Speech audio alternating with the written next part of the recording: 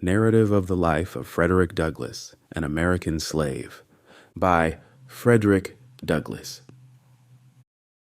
Preface. In the month of August, 1841, I attended an anti-slavery convention in Nantucket, at which it was my happiness to become acquainted with Frederick Douglass, the writer of the following narrative. He was a stranger to nearly every member of that body, but, having recently made his escape from the southern prison house of bondage, and feeling his curiosity excited to ascertain the principles and measures of the abolitionists, of whom he had heard a somewhat vague description while he was a slave, he was induced to give his attendance on the occasion alluded to, though at that time a resident in New Bedford.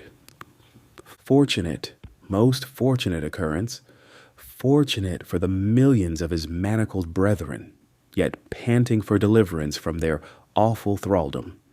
Fortunate for the cause of Negro emancipation and of universal liberty. Fortunate for the land of his birth, which he has already done so much to save and bless.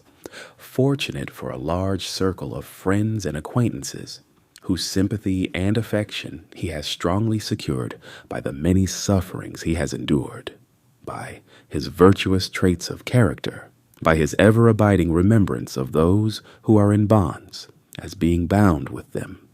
Fortunate for the multitudes in various parts of our republic, whose minds he has enlightened on the subject of slavery, and who have been melted to tears by his pathos, or roused to virtuous indignation by his stirring eloquence against the enslavers of men.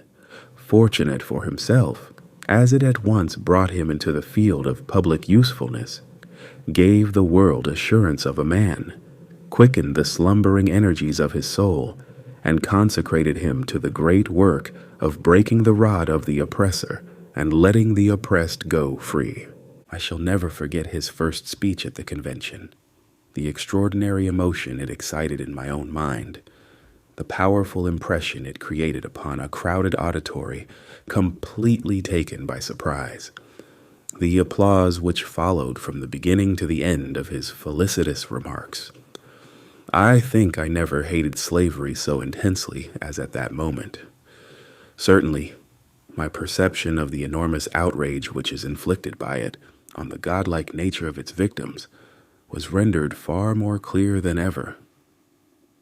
There stood one, in physical proportion and stature commanding and exact, in intellect richly endowed, and natural eloquence a prodigy, in soul manifestly created but a little lower than the angels, yet a slave, a fugitive slave, trembling for his safety, hardly daring to believe that on the American soil a single white person could be found who would befriend him at all hazards, for the love of God and humanity, capable of high attainments as an intellectual and moral being, needing nothing but a comparatively small amount of cultivation to make him an ornament to society and a blessing to his race. By the law of the land, by the voice of the people, by the terms of the slave code, he was only a piece of property, a beast of burden, a chattel, personal, nevertheless. A beloved friend from New Bedford prevailed on Mr. Douglass to address the convention. He came forward to the platform with a hesitancy and embarrassment, necessarily the attendance of a sensitive mind in such a novel position. After apologizing for his ignorance, and reminding the audience that slavery was a poor school for the human intellect and heart, he proceeded to narrate some of the facts in his own history as a slave, and in the course of his speech gave utterance to many noble thoughts and thrilling reflections.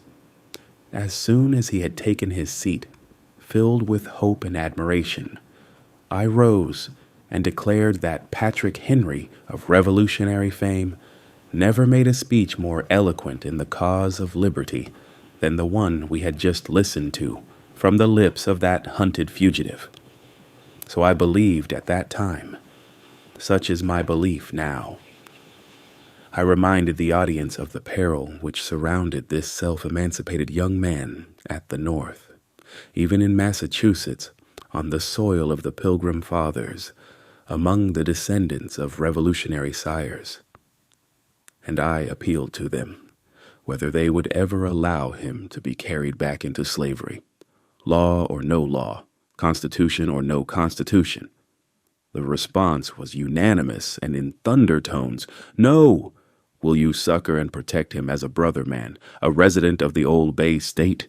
Yes! Shouted the whole mass, with an energy so startling that the ruthless tyrants south of Mason and Dixon's line might almost have heard the mighty burst of feeling and recognized it as the pledge of an invincible determination on the part of those who gave it, never to betray him that wanders, but to hide the outcast, and firmly to abide the consequences.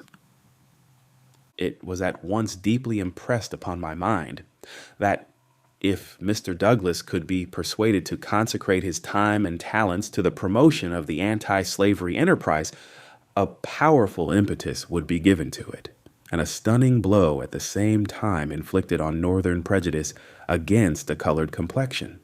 I therefore endeavored to instill hope and courage into his mind, in order that he might dare to engage in a vocation so anomalous and responsible for a person in his situation.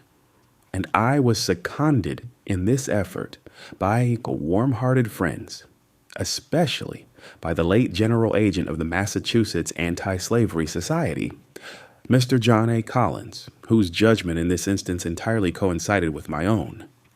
At first, he could give no encouragement. With unfeigned diffidence, he expressed his conviction that he was not adequate to the performance of so great a task. The path marked out was wholly an untrodden one. He was sincerely apprehensive that he should do more harm than good. After much deliberation, however, he consented to make a trial, and ever since that period, he has acted as a lecturing agent under the auspices either of the American or the Massachusetts Anti-Slavery Society. In labors, he has been most abundant, and his success in combating prejudice, in gaining proselytes, in agitating the public mind, has far surpassed the most sanguine expectations that were raised at the commencement of his brilliant career. He has borne himself with gentleness and meekness, yet with true manliness of character. As a public speaker, he excels in pathos, wit, comparison, imitation, strength of reasoning, and fluency of language. There is in him that union of head and heart, which is indispensable to an enlightenment of the heads and a winning of the hearts of others. May his strength continue to be equal to his day. May he continue to grow in grace and in the knowledge of God, that he may be increasingly serviceable in the cause of bleeding humanity, whether at home or abroad. It is certainly a very remarkable fact that one of the most efficient advocates of the slave population, now before the public, is a fugitive slave in the person of Frederick Douglass, and that the free-colored population of the United States are as ably represented by one of their own number in the person of Charles Lennox Remond, whose eloquent appeals have extorted the highest applause of multitudes on both sides of the Atlantic. Let the calumniators of the colored race despise themselves for their baseness and illiberality of spirit, and henceforth cease to talk of the natural inferiority of those who require nothing but time and opportunity to attain to the highest point of human excellence. It may perhaps be fairly questioned whether any other portion of the population of the earth could have endured the privations, sufferings, and horrors of slavery without having become more degraded in the scale of humanity than the slaves of African descent. Nothing has been left undone to cripple their intellects, darken their minds, debase their moral nature, obliterate all traces of their relationship to mankind. And yet, how wonderfully they have sustained the mighty load of a most frightful bondage, under which they have been groaning for centuries. to illustrate the effect of slavery on the white man, to show that he has no powers of endurance in such a condition, superior to those of his black brother. Daniel O'Connell, the distinguished advocate of universal emancipation and the mightiest champion of prostrate but not conquered Ireland, relates the following anecdote in a speech delivered by him in the Conciliation Hall, Dublin, before the Loyal National Repeal Association, March 31st, 1845. "No matter," said Mr. O'Connell, "under what specious term it may disguise itself, slavery is still hideous. It has a natural and inevitable tendency to brutalize every noble faculty of man. An American sailor who was cast away on the shore of Africa, where he was kept in slavery for 3 years, was, at the expiration of that period, found to be imbruted and stultified. He had lost all reasoning power, and having forgotten his native language, could only utter some savage gibberish between Arabic and English, which nobody could understand and which even he himself found difficulty in pronouncing. So much for the humanizing influence of the domestic institution. Admitting this to have been an extraordinary case of mental deterioration, it proves at least that the white slave can sink as low in the scale of humanity as the black one. Mr. Douglas has very properly chosen to write his own narrative, in his own style, and according to the best of his ability, rather than to employ someone else. It is, therefore, entirely his own production, and considering how long and dark was the career he had to run as a slave, how few have been his opportunities to improve his mind since he broke his iron fetters, it is, in my judgment, highly creditable to his head and heart, he who can peruse it without a tearful eye, a heaving breast, and afflicted spirit, without being filled with an unutterable abhorrence of slavery and all its abettors, and animated with a determination to seek the immediate overthrow of that execrable system, without trembling for the fate of this country in the hands of a righteous God, who is ever on the side of the oppressed, and whose arm is not shortened that it cannot save, must have a flinty heart and be qualified to act the part of a trafficker in slaves and the souls of men. I am confident that it is essentially true in all its statements, that nothing has been set down in malice, nothing exaggerated, nothing drawn from the imagination, that it comes short of the reality rather than overstates a single fact in regard to slavery as it is. The experience of Frederick Douglass as a slave was not a peculiar one. His lot was not especially a hard one. His case may be regarded as a very fair specimen of the treatment of slaves in Maryland, in which state it is conceded that they are better fed and less cruelly treated than in Georgia, Alabama, or Louisiana.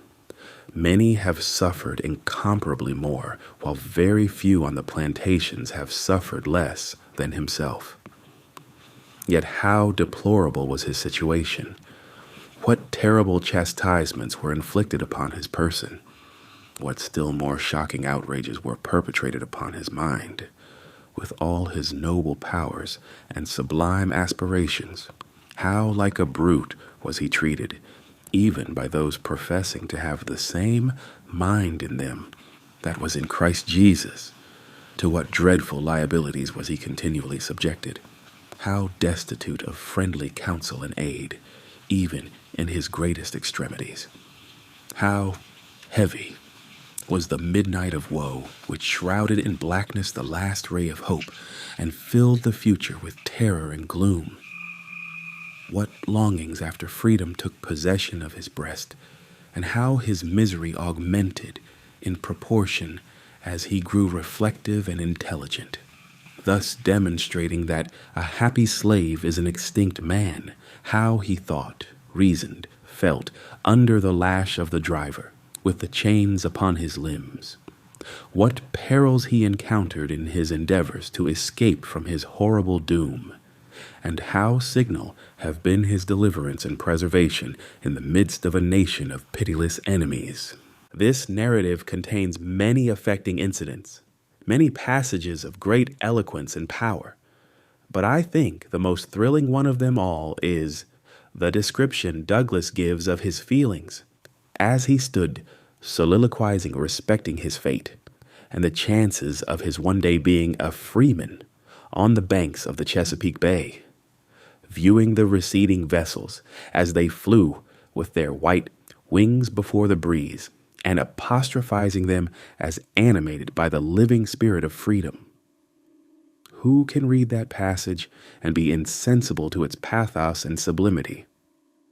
Compressed into it is a whole Alexandrian library of thought, feeling, and sentiment, all that need be urged in the form of expostulation, entreaty, rebuke against that crime of crimes, making man the property of his fellow man. Oh, how accursed is that system which entombs the godlike mind of man, defaces the divine image, reduces those who by creation were crowned with glory and honor to a level with four-footed beasts, and exalts the dealer in human flesh above all that is called God. Why should its existence be prolonged 1 hour? Is it not evil, only evil, and that continually? What does its presence imply but the absence of all fear of God, all regard for man on the part of the people of the United States? Heaven speed its eternal overthrow. So profoundly ignorant of the nature of slavery are many persons that they are stubbornly incredulous whenever they read or listen to any recital of the cruelties which are daily inflicted on its victims. They do not deny that the slaves are held as property, but that terrible fact seems to convey to their minds no idea of injustice, exposure to outrage, or savage barbarity. Tell them of cruel scourgings, of mutilations and brandings, of scenes of pollution and blood, of the banishment of all light and knowledge, and they affect to be greatly indignant at such enormous exaggerations, such wholesale misstatements, such abominable libels on the character of the Southern planters, as if all these direful outrages were not the natural results of slavery, as if it were less cruel to reduce a human being to the condition of a thing than to give him a severe flagellation, or to deprive him of necessary food and clothing, as if whips, chains, thumbscrews, paddles, bloodhounds, overseers, drivers, patrols were not all indispensable to keep the slaves down and to give protection to their ruthless oppressors, as if, when the marriage institution is abolished, concubinage, adultery, and incest must not necessarily abound. When all the rights of humanity are annihilated, any barrier remains to protect the victim from the fury of the spoiler. When absolute power is assumed over life and liberty, it will not be wielded with destructive sway. Skeptics of this character abound in society. In some few instances, their incredulity arises from a want of reflection. But generally, it indicates a hatred of the light, a desire to shield slavery from the assaults of its foes, a contempt of the colored race, whether bond or free. Such will try to discredit the shocking tales of slaveholding cruelty, which are recorded in this truthful narrative. But they will labor in vain. Mr. Douglas has frankly disclosed the place of his birth, the names of those who claimed ownership in his body and soul, and the names also of those who committed the crimes which he has alleged against them. His statements, therefore, may easily be disproved if they are untrue. In the course of his narrative, he relates 2 instances of murderous cruelty, in one of which a planter deliberately shot a slave belonging to a neighboring plantation, who had unintentionally gotten within his lordly domain in quest of fish. And in the other, an overseer blew out the brains of a slave who had fled to a stream of water to escape a bloody scourging. Mr. Douglas states that in neither of these instances was anything done by way of legal arrest or judicial investigation. The Baltimore American, of March 17th, 1845, relates a similar case of atrocity perpetrated with similar impunity as follows: shooting a slave. We learn upon the authority of a letter from Charles County, Maryland, received by a gentleman of this city, that a young man named Matthews, a nephew of General Matthews, and whose father, it is believed, holds an office at Washington, killed one of the slaves upon his father's farm by shooting him. The letter states that young Matthews had been left in charge of the farm, that he gave an order to the servant, which was disobeyed, when he proceeded to the house, obtained a gun, and returning, shot the servant. He immediately, the letter continues, fled to his father's residence, where he still remains unmolested. Let it never be forgotten that no slaveholder or overseer can be convicted of any outrage perpetrated on the person of a slave, however diabolical it may be, on the testimony of colored witnesses, whether bond or free. By the slave code, they are adjudged to be as incompetent to testify against a white man as though they were indeed a part of the brute creation. Hence, there is no legal protection, in fact, whatever there may be in form, for the slave population, and any amount of cruelty may be inflicted on them with impunity. Is it possible for the human mind to conceive of a more horrible state of society?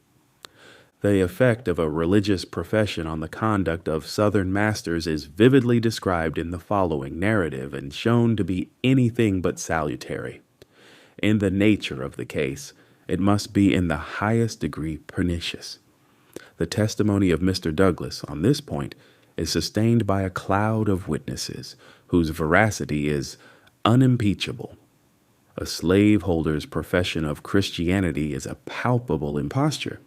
He is a felon of the highest grade. He is a man-stealer. It is of no importance what you put in the other scale.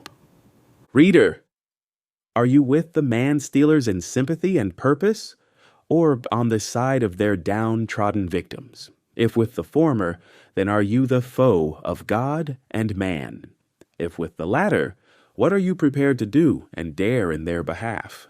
Be faithful, be vigilant, be untiring in your efforts to break every yoke and let the oppressed go free. Come what may, cost what it may, inscribe on the banner which you unfurl to the breeze, as your religious and political motto, no compromise with slavery, no union with slaveholders. William Lloyd Garrison, Boston, May 1st, 1845. Letter from Wendell Phillips, Esquire, Boston, April the 22nd, 1845. My dear friend, you remember the old fable of the man and the lion, where the lion complained that he should not be so misrepresented when the lions wrote history. I am glad the time has come when the lions write history. We have been left long enough to gather the character of slavery from the involuntary evidence of the masters. One might, indeed, rest sufficiently satisfied with what, it is evident, must be, in general, the results of such a relation, without seeking farther to find whether they have followed in every instance. Indeed, those who stare at the half-peck of corn a week, and love to count the lashes on the slave's back, are seldom the stuff out of which reformers and abolitionists are to be made. I remember that in 1838, many were waiting for the results of the West India experiment before they could come into our ranks. Those results have come long ago, but alas, few of that number have come with them as converts. A man must be disposed to judge of emancipation by other tests than whether it has increased the produce of sugar, and to hate slavery for other reasons than because it starves men and whips women, before he is ready to lay the first stone of his anti-slavery life. I was glad to learn, in your story, how early the most neglected of God's children waken to a sense of their rights and of the injustice done them. Experience is a keen teacher, and long before you had mastered your ABC or knew where the white sails of the Chesapeake were bound, you began, I see, to gauge the wretchedness of the slave, not by his hunger and want, not by his lashes and toil, but by the cruel and blighting death which gathers over his soul. In connection with this, there is one circumstance which makes your recollections peculiarly valuable and renders your early insight the more remarkable.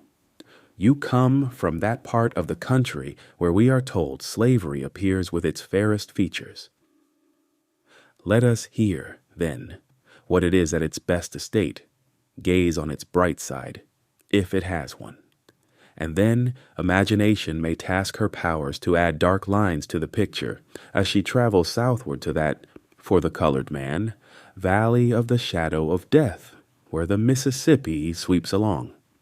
Again, we have known you long and can put the most entire confidence in your truth, candor, and sincerity.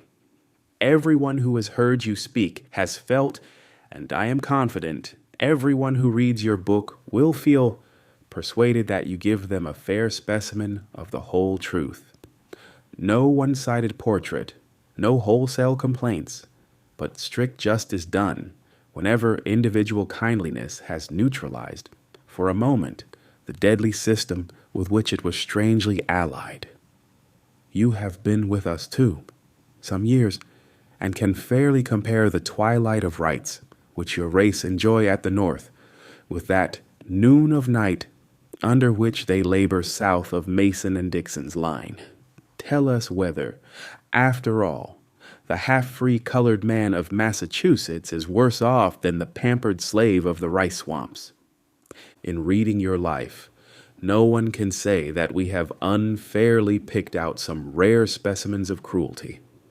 We know that the bitter drops which even you have drained from the cup are no incidental aggravations, no individual ills, but such as must mingle always and necessarily in the lot of every slave. They are the essential ingredients, not the occasional results, of the system. After all, I shall read your book with trembling for you. Some years ago, when you were beginning to tell me your real name and birthplace, you may remember I stopped you and preferred to remain ignorant of all, with the exception of a vague description, so I continued till the other day when you read me your memoirs. I hardly knew at the time whether to thank you or not for the sight of them, when I reflected that it was still dangerous in Massachusetts for honest men to tell their names. They say the fathers in 1776 signed the Declaration of Independence with the halter about their necks. You, too, publish your Declaration of Freedom with danger compassing you around. In all the broad lands which the Constitution of the United States overshadows, there is no single spot, however narrow or desolate, where a fugitive slave can plant himself and say, "I am safe." The whole armory of Northern law has no shield for you. I am free to say that in your place I should throw the misses into the fire. You, perhaps, may tell your story in safety, endeared as you are to so many warm hearts by rare gifts, and a still rarer devotion of them to the service of others. But it will be owing only to your labors and the fearless efforts of those who, trampling the laws and constitution of the country under their feet, are determined that they will hide the outcast, and that their hearths shall be, spite of the law, an asylum for the oppressed, if some time or other the humblest may stand in our streets and bear witness in safety against the cruelties of which he has been the victim. Yet it is sad to think that these very throbbing hearts which welcome your story and form your best safeguard in telling it are all beating contrary to the statute in such case made and provided. Go on, my dear friend, till you and those who, like you, have been saved, so as by fire from the dark prison house, shall stereotype these free, illegal pulses into statutes. And New England, cutting loose from a blood-stained union, shall glory in being the house of refuge for the oppressed, till we no longer merely hide the outcast, or make a merit of standing idly by while he is hunted in our midst. But, consecrating anew the soil of the pilgrims as an asylum for the oppressed, proclaim our welcome to the slave so loudly that the tones shall reach every hut in the Carolinas and make the broken-hearted bondman leap up at the thought of old Massachusetts. Godspeed the day, till then and ever. Yours truly, Wendell Phillips. Frederick Douglass was born in slavery as Frederick Augustus Washington Bailey near Easton in Talbot County, Maryland. He was not sure of the exact year of his birth, but he knew that it was 1817 or 1818. As a young boy, he was sent to Baltimore to be a house servant, where he learned to read and write with the assistance of his master's wife. In 1838, he escaped from slavery and went to New York City, where he married Anna Murray, a free colored woman whom he had met in Baltimore. Soon thereafter, he changed his name to Frederick Douglass. In 1841, he addressed a convention of the Massachusetts Anti-Slavery Society in Nantucket, and so greatly impressed the group that they immediately employed him as an agent. He was such an impressive orator that numerous persons doubted if he had ever been a slave. So he wrote, "Narrative of the Life of Frederick Douglass." During the Civil War, he assisted in the recruiting of colored men for the 54th and 55th Massachusetts regiments, and consistently argued for the emancipation of slaves. After the war, he was active in securing and protecting the rights of the freemen. In his later years, at different times, he was secretary of the Santo Domingo Commission, marshal, and recorder of deeds of the District of Columbia, and United States Minister to Haiti. His other autobiographical works are My Bondage and My Freedom and Life and Times of Frederick Douglass, published in 1855 and 1881, respectively. He died in 1895. Chapter 1. I was born in Tuckahoe, near Hillsborough, and about 12 miles from Easton in Talbot County, Maryland. I have no accurate knowledge of my age, never having seen any authentic record containing it. By far the larger part of the slaves know as little of their ages as horses know of theirs, and it is the wish of most masters within my knowledge to keep their slaves thus ignorant. I do not remember to have ever met a slave who could tell of his birthday. They seldom come nearer to it than planting time, harvest time, cherry time, springtime, or fall time. A want of information concerning my own was a source of unhappiness to me, even during childhood. The white children could tell their ages. I could not tell why I ought to be deprived of the same privilege. I was not allowed to make any inquiries of my master concerning it. He deemed all such inquiries on the part of a slave improper and impertinent, and evidence of a restless spirit. The nearest estimate I can give makes me now between 27 and 28 years of age. I come to this from hearing my master say, sometime during 1835, I was about 17 years old. My mother was named Harriet Bailey. She was the daughter of Isaac and Betsy Bailey, both colored and quite dark. My mother was of a darker complexion than either my grandmother or grandfather. My father was a white man. He was admitted to be such by all I ever heard speak of my parentage. The opinion was also whispered that my master was my father. But of the correctness of this opinion I know nothing. The means of knowing was withheld from me. My mother and I were separated when I was but an infant, before I knew her as my mother. It is a common custom, in the part of Maryland from which I ran away, to part children from their mothers at a very early age.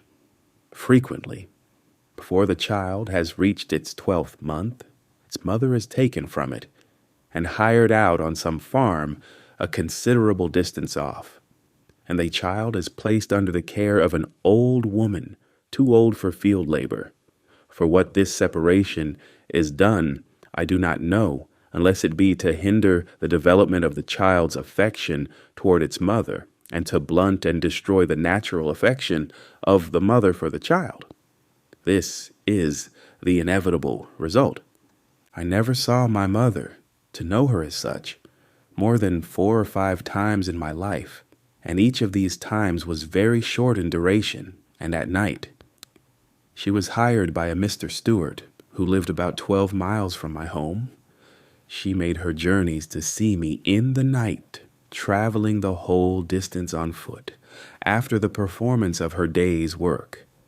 She was a field hand, and a whipping is the penalty of not being in the field at sunrise, unless a slave has special permission from his or her master to the contrary. Permission which they seldom get, and one that gives to him that gives it the proud name of being a kind master. I do not recollect of ever seeing my mother by the light of day. She was with me in the night. She would lie down with me and get me to sleep. But long before I waked, she was gone. Very little communication ever took place between us. Death soon ended what little we could have while she lived, and with it her hardships and suffering. She died when I was about 7 years old, on one of my master's farms, near Lee's Mill. I was not allowed to be present during her illness, at her death, or burial. She was gone long before I knew anything about it.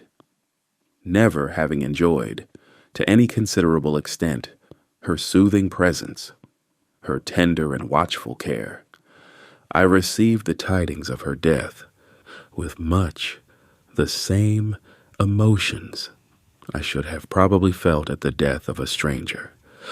Called thus suddenly away, she left me without the slightest intimation of who my father was. The whisper that my master was my father may or may not be true, and true or false, it is of but little consequence to my purpose, whilst the fact remains in all its glaring odiousness that slaveholders have ordained, and by law established, that the children of slave women shall in all cases follow the condition of their mothers. And this is done too obviously to administer to their own lusts and make a gratification of their wicked desires profitable as well as pleasurable. For by this cunning arrangement, the slaveholder, in cases not a few, sustains to his slaves the double relation of master and father. I know of such cases, and it is worthy of remark that such slaves invariably suffer greater hardships and have more to contend with than others. They are, in the first place, a constant offense to their mistress. She is ever disposed to find fault with them.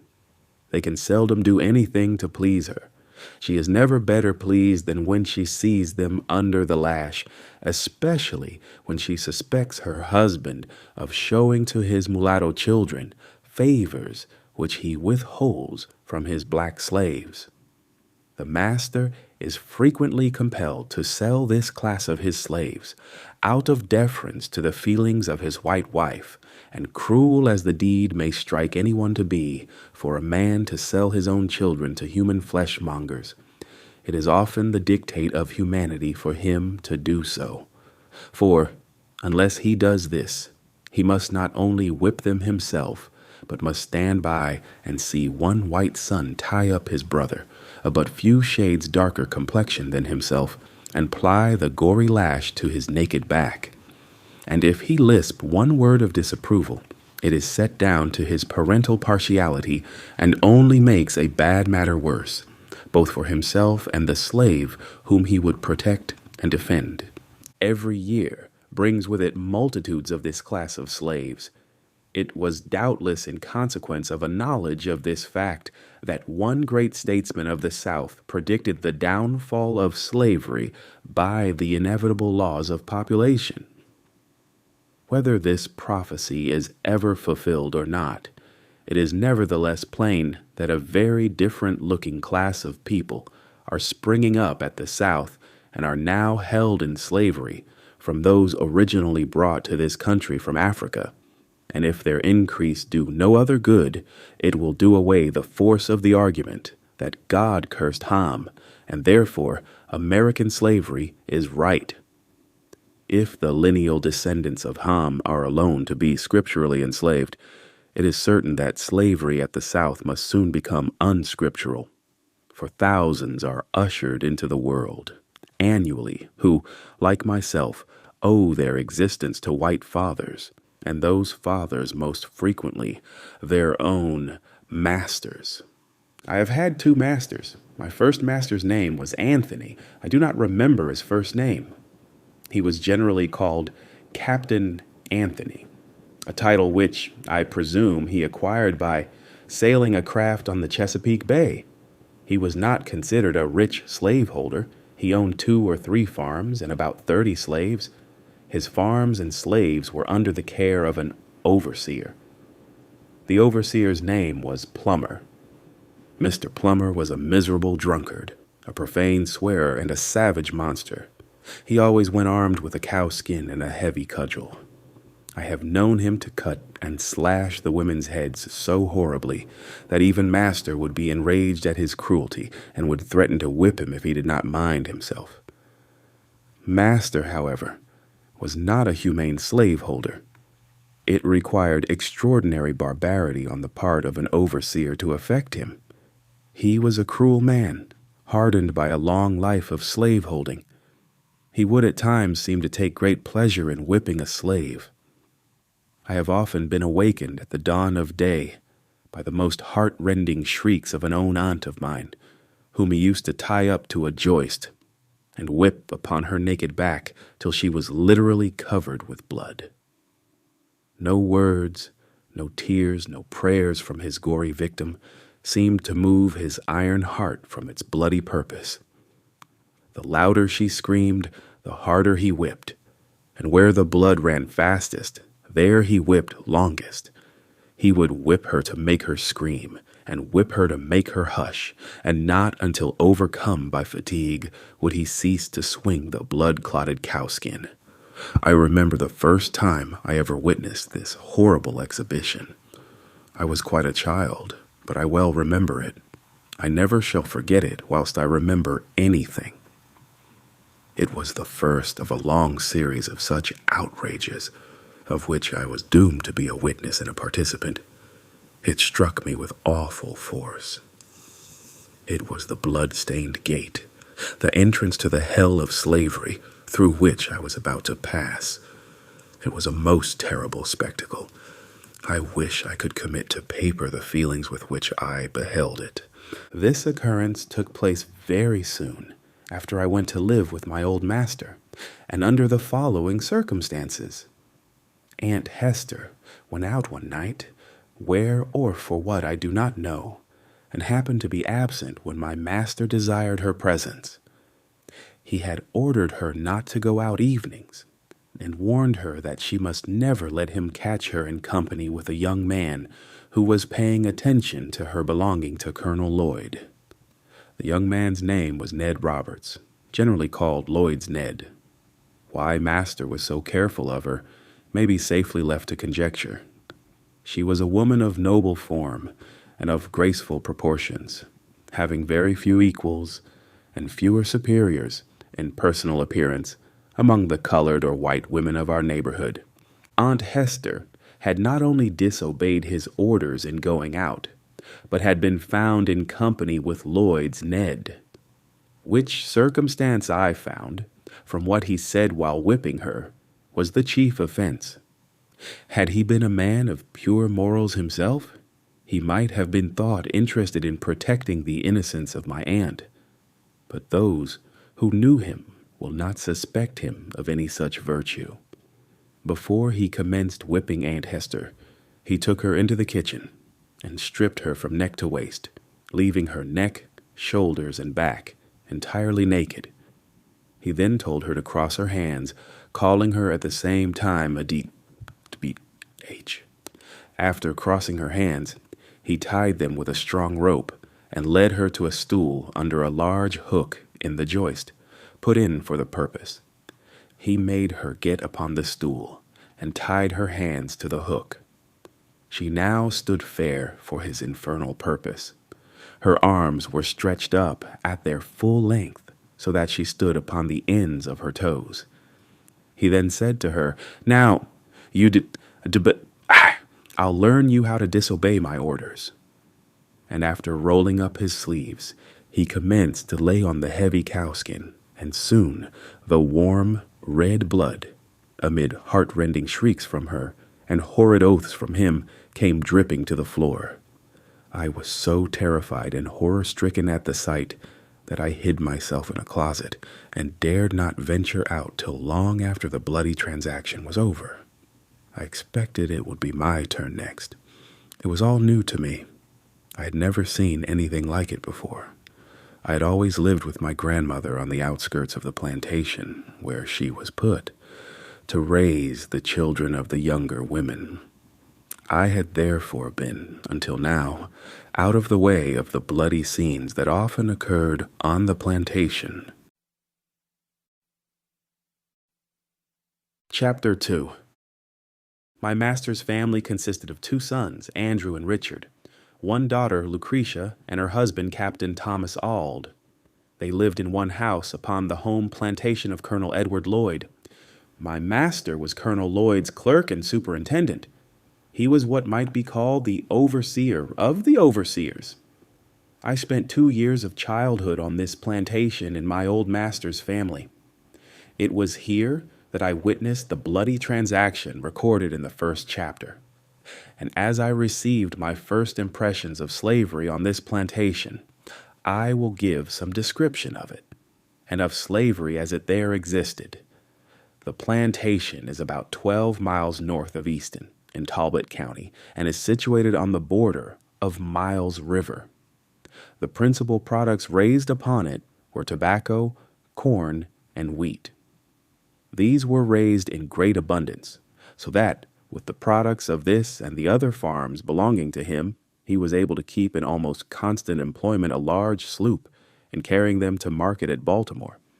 This sloop was named Sally Lloyd in honor of one of the colonel's daughters. My master's son-in-law, Captain Auld, was master of the vessel. She was otherwise manned by the colonel's own slaves. Their names were Peter, Isaac, Rich, and Jake. These were esteemed very highly by the other slaves, and looked upon as the privileged ones of the plantation, for it was no small affair in the eyes of the slaves to be allowed to see Baltimore. Colonel Lloyd kept from 300 to 400 slaves on his home plantation, and owned a large number more on the neighboring farms belonging to him. The names of the farms nearest to the home plantation were Y-Town and New Design. Y-Town was under the overseership of a man named Noah Willis. New Design was under the overseership of a Mr. Townsend. The overseers of these and all the rest of the farms, numbering over 20, received advice and direction from the managers of the home plantation. This was the great business place. It was the seat of government for the whole 20 farms. All disputes among the overseers were settled here. If a slave was convicted of any high misdemeanor, became unmanageable, or evinced a determination to run away, he was brought immediately here, severely whipped, put on board the sloop, carried to Baltimore, and sold to Austin Woolfolk, or some other slave trader, as a warning to the slaves remaining. Here, too, the slaves of all the other farms received their monthly allowance of food and their yearly clothing. The men and women slaves received as their monthly allowance of food 8 pounds of pork, or its equivalent in fish, and 1 bushel of cornmeal. Their yearly clothing consisted of 2 coarse linen shirts, 1 pair of linen trousers, like the shirts, 1 jacket, 1 pair of trousers for winter, made of coarse Negro cloth, 1 pair of stockings, and 1 pair of shoes, the whole of which could not have cost more than $7. The allowance of the slave children was given to their mothers, or the old women having the care of them. The children unable to work in the field had neither shoes, stockings, jackets, nor trousers given to them. Their clothing consisted of 2 coarse linen shirts per year. When these failed them, they went naked until the next allowance day. Children from 7 to 10 years old, of both sexes, almost naked, might be seen at all seasons of the year. There were no beds given the slaves, unless 1 coarse blanket be considered such, and none but the men and women had these. This, however, is not considered a very great privation. They find less difficulty from the want of beds than from the want of time to sleep. For when their day's work in the field is done, the most of them having their washing, mending, and cooking to do, and having few or none of the ordinary facilities for doing either of these, very many of their sleeping hours are consumed in preparing for the field the coming day. And when this is done, old and young, male and female, married and single, drop down side by side on one common bed, the cold, damp floor, each covering himself or herself with their miserable blankets. And here they sleep till they are summoned to the field by the driver's horn. At the sound of this, all must rise and be off to the field. There must be no halting. Everyone must be at his or her post, and woe betides them who hear not this morning summons to the field. For if they are not awakened by the sense of hearing, they are by the sense of feeling. No age nor sex finds any favor. Mr. Severe, the overseer, used to stand by the door of the quarter, armed with a large hickory stick and heavy cowskin, ready to whip anyone who was so unfortunate as not to hear, or, from any other cause, was prevented from being ready to start for the field at the sound of the horn. Mr. Severe was rightly named. He was a cruel man. I have seen him whip a woman, causing the blood to run half an hour at the time, and this, too, in the midst of her crying children, pleading for their mother's release. He seemed to take pleasure in manifesting his fiendish barbarity. Added to his cruelty, he was a profane swearer. It was enough to chill the blood and stiffen the hair of an ordinary man to hear him talk. Scarce a sentence escaped him, but that was commenced or concluded by some horrid oath. The field was the place to witness his cruelty and profanity. His presence made it both the field of blood and of blasphemy. From the rising till the going down of the sun, he was cursing, raving, cutting, and slashing among the slaves of the field in the most frightful manner. His career was short. He died very soon after I went to Colonel Lloyd's, and he died as he lived, uttering with his dying groans bitter curses and horrid oaths. His death was regarded by the slaves as the result of a merciful providence. Mr. Severe's place was filled by a Mr. Hawkins. He was a very different man. He was less cruel, less profane, and made less noise than Mr. Severe. His course was characterized by no extraordinary demonstrations of cruelty. He whipped, but seemed to take no pleasure in it. He was called by the slaves a good overseer. The home plantation of Colonel Lloyd wore the appearance of a country village. All the mechanical operations for all the farms were performed here. The shoemaking and mending, the blacksmithing, cart-riding, coopering, weaving, and grain grinding were all performed by the slaves on the home plantation. The whole place wore a business-like aspect, very unlike the neighboring farms. The number of houses, too, conspired to give it advantage over the neighboring farms. It was called by the slaves the Great House Farm. Few privileges were esteemed higher by the slaves of the out farms than that of being selected to do errands at the Great House Farm. It was associated in their minds with greatness. A representative could not be prouder of his election to a seat in the American Congress than a slave on one of the out farms would be of his election to do errands at the great house farm. They regarded it as evidence of great confidence reposed in them by their overseers, and it was on this account, as well as a constant desire to be out of the field from under the driver's lash, that they esteemed it a high privilege, one worth careful living for. He was called the smartest and most trusty fellow, who had this honor conferred upon him the most frequently. The competitors for this office sought as diligently to please their overseers as the office seekers in the political parties seek to please and deceive the people. The same traits of character might be seen in Colonel Lloyd's slaves as are seen in the slaves of the political parties. The slaves selected to go to the great house farm for the monthly allowance for themselves and their fellow slaves were peculiarly enthusiastic. While on their way, they would make the dense old woods for miles around reverberate with their wild songs, revealing at once the highest joy and the deepest sadness. They would compose and sing as they went along, consulting neither time nor tune. The thought that came up came out, if not in the word, in the sounding eyes, and as frequently in the one as in the other.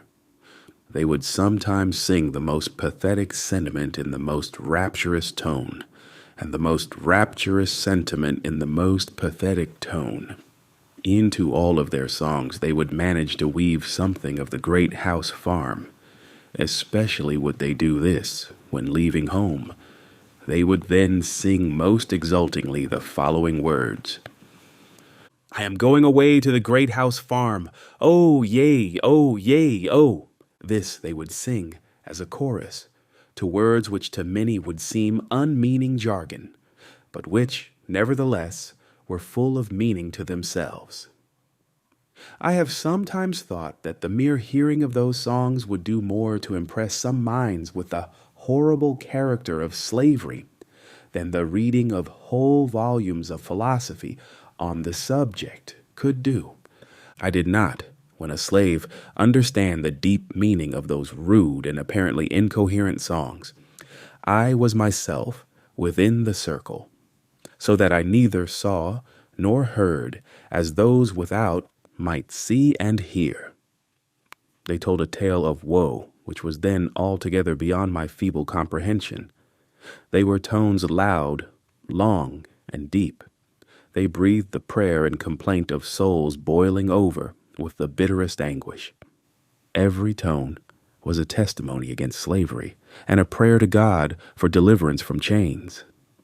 The hearing of those wild notes always depressed my spirit and filled me with ineffable sadness. I have frequently found myself in tears while hearing them. The mere recurrence to those songs even now afflicts me. And while I am writing these lines, an expression of feeling has already found its way down my cheek. To those songs I trace my first glimmering conception of the dehumanizing character of slavery. I can never get rid of that conception. Those songs still follow me to deepen my hatred of slavery and quicken my sympathies for my brethren in bonds. If anyone wishes to be impressed with the soul-killing effects of slavery, let him go to Colonel Lloyd's plantation, and on allowance day place himself in the deep pine woods, and there let him, in silence, analyze the sounds that shall pass through the chambers of his soul. And if he is not thus impressed, it will only be because there is no flesh in his obdurate heart. I have often been utterly astonished, since I came to the North, to find persons who could speak of the singing among slaves as evidence of their contentment and happiness. It is impossible to conceive of a greater mistake. Slaves sing most when they are most unhappy. The songs of the slave represent the sorrows of his heart, and he is relieved by them, only as an aching heart is relieved by its tears. At least, such is my experience. I have often sung to drown my sorrow, but seldom to express my happiness. Crying for joy and singing for joy were alike uncommon to me while in the jaws of slavery. The singing of a man cast away upon a desolate island might be as appropriately considered as evidence of contentment and happiness as the singing of a slave. The songs of the one and of the other are prompted by the same emotion. Chapter 3. Colonel Lloyd kept a large and finely cultivated garden, which afforded almost constant employment for 4 men, besides the chief gardener, Mr. Mundermond. This garden was probably the greatest attraction of the place.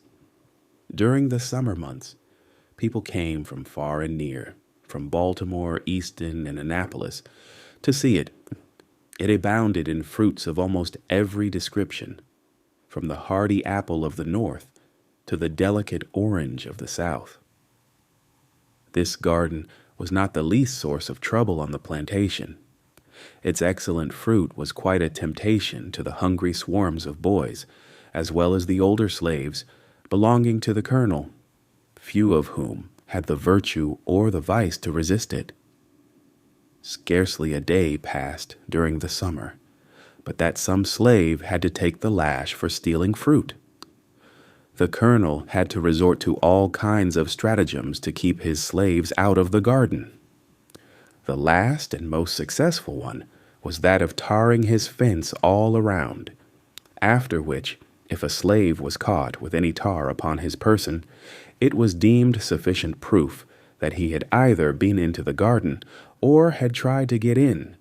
In either case, he was severely whipped by the chief gardener. This plan worked well.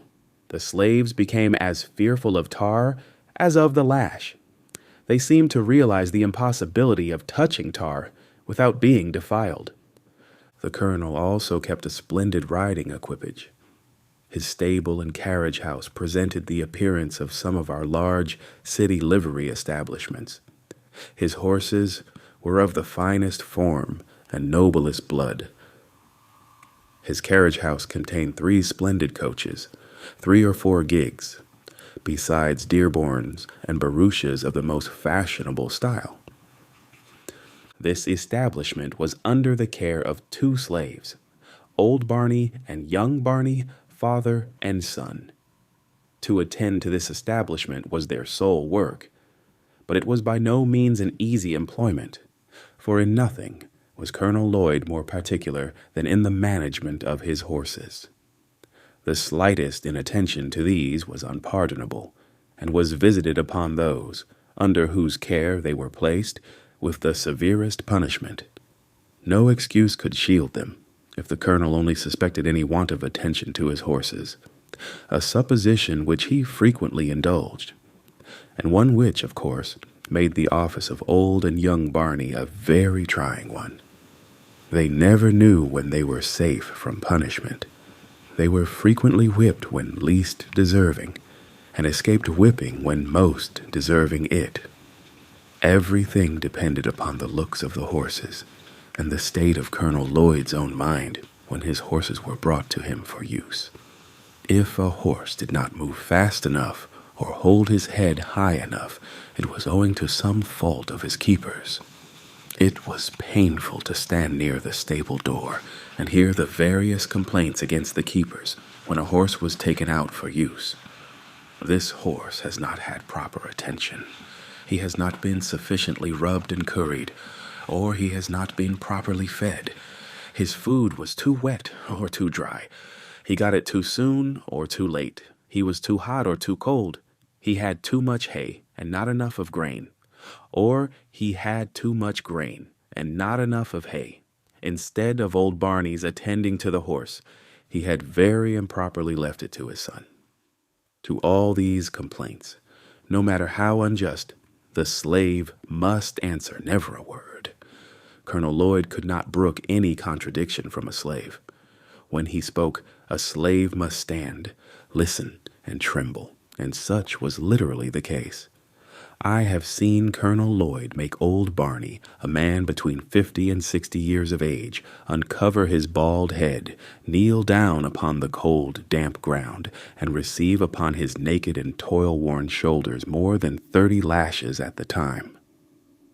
Colonel Lloyd had 3 sons, Edward, Murray, and Daniel, and 3 sons-in-law, Mr. Winder, Mr. Nicholson, and Mr. Lowndes. All of these lived at the Great House Farm and enjoyed the luxury of whipping the servants when they pleased, from old Barney down to William Wilkes, the coach driver.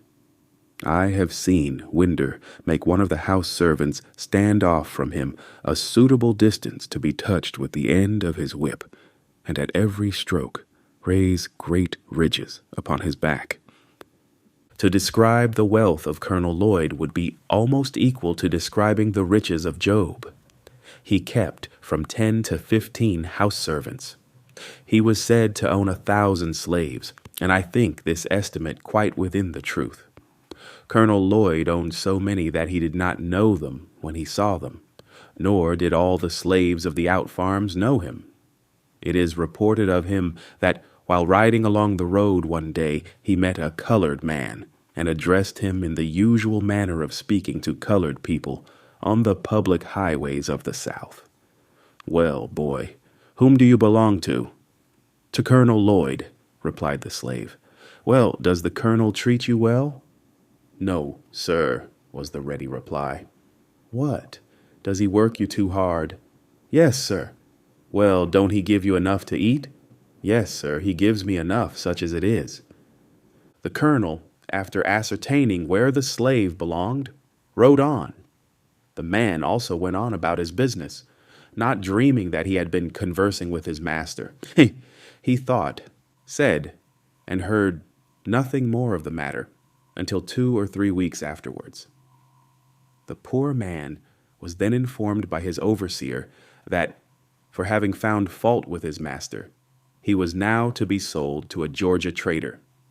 He was immediately chained and handcuffed, and thus, without a moment's warning, he was snatched away and forever sundered from his family and friends by a hand more unrelenting than death. This is the penalty of telling the truth, of telling the simple truth, in answer to a series of plain questions. It is partly in consequence of such facts that slaves, when inquired of as to their condition and the character of their masters, almost universally say they are contented and that their masters are kind. The slaveholders have been known to send in spies among their slaves to ascertain their views and feelings in regard to their condition. The frequency of this has had the effect to establish among the slaves the maxim that a still tongue makes a wise head. They suppress the truth rather than take the consequences of telling it, and in so doing prove themselves a part of the human family. If they have anything to say of their masters, it is generally in their master's favor, especially when speaking to an untried man. I have been frequently asked when a slave if I had a kind master, and do not remember ever to have given a negative answer. Nor did I, in pursuing this course, consider myself as uttering what was absolutely false. For I always measured the kindness of my master by the standard of kindness set up among slaveholders around us. Moreover, slaves are like other people, and imbibe prejudices quite common to others. They think their own better than that of others. Many, under the influence of this prejudice, think their own masters are better than the masters of other slaves, and this too, in some cases, when the very reverse is true. Indeed, it is not uncommon for slaves even to fall out and quarrel among themselves about the relative goodness of their masters, each contending for the superior goodness of his own over that of the others. At the very same time, they mutually execrate their masters when viewed separately. It was so on our plantation. When Colonel Lloyd's slaves met the slaves of Jacob Jepson, they seldom parted without a quarrel about their masters, Colonel Lloyd's slaves contending that he was the richest, and Mr. Jepson's slaves that he was the smartest and most of a man. Colonel Lloyd's slaves would boast his ability to buy and sell Jacob Jepson. Mr. Jepson's slaves would boast his ability to whip Colonel Lloyd. These quarrels would almost always end in a fight between the parties, and those that whipped were supposed to have gained the point at issue. They seemed to think that the greatness of their masters was transferable to themselves. It was considered as being bad enough to be a slave, but to be a poor man's slave was deemed a disgrace indeed. Chapter 4. Mr. Hopkins remained but a short time in the office of overseer. Why his career was so short I do not know, but suppose he lacked the necessary severity to suit Colonel Lloyd. Mr. Hopkins was succeeded by Mr. Austin Gore, a man possessing, in an eminent degree, all those traits of character indispensable to what is called a first-rate overseer. Mr. Gore had served Colonel Lloyd in the capacity of overseer upon one of the out farms, and had shown himself worthy of the high station of overseer upon the home or great house farm. Mr. Gore was proud, ambitious, and persevering. He was artful, cruel, and obdurate. He was just the man for such a place, and it was just the place for such a man. It afforded scope for the full exercise of all his powers, and he seemed to be perfectly at home in it. He was one of those who could torture the slightest look, word, or gesture on the part of the slave into impudence, and would treat it accordingly. There must be no answering back to him. No explanation was allowed a slave, showing himself to have been wrongfully accused. Mr. Gore acted fully up to the maxim laid down by slaveholders. It is better that a dozen slaves should suffer under the lash than that the overseer should be convicted in the presence of the slaves of having been at fault. No matter how innocent a slave might be, it availed him nothing when accused by Mr. Gore of any misdemeanor. To be accused was to be convicted, and to be convicted was to be punished, the one always following the other with immutable certainty. To escape punishment was to escape accusation, and few slaves had the fortune to do either under the overseership of Mr. Gore. He was just proud enough to demand the most debasing homage of the slave, and quite servile enough to crouch himself at the feet of the master. He was ambitious enough to be contented with nothing short of the highest rank of overseers, and persevering enough to reach the height of his ambition. He was cruel enough to inflict the severest punishment, artful enough to descend to the lowest trickery, and obdurate enough to be insensible to the voice of a reproving conscience. He was, of all the overseers, the most dreaded by the slaves. His presence was painful. His eye flashed confusion, and seldom was his sharp, shrill voice heard without producing horror and trembling in their ranks. Mr. Gore was a grave man, and though a young man, he indulged in no jokes, said no funny words, seldom smiled. His words were in perfect keeping with his looks, and his looks were in perfect keeping with his words. Overseers will sometimes indulge in a witty word, even with the slaves. Not so with Mr. Gore. He spoke but to command, and commanded but to be obeyed. He dealt sparingly with his words, and bountifully with his whip, never using the former where the latter would answer as well. When he whipped, he seemed to do so from a sense of duty, and feared no consequences. He did nothing reluctantly, no matter how disagreeable, always at his post, never inconsistent. He never promised but to fulfill.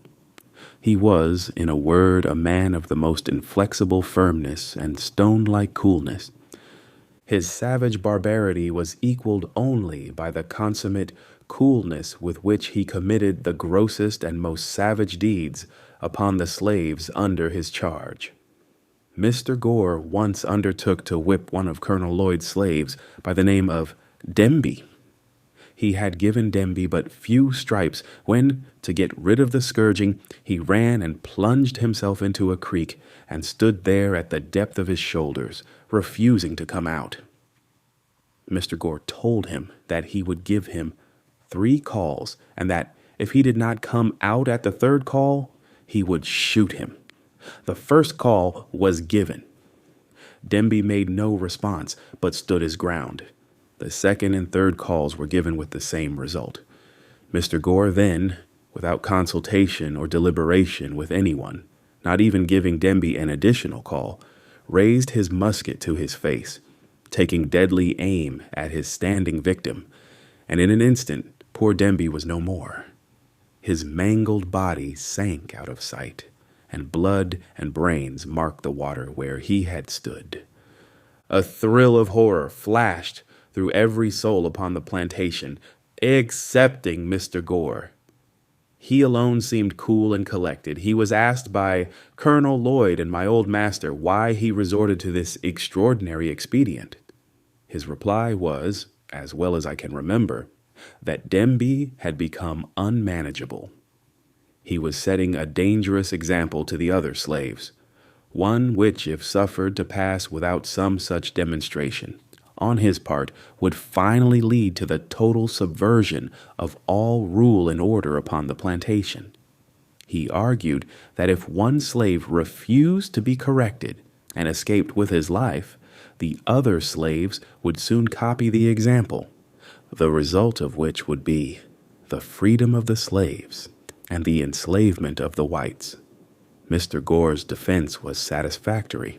He was continued in his station as overseer upon the home plantation. His fame as an overseer went abroad. His horrid crime was not even submitted to judicial investigation. It was committed in the presence of slaves, and they, of course, could neither institute a suit nor testify against him. And thus, the guilty perpetrator of one of the bloodiest and most foul murders goes unwhipped of justice and uncensured by the community in which he lives. Mr. Gore lived in St. Michael's, Talbot County, Maryland, when I left there, and if he is still alive, he very probably lives there now. And if so, he is now, as he was then, as highly esteemed and as much respected as though his guilty soul had not been stained with his brother's blood. I speak advisedly when I say this, that killing a slave or any colored person in Talbot County, Maryland, is not treated as a crime, either by the courts or the community. Mr. Thomas Laneman of St. Michael's killed 2 slaves, one of whom he killed with a hatchet, by knocking his brains out. He used to boast of the commission of the awful and bloody deed. I have heard him do so laughingly, saying, among other things, that he was the only benefactor of his country in the company, and that when others would do as much as he had done, we should be relieved of the D-niggers. The wife of Mr. Giles Hicks, living but a short distance from where I used to live, murdered my wife's cousin, a young girl between 15 and 16 years of age, mangling her person in the most horrible manner, breaking her nose and breastbone with a stick, so that the poor girl expired in a few hours afterward. She was immediately buried, but had not been in her untimely grave but a few hours before she was taken up and examined by the coroner, who decided that she had come to her death by severe beating. The offense for which this girl was thus murdered was this. She had been set that night to mind Mrs. Hicks's baby, and during the night she fell asleep, and the baby cried. She, having lost her rest for several nights previous, did not hear the crying. They were both in the room with Mrs. Hicks. Mrs. Hicks, finding the girl slow to move, jumped from her bed, seized an oak stick of wood by the fireplace, and with it broke the girl's nose and breastbone, and thus ended her life. I will not say that this most horrid murder produced no sensation in the community. It did produce sensation, but not enough to bring the murderess to punishment. There was a warrant issued for her arrest, but it was never served. Thus she escaped not only punishment, but even the pain of being arraigned before a court for her horrid crime. Whilst I am detailing bloody deeds which took place during my stay on Colonel Lloyd's plantation, I will briefly narrate another, which occurred about the same time as the murder of Demby by Mr. Gore. Colonel Lloyd's slaves were in the habit of spending a part of their nights and Sundays in fishing for oysters, and in this way made up the deficiency of their scanty allowance. An old man belonging to Colonel Lloyd, while thus engaged, happened to get beyond the limits of Colonel Lloyd's and on the premises of Mr. Beale Bondley. At this trespass, Mr. Bondley took offense, and with his musket came down to the shore and blew its deadly contents into the poor old man. Mr. Bondley came over to see Colonel Lloyd the next day, whether to pay him for his property or to justify himself in what he had done, I know not. At any rate, this whole fiendish transaction was soon hushed up.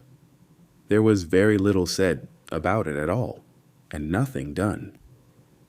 It was a common saying, even among little white boys, that it was worth a half-cent to kill a nigger and a half-cent to bury one. Chapter 5. As to my own treatment while I lived on Colonel Lloyd's plantation, it was very similar to that of the other slave children. I was not old enough to work in the field, and there being little else than field work to do, I had a great deal of leisure time. The most I had to do was to drive up the cows at evening, keep the fowls out of the garden, keep the front yard clean, and run of errands for my old master's daughter, Mrs. Lucretia Auld. The most of my leisure time I spent in helping Master Daniel Lloyd in finding his birds after he had shot them. My connection with Master Daniel was of some advantage to me. He became quite attached to me and was a sort of protector of me. He would not allow the older boys to impose upon me and would divide his cakes with me. I was seldom whipped by my old master and suffered little from anything else than hunger and cold. I suffered much from hunger, but much more from cold. In hottest summer and coldest winter, I was kept almost naked. No shoes, no stockings, no jacket, no trousers, nothing on but a coarse tow linen shirt, reaching only to my knees. I had no bed. I must have perished with cold, but that, the coldest nights, I used to steal a bag which was used for carrying corn to the mill. I would crawl into this bag and there sleep on the cold, damp, clay floor with my head in and feet out. My feet have been so cracked with the frost that the pen with which I am writing might be laid in the gashes. We were not regularly allowanced. Our food was coarse cornmeal boiled. This was called mush. It was put into a large wooden tray or trough and set down upon the ground. The children were then called, like so many pigs, and like so many pigs they would come and devour the mush, some with oyster shells, others with pieces of shingle, some with naked hands, and none with spoons. He that ate fastest got most. He that was strongest secured the best place, and few left the trough satisfied. I was probably between 7 and 8 years old when I left Colonel Lloyd's plantation. I left it with joy. I shall never forget the ecstasy with which I received the intelligence that my old master, Anthony, had determined to let me go to Baltimore to live with Mr. Hugh Auld, brother to my old master's son-in-law, Captain Thomas Auld. I received this information about 3 days before my departure. They were 3 of the happiest days I ever enjoyed. I spent the most part of all these 3 days in the creek, washing off the plantation scurf and preparing myself for my departure. The pride of appearance which this would indicate was not my own. I spent the time in washing, not so much because I wished to, but because Mrs. Lucretia had told me I must get all the dead skin off my feet and knees before I could go to Baltimore. For the people in Baltimore were very cleanly, and would laugh at me if I looked dirty. Besides, she was going to give me a pair of trousers, which I should not put on unless I got all the dirt off me. The thought of owning a pair of trousers was great indeed. It was almost a sufficient motive, not only to make me take off what would be called by pig drovers the mange, but the skin itself. I went at it in good earnest, working for the first time with the hope of reward. The ties that ordinarily bind children to their homes were all suspended in my case. I found no severe trial in my departure. My home was charmless. It was not home to me. On parting from it, I could not feel that I was leaving anything which I could have enjoyed by staying. My mother was dead. My grandmother lived far off, so that I seldom saw her. I had 2 sisters and 1 brother that lived in the same house with me, but the early separation of us from our mother had well nigh blotted the fact of our relationship from our memories. I looked for home elsewhere, and was confident of finding none which I should relish less than the one which I was leaving. If, however, I found in my new home hardship, hunger, whipping, and nakedness, I had the consolation that I should not have escaped any one of them by staying, having already had more than a taste of them in the house of my old master, and having endured them there, I very naturally inferred my ability to endure them elsewhere, and especially at Baltimore. For I had something of the feeling about Baltimore that is expressed in the proverb that being hanged in England is preferable to dying a natural death in Ireland. I had the strongest desire to see Baltimore. Cousin Tom, though not fluent in speech, had inspired me with that desire by his eloquent description of the place. I could never point out anything at the great house, no matter how beautiful or powerful, but that he had seen something at Baltimore far exceeding, both in beauty and strength, the object which I pointed out to him. Even the great house itself, with all its pictures, was far inferior to many buildings in Baltimore. So strong was my desire that I thought a gratification of it would fully compensate for whatever loss of comforts I should sustain by the exchange.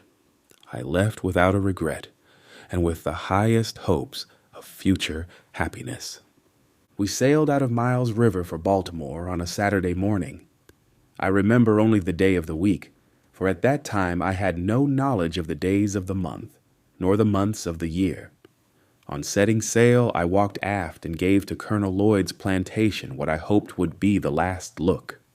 I then placed myself in the bows of the sloop, and there spent the remainder of the day in looking ahead, interesting myself in what was in the distance rather than in things near by or behind. In the afternoon of that day, we reached Annapolis, the capital of the state. We stopped but a few moments, so that I had no time to go on shore. It was the first large town that I had ever seen, and though it would look small compared with some of our New England factory villages, I thought it a wonderful place for its size, more imposing even than the great house farm. We arrived at Baltimore early on Sunday morning, landing at Smith's Wharf, not far from Bowley's Wharf.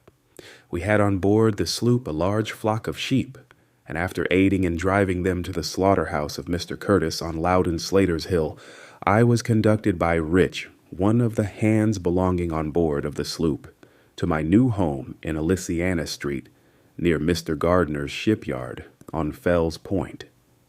Mr. and Mrs. Auld were both at home, and met me at the door with their little son Thomas, to take care of whom I had been given.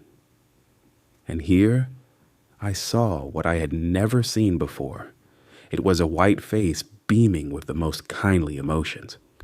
It was the face of my new mistress, Sophia Auld. I wish I could describe the rapture that flashed through my soul as I beheld it. It was a new and strange sight to me, brightening up my pathway with the light of happiness. Little Thomas was told there was his Freddie, and I was told to take care of little Thomas. And thus I entered upon the duties of my new home with the most cheering prospect ahead. I look upon my departure from Colonel Lloyd's plantation as one of the most interesting events of my life. It is possible, and even quite probable, that but for the mere circumstance of being removed from that plantation to Baltimore, I should have today, instead of being here seated by my own table in the enjoyment of freedom and the happiness of home, writing this narrative, been confined in the galling chains of slavery. Going to live at Baltimore laid the foundation and opened the gateway to all my subsequent prosperity. I have ever regarded it as the first plain manifestation of that kind providence which has ever since attended me and marked my life with so many favors. I regarded the selection of myself as being somewhat remarkable. There were a number of slave children that might have been sent from the plantation to Baltimore. There were those younger, those older, and those of the same age. I was chosen from among them all and was the first, last, and only choice. I may be deemed superstitious and even egotistical in regarding this event as a special interposition of divine providence in my favor. But I should be false to the earliest sentiments of my soul, if I suppressed the opinion. I prefer to be true to myself, even at the hazard of incurring the ridicule of others, rather than to be false and incur my own abhorrence. From my earliest recollection, I date the entertainment of a deep conviction that slavery would not always be able to hold me within its foul embrace. And in the darkest hours of my career in slavery, this living word of faith and spirit of hope departed not from me, but remained like ministering angels to cheer me through the gloom. This good spirit was from God, and to him I offer thanksgiving and praise. Chapter 6.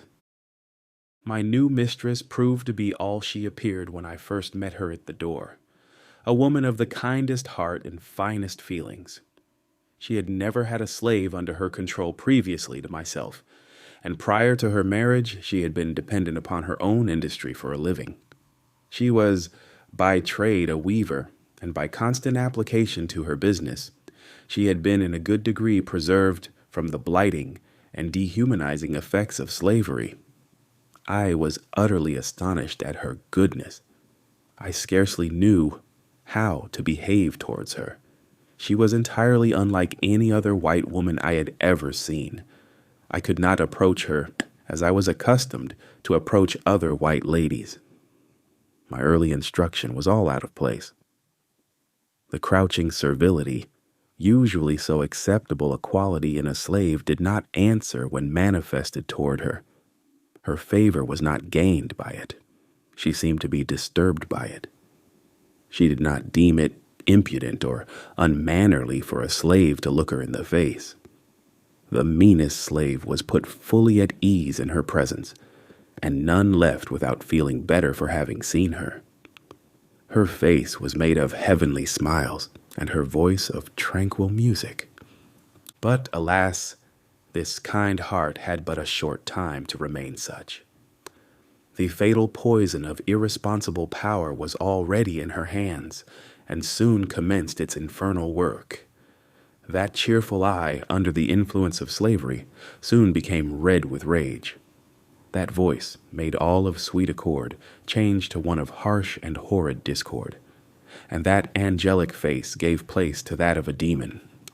Very soon after I went to live with Mr. and Mrs. Auld, she very kindly commenced to teach me the A, B, C. After I had learned this, She assisted me in learning to spell words of 3 or 4 letters. Just at this point of my progress, Mr. Auld found out what was going on, and at once forbade Mrs. Auld to instruct me further, telling her, among other things, that it was unlawful, as well as unsafe, to teach a slave to read. To use his own words, further, he said, "If you give a nigger an inch, he will take an ell. A nigger should know nothing but to obey his master, to do as he is told to do. Learning would spoil the best nigger in the world.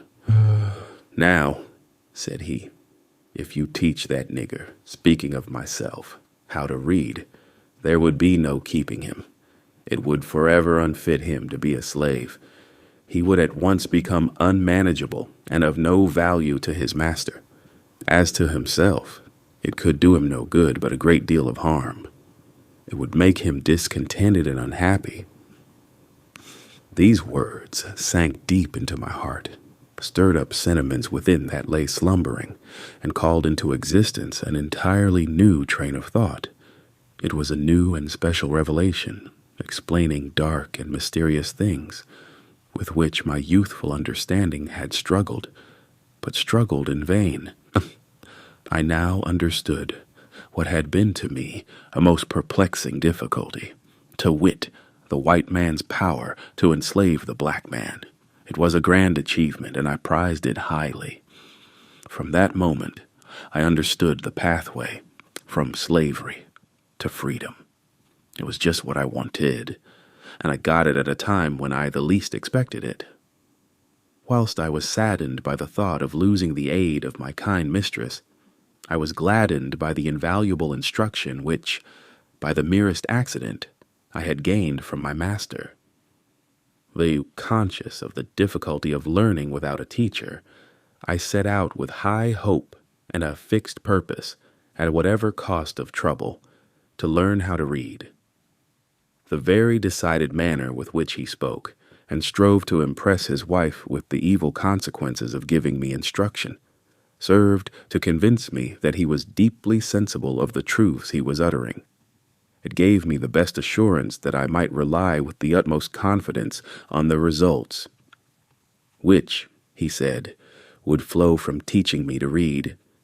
What he most dreaded that I most desired, what he most loved that I most hated, that which to him was a great evil, to be carefully shunned, was to me a great good, to be diligently sought, and the argument which he so warmly urged against my learning to read only served to inspire me with a desire and determination to learn.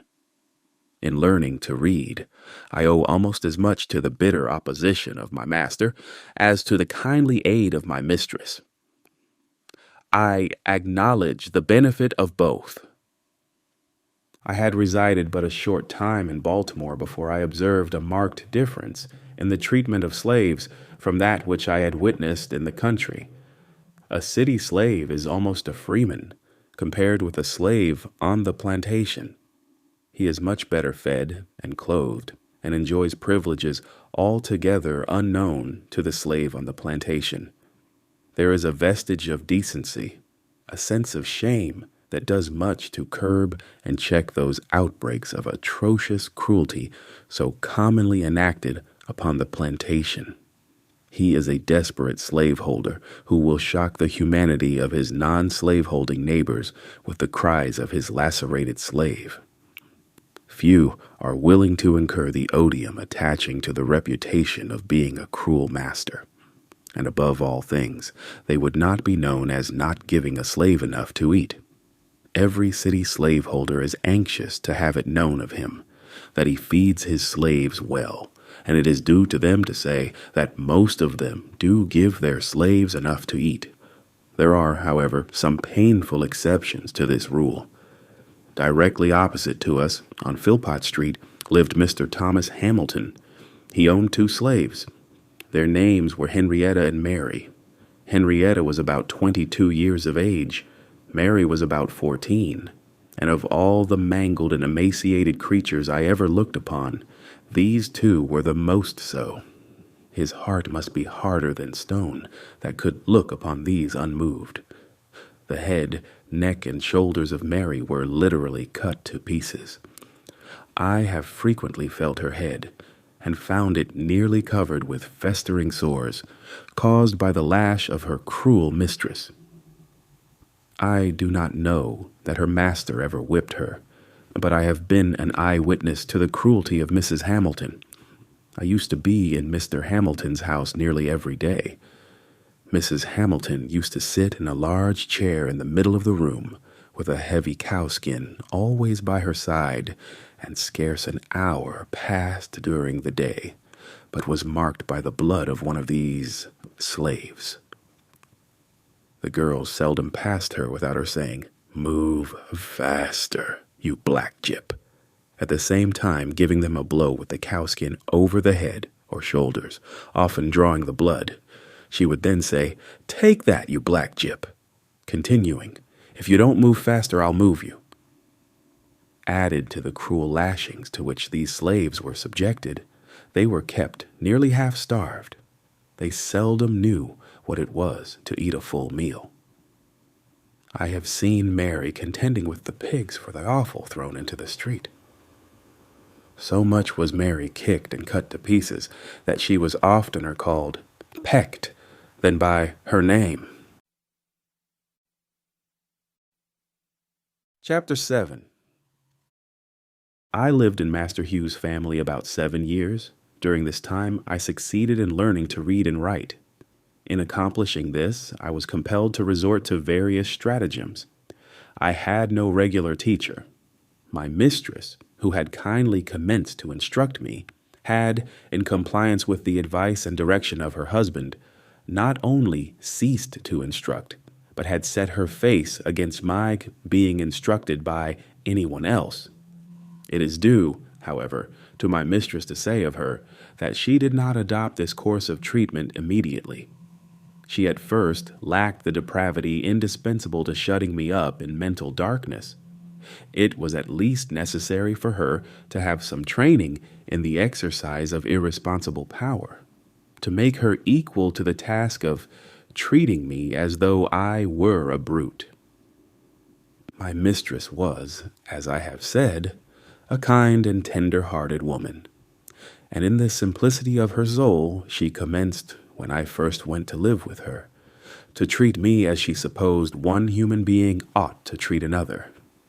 In entering upon the duties of a slaveholder, she did not seem to perceive that I sustained to her the relation of a mere chattel, and that for her to treat me as a human being was not only wrong, but dangerously so. Slavery proved as injurious to her as it did to me. When I went there, she was a pious, warm, and tender-hearted woman. There was no sorrow or suffering for which she had not a tear. She had bread for the hungry, clothes for the naked, and comfort for every mourner that came within her reach. Slavery soon proved its ability to divest her of these heavenly qualities. Under its influence, the tender heart became stone, and the lamb-like disposition gave way to one of tiger-like fierceness. The first step in her downward course was in her ceasing to instruct me. She now commenced to practice her husband's precepts. She finally became even more violent in her opposition than her husband himself. She was not satisfied with simply doing as well as he had commanded. She seemed anxious to do better. Nothing seemed to make her more angry than to see me with a newspaper. She seemed to think that here lay the danger. I have had her rush at me with a face made all up of fury, and snatch from me a newspaper in a manner that fully revealed her apprehension. She was an apt woman, and a little experience soon demonstrated to her satisfaction that education and slavery were incompatible with each other. From this time, I was most narrowly watched. If I was in a separate room any considerable length of time, I was sure to be suspected of having a book, and was at once called to give an account of myself. All this, however, was too late. The first step had been taken. Mistress, in teaching me the alphabet, had given me the inch, and no precaution could prevent me from taking the L. The plan which I adopted, and the one by which I was most successful, was that of making friends of all the little white boys whom I met in the street. As many of these as I could, I converted into teachers. With their kindly aid, obtained at different times and in different places, I finally succeeded in learning to read. When I was sent of errands, I always took my book with me, and by going one part of my errand quickly, I found time to get a lesson before my return. I used also to carry bread with me, enough of which was always in the house, and to which I was always welcome, for I was much better off in this regard than many of the poor white children in our neighborhood. This bread I used to bestow upon the hungry little urchins, who, in return, would give me that more valuable bread of knowledge. I am strongly tempted to give the names of 2 or 3 of those little boys, as a testimonial of the gratitude and affection I bear them. But prudence forbids. Not that it would injure me, but it might embarrass them. For it is almost an unpardonable offense to teach slaves to read in this Christian country.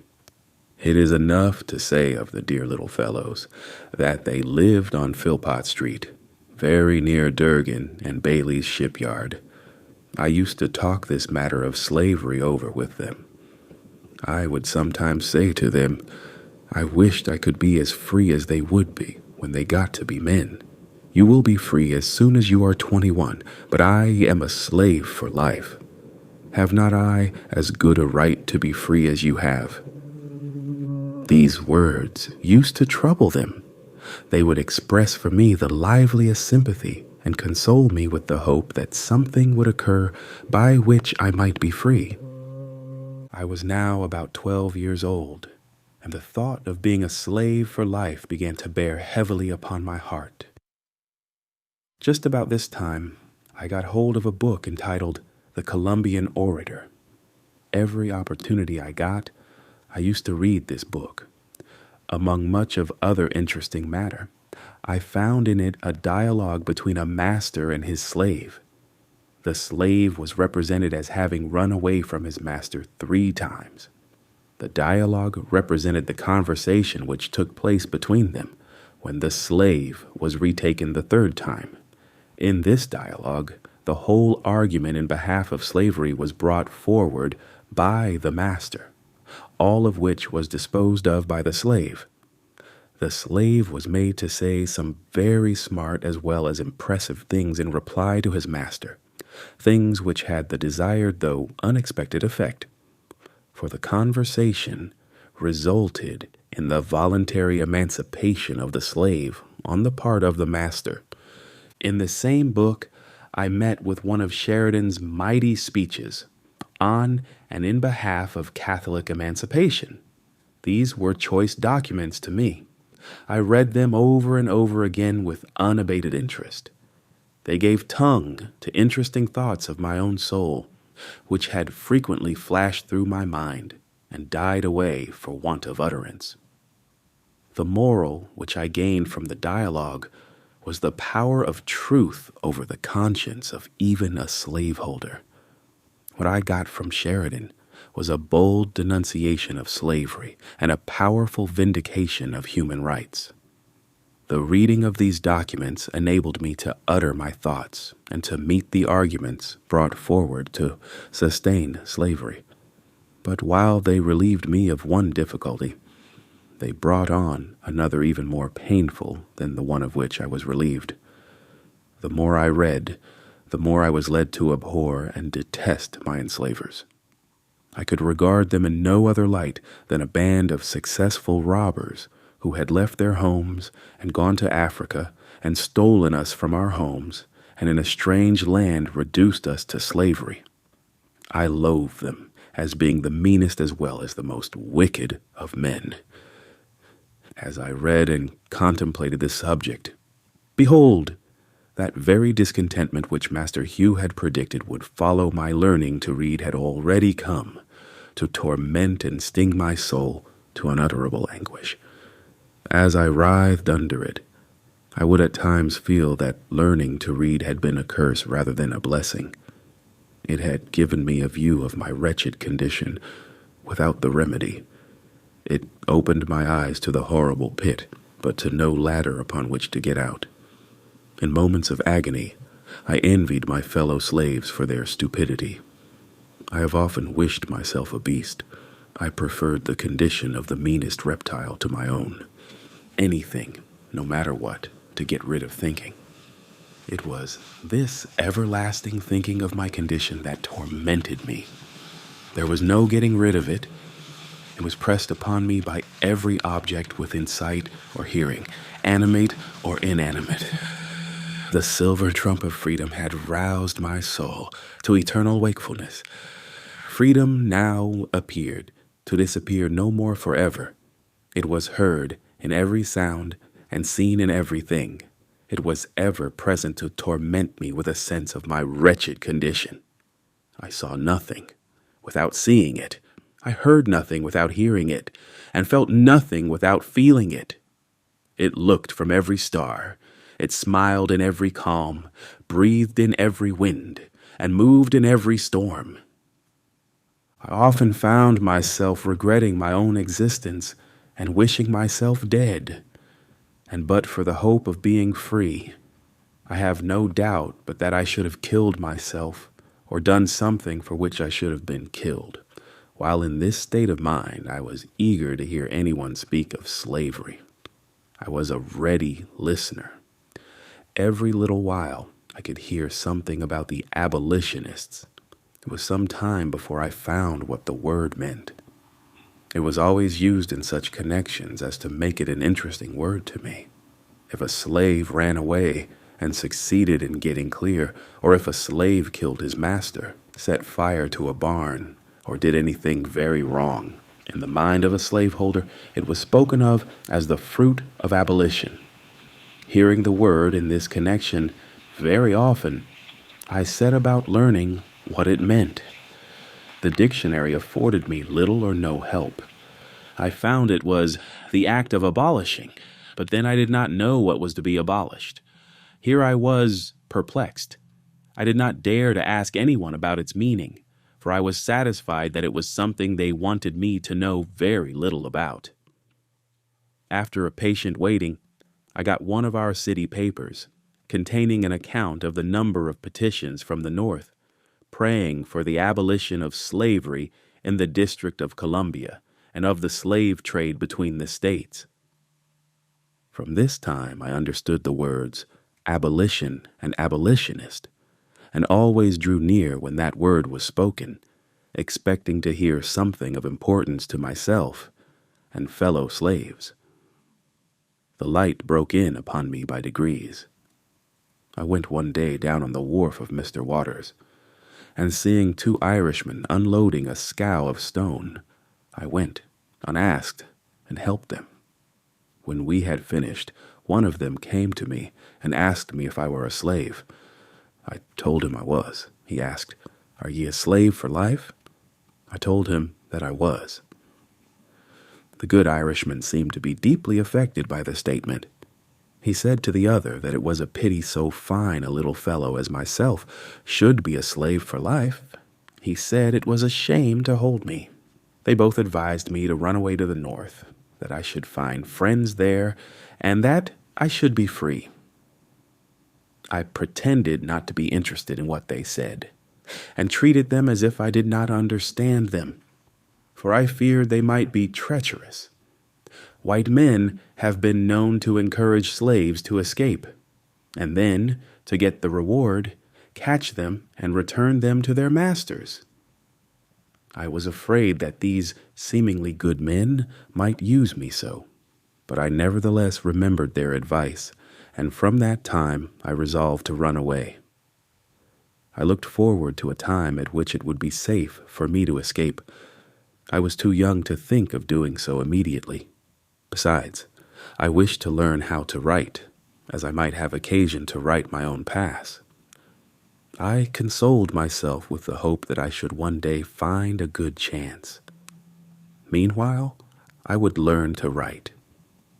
The idea as to how I might learn to write was suggested to me by being in Durgan and Bailey shipyard and frequently seeing the ship carpenters, after hewing and getting a piece of timber ready for use, write on the timber the name of that part of the ship for which it was intended. When a piece of timber was intended for the larboard side, it would be marked thus L. When a piece was for the starboard side, it would be marked thus S. A piece for the larboard side forward would be marked thus LF. When a piece was for starboard side forward, it would be marked thus SF. For larboard aft, it would be marked thus LA. For starboard aft, it would be marked thus SA. I soon learned the names of these letters, and for what they were intended when placed upon a piece of timber in the shipyard. I immediately commenced copying them, and in a short time was able to make the 4 letters named. After that, when I met with any boy who I knew could write, I would tell him I could write as well as he. The next word would be, "I don't believe you. Let me see you try it." I would then make the letters which I had been so fortunate as to learn, and ask him to beat that. In this way, I got a good many lessons in writing, which it is quite possible I should never have gotten in any other way. During this time, my copybook was the board fence, brick wall, and pavement. My pen and ink was a lump of chalk. With these, I learned mainly how to write. I then commenced and continued copying the italics in Webster's spelling book until I could make them all without looking on the book. By this time, my little Master Thomas had gone to school and learned how to write and had written over a number of copybooks. These had been brought home and shown to some of our near neighbors and then laid aside. My mistress used to go to class meeting at the Wilk Street Meeting House every Monday afternoon and leave me to take care of the house. When left thus, I used to spend the time in writing in the spaces left in Master Thomas's copybook, copying what he had written. I continued to do this until I could write a hand very similar to that of Master Thomas. Thus, after a long, tedious effort for years, I finally succeeded in learning how to write. Chapter 8.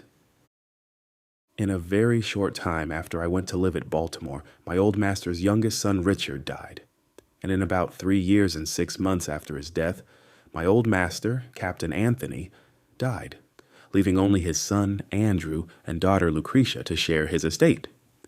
He died while on a visit to see his daughter at Hillsborough. Cut off thus unexpectedly, he left no will as to the disposal of his property.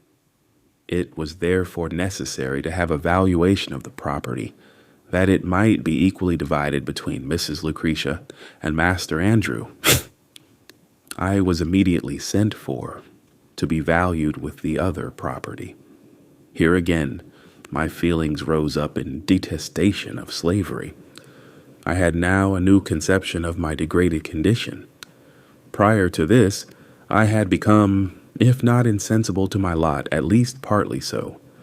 I left Baltimore with a young heart overborne with sadness and a soul full of apprehension. I took passage with Captain Rowe in the schooner Wildcat, and after a sail of about 24 hours, I found myself near the place of my birth. I had now been absent from it almost, if not quite 5 years. I, however, remembered the place very well.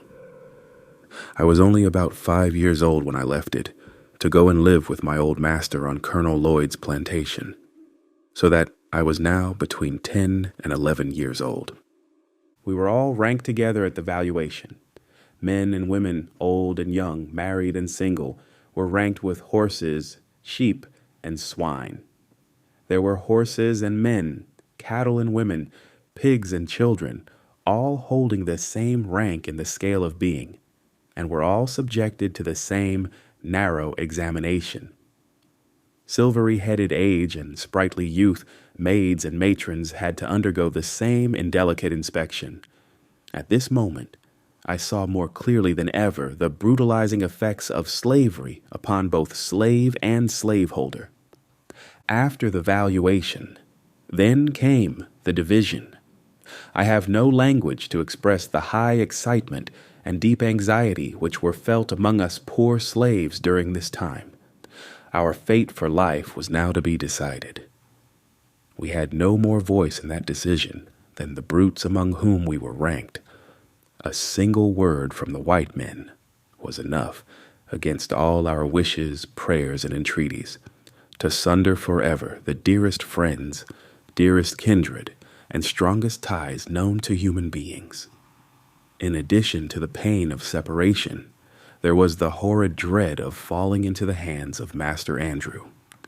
He was known to us all as being a most cruel wretch, a common drunkard, who had, by his reckless mismanagement and profligate dissipation, already wasted a large portion of his father's property. We all felt that we might as well be sold at once to the Georgia traders as to pass into his hands, for we knew that that would be our inevitable condition, a condition held by us all in the utmost horror and dread. I suffered more anxiety than most of my fellow slaves. I had known what it was to be kindly treated. They had known nothing of the kind. They had seen little or nothing of the world. They were in very deed men and women of sorrow, and acquainted with grief.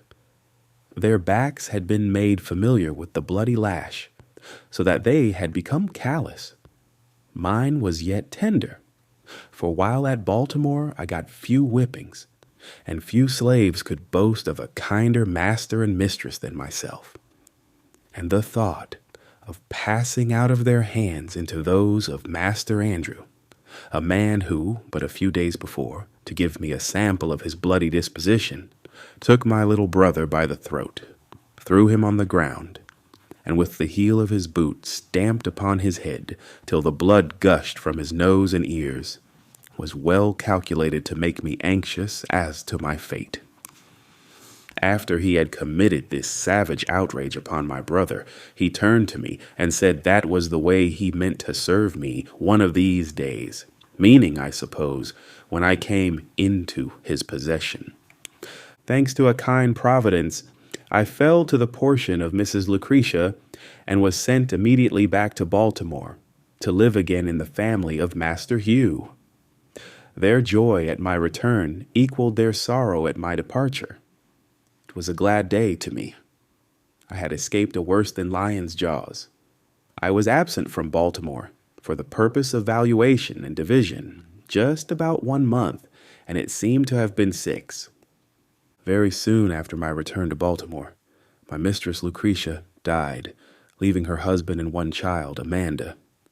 And in a very short time after her death, Master Andrew died. Now all the property of my old master, slaves included, was in the hands of strangers who had had nothing to do with accumulating it. Not a slave was left free.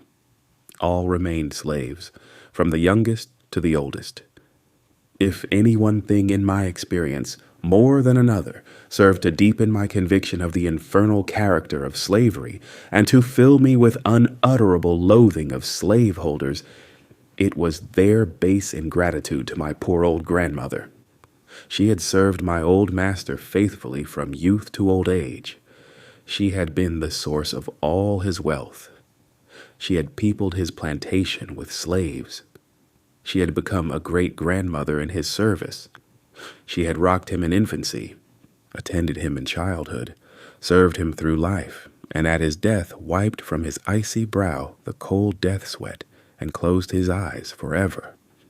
She was nevertheless left a slave for life, a slave in the hands of strangers, and in their hands she saw her children, her grandchildren, and her great-grandchildren divided like so many sheep without being gratified with the small privilege of a single word as to their or her own destiny.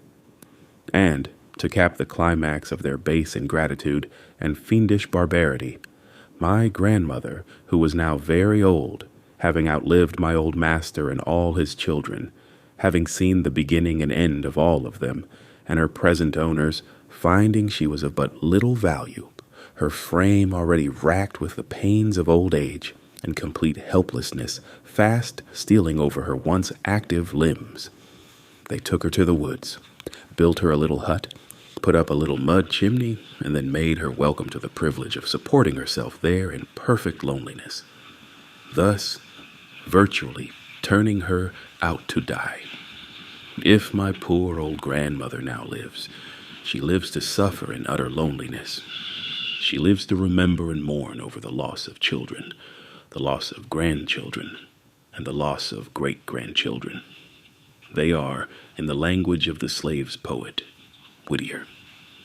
Gone, gone, sold and gone to the rice swamp, dank and lone, where the slave whip ceaseless swings, where the noisome insect stings, where the fever demon strews poison with the falling dews, where the sickly sunbeams glare through the hot and misty air. Gone, gone, sold and gone to the rice swamp dank and lone, from Virginia hills and waters. Woe is me, my stolen daughters. The hearth is desolate. The children, the unconscious children who once sang and danced in her presence, are gone. She gropes her way in the darkness of age for a drink of water. Instead of the voices of her children, she hears by day the moans of the dove, and by night the screams of the hideous owl. All is gloom. The grave is at the door, and now, when weighed down by the pains and aches of old age, when the head inclines to the feet, when the beginning and ending of human existence meet, and helpless infancy and painful old age combine together, at this time, this most needful time, the time for the exercise of that tenderness and affection which children only can exercise towards a declining parent, my poor old grandmother, the devoted mother of 12 children, is left all alone in yonder little hut before a few dim embers. She stands, she sits, she staggers, she falls, she groans, she dies, and there are none of her children or grandchildren present to wipe from her wrinkled brow the cold sweat of death, or to place beneath the sod her fallen remains. Will not a righteous God visit for these things? In about 2 years after the death of Mrs. Lucretia, Master Thomas married his second wife. Her name was Rowena Hamilton. She was the eldest daughter of Mr. William Hamilton. Master now lived in St. Michael's. Not long after his marriage, a misunderstanding took place between himself and Master Hugh, and as a means of punishing his brother, he took me from him to live with himself at St. Michael's. Here, I underwent another most painful separation. It, however, was not so severe as the one I dreaded at the division of property. For, during this interval, a great change had taken place in Master Hugh and his once kind and affectionate wife. The influence of brandy upon him and of slavery upon her had effected a disastrous change in the characters of both, so that, as far as they were concerned, I thought I had little to lose by the change. But it was not to them that I was attached. It was to those little Baltimore boys that I felt the strongest attachment. I had received many good lessons from them, and was still receiving them, and the thought of leaving them was painful indeed. I was leaving, too, without the hope of ever being allowed to return. Master Thomas had said he would never let me return again. The barrier betwixt himself and brother he considered impassable.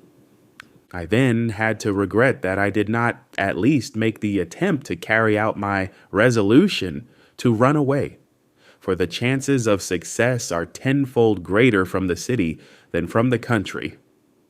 I sailed from Baltimore for St. Michael's in the sloop Amanda, Captain Edward Dodson.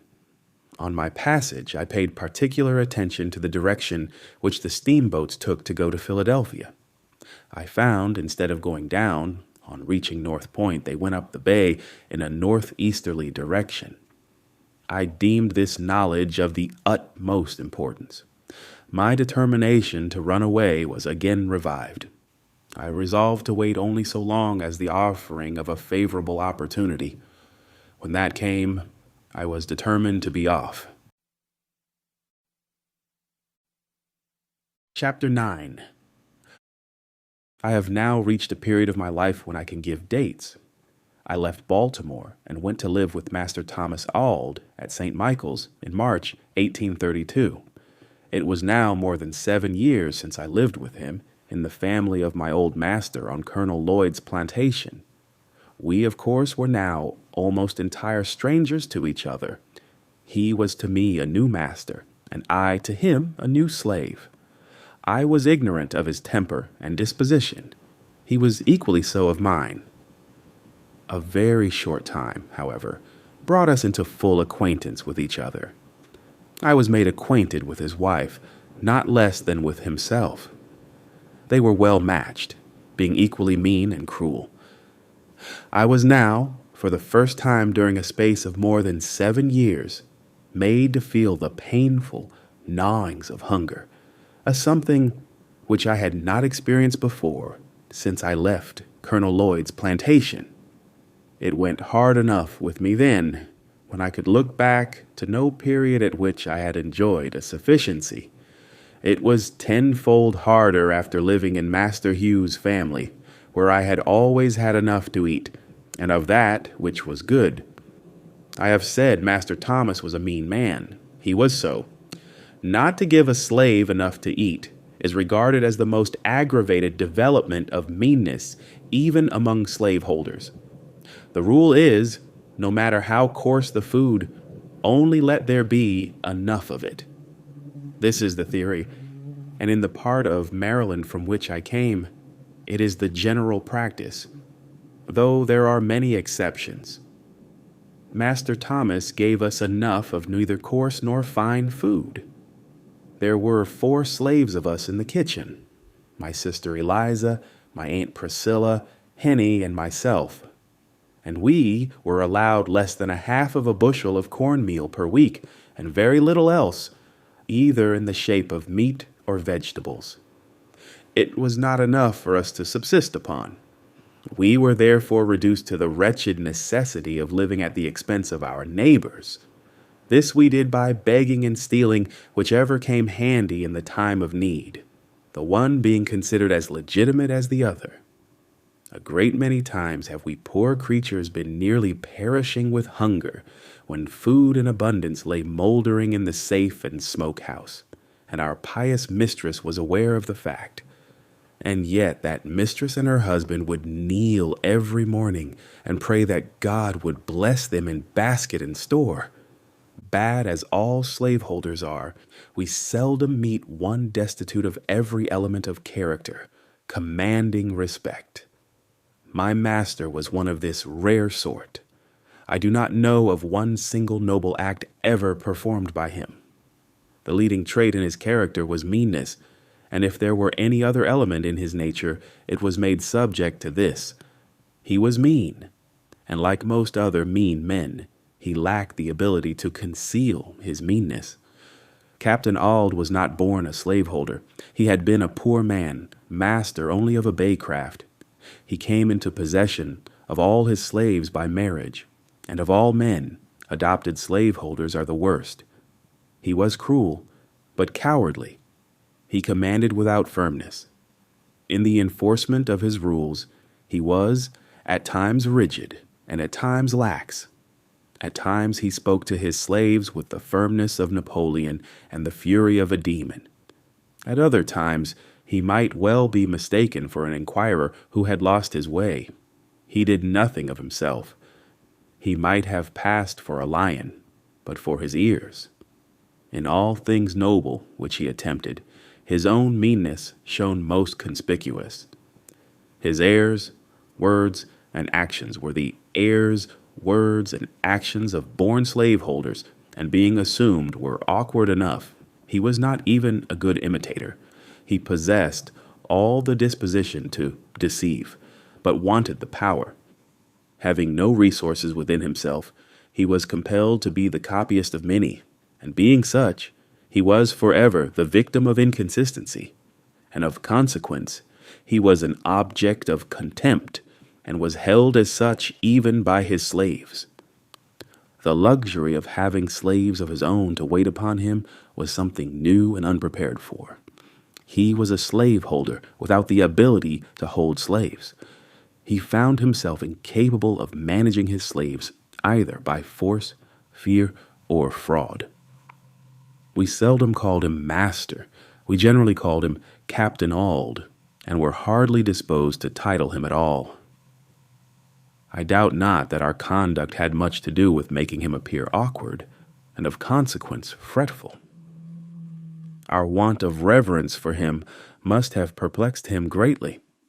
He wished to have us call him master, but lacked the firmness necessary to command us to do so. His wife used to insist upon our calling him so, but to no purpose. In August 1832, my master attended a Methodist camp meeting held in the Bayside, Talbot County, and there experienced religion. I indulged a faint hope that his conversion would lead him to emancipate his slaves, and that, if he did not do this, it would, at any rate, make him more kind and humane. I was disappointed in both these respects. It neither made him to be humane to his slaves, nor to emancipate them. If it had any effect on his character, it made him more cruel and hateful in all his ways. For I believe him to have been a much worse man after his conversion than before. Prior to his conversion, he relied upon his own depravity to shield and sustain him in his savage barbarity. But after his conversion, he found religious sanction and support for his slave-holding cruelty. He made the greatest pretensions to piety. His house was the house of prayer. He prayed morning, noon, and night. He very soon distinguished himself among his brethren, and was soon made a class leader and exhorter. His activity in revivals was great, and he proved himself an instrument in the hands of the church in converting many souls. His house was the preacher's home. They used to take great pleasure in coming there to put up, for while he starved us, he stuffed them. We have had 3 or 4 preachers there at a time. The names of those who used to come most frequently while I lived there were Mr. Storks, Mr. Ewery, Mr. Humphrey, and Mr. Hickey. I have also seen Mr. George Cookman at our house. We slaves loved Mr. Cookman. We believed him to be a good man. We thought him instrumental in getting Mr. Samuel Harrison, a very rich slaveholder, to emancipate his slaves, and by some means got the impression that he was laboring to effect the emancipation of all the slaves. When he was at our house, we were sure to be called into prayers. When the others were there, we were sometimes called in, and sometimes not. Mr. Cookman took more notice of us than either of the other ministers. He could not come among us without betraying his sympathy for us, and, stupid as we were, we had the sagacity to see it. While I lived with my master in St. Michael's, there was a white young man, a Mr. Wilson, who proposed to keep a Sabbath school for the instruction of such slaves as might be disposed to learn to read the New Testament. We met but 3 times, when Mr. West and Mr. Fairbanks, both class leaders with many others, came upon us with sticks and other missiles, drove us off, and forbade us to meet again. Thus ended our little Sabbath school in the pious town of St. Michael's. I have said, my master found religious sanction for his cruelty. As an example, I will state one of many facts going to prove the charge.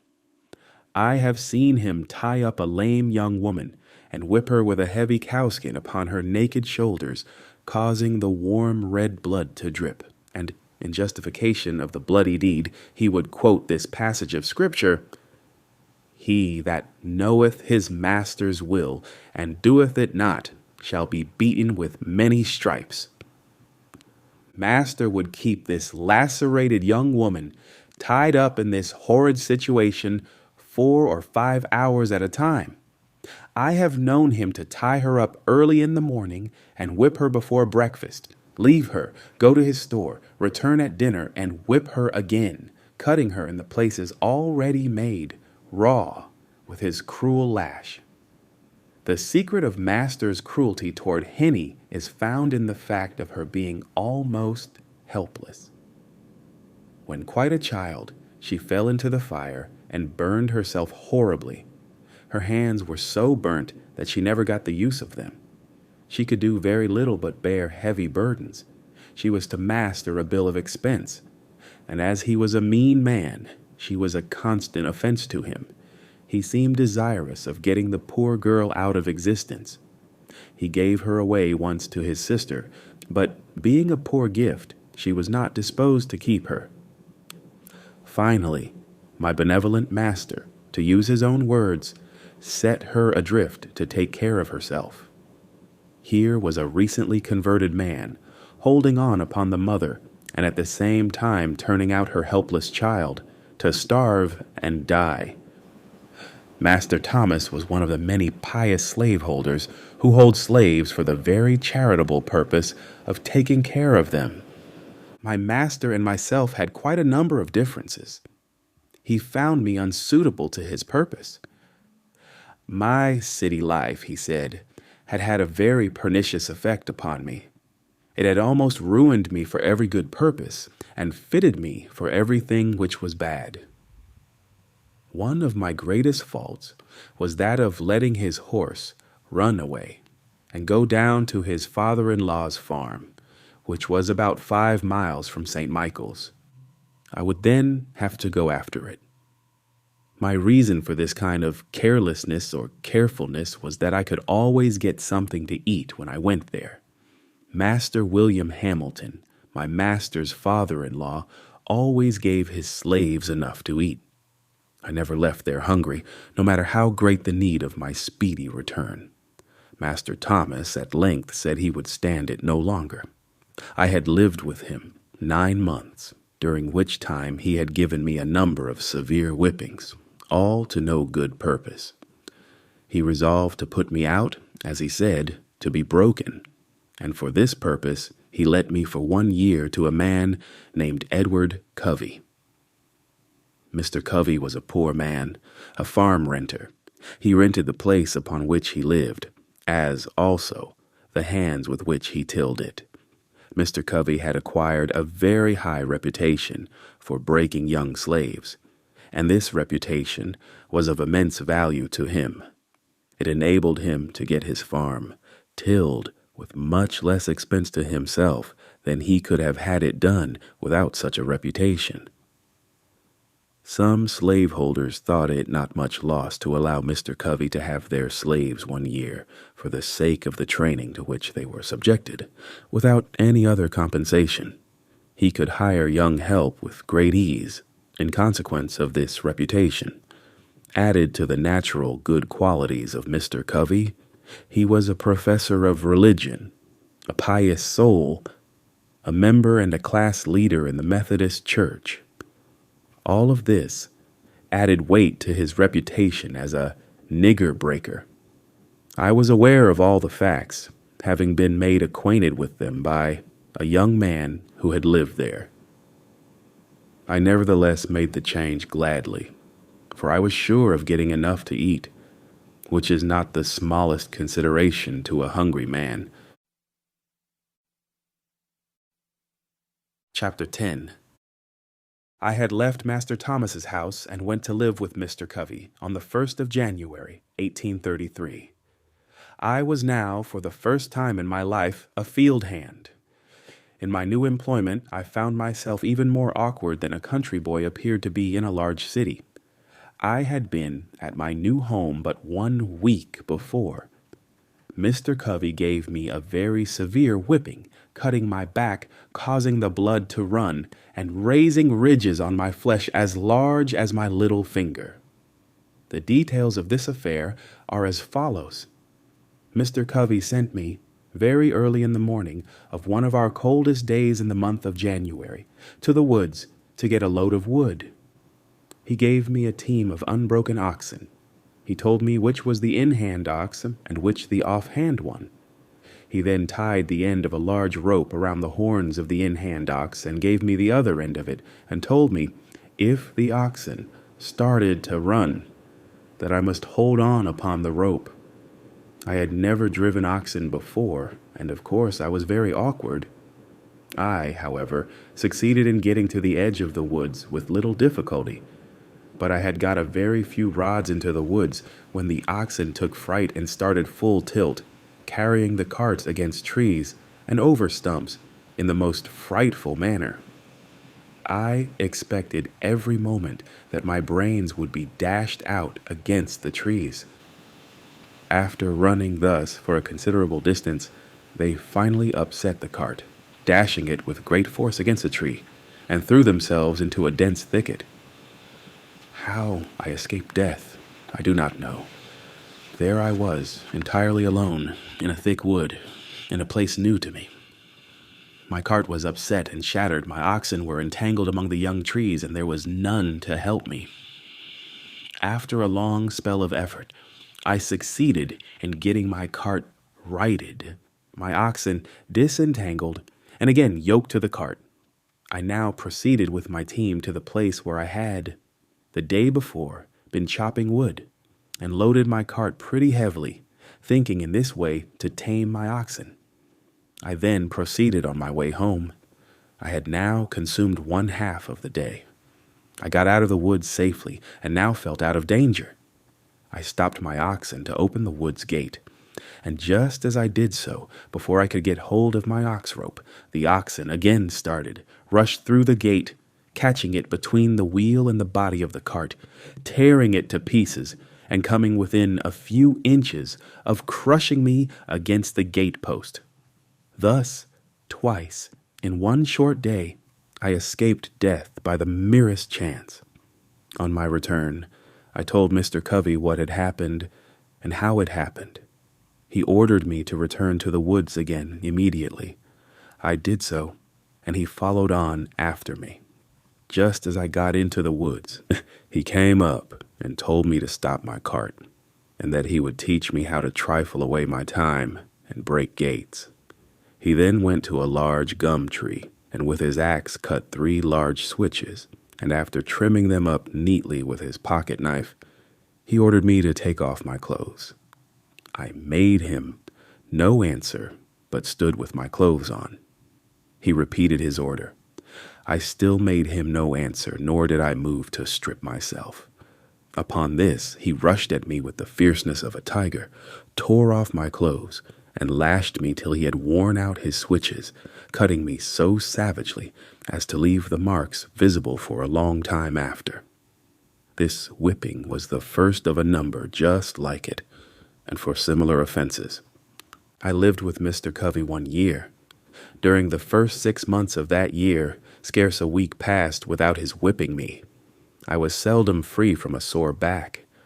My awkwardness was almost always his excuse for whipping me. We were worked fully up to the point of endurance. Long before day we were up, our horses fed, and by the first approach of day, we were off to the field with our hoes and plowing teams.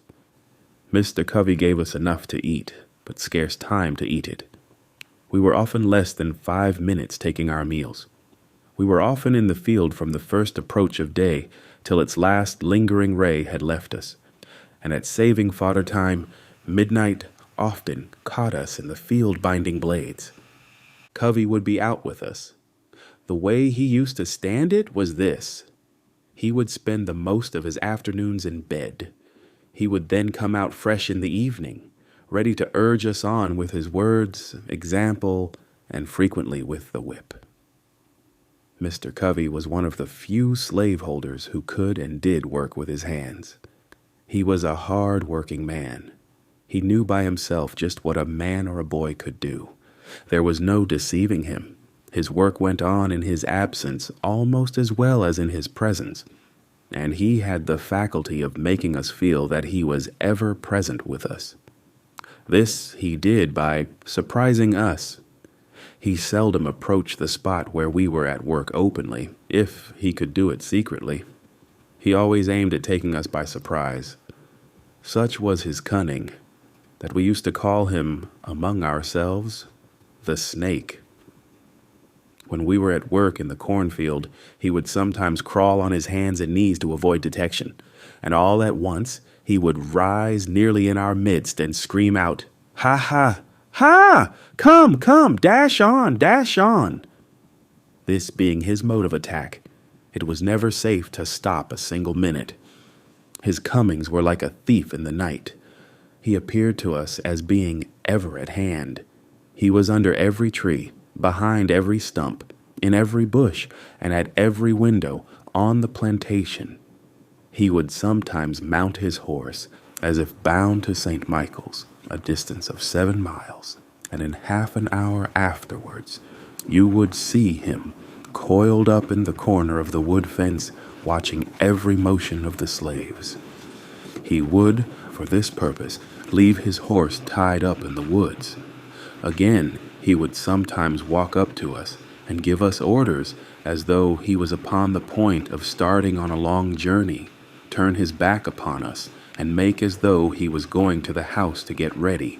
And before he would get halfway thither, he would turn short and crawl into a fence corner or behind some tree, and there watch us till the going down of the sun. Mr. Covey's forte consisted in his power to deceive. His life was devoted to planning and perpetrating the grossest deceptions.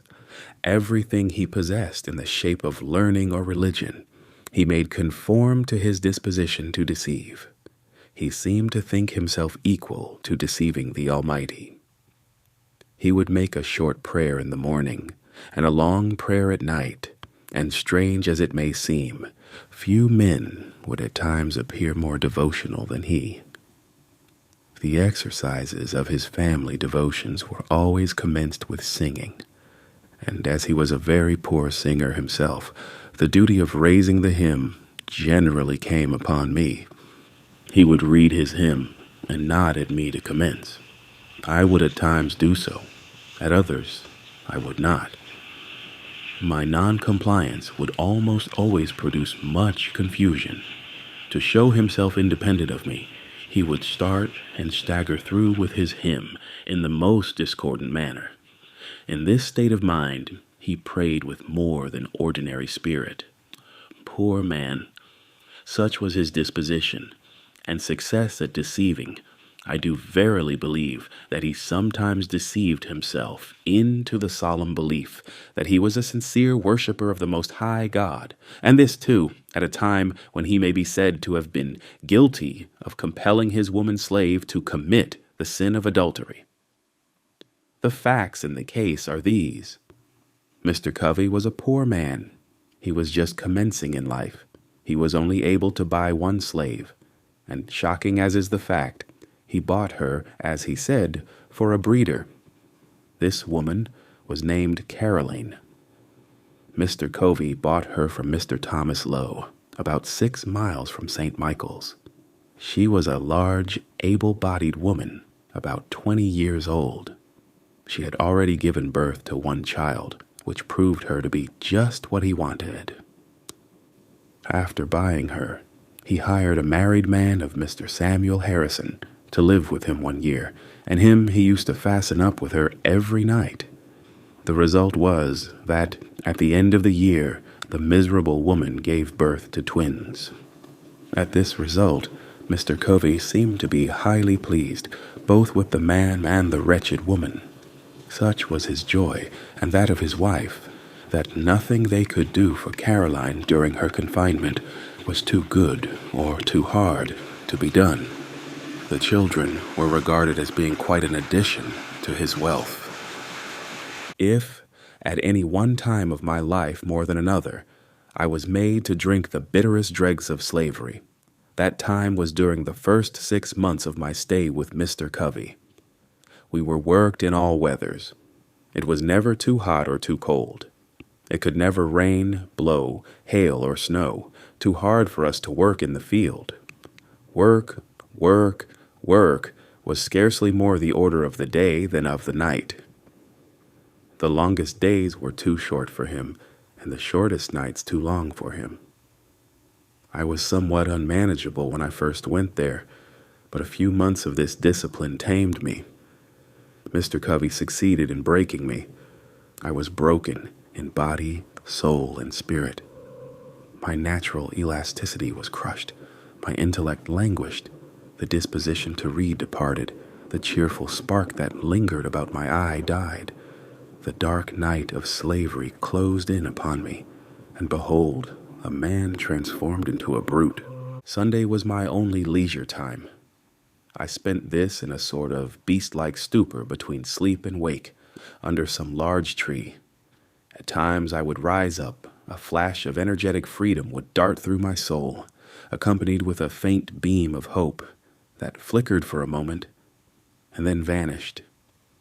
I sank down again, mourning over my wretched condition.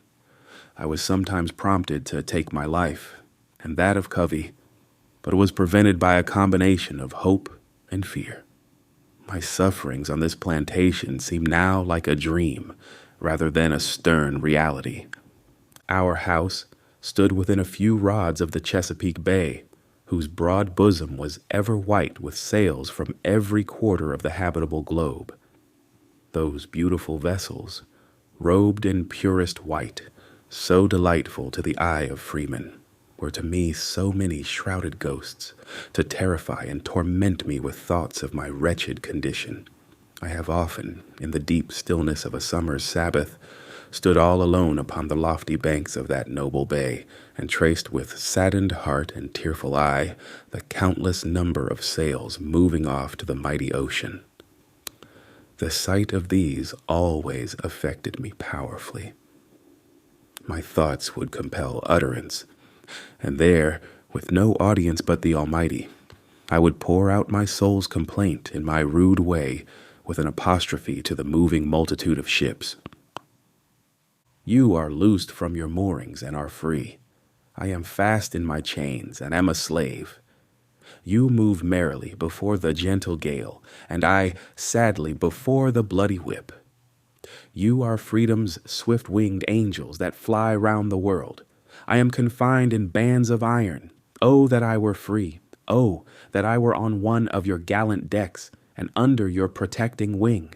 Alas, betwixt me and you, the turbid waters roll.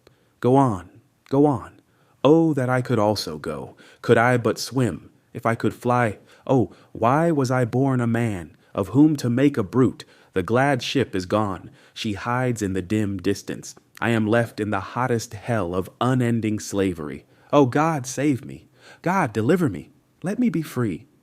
Is there any God? Why am I a slave? I will run away. I will not stand it. Get caught or get clear, I'll try it. I had as well die with ague as the fever. I have only one life to lose. I had as well be killed running as die standing. Only think of it. 100 miles straight north and I am free. Try it? Yes. God helping me, I will. It cannot be that I shall live and die a slave. I will take to the water. This very bay shall yet bear me into freedom. The steamboat steered in a northeast course from North Point. I will do the same, and when I get to the head of the bay, I will turn my canoe adrift and walk straight through Delaware into Pennsylvania. When I get there, I shall not be required to have a pass. I can travel without being disturbed. Let but the first opportunity offer, and come what will, I am off. Meanwhile, I will try to bear up under the yoke. I am not the only slave in the world. Why should I fret? I can bear as much as any of them. Besides, I am but a boy, and all boys are bound to someone. It may be that my misery in slavery will only increase my happiness when I get free. There is a better day coming. Thus I used to think, and thus I used to speak to myself, goaded almost to madness at one moment, and at the next reconciling myself to my wretched lot. I have already intimated that my condition was much worse during the first 6 months of my stay at Mr. Covey's than in the last 6. The circumstances leading to the change in Mr. Covey's course toward me form an epoch in my humble history.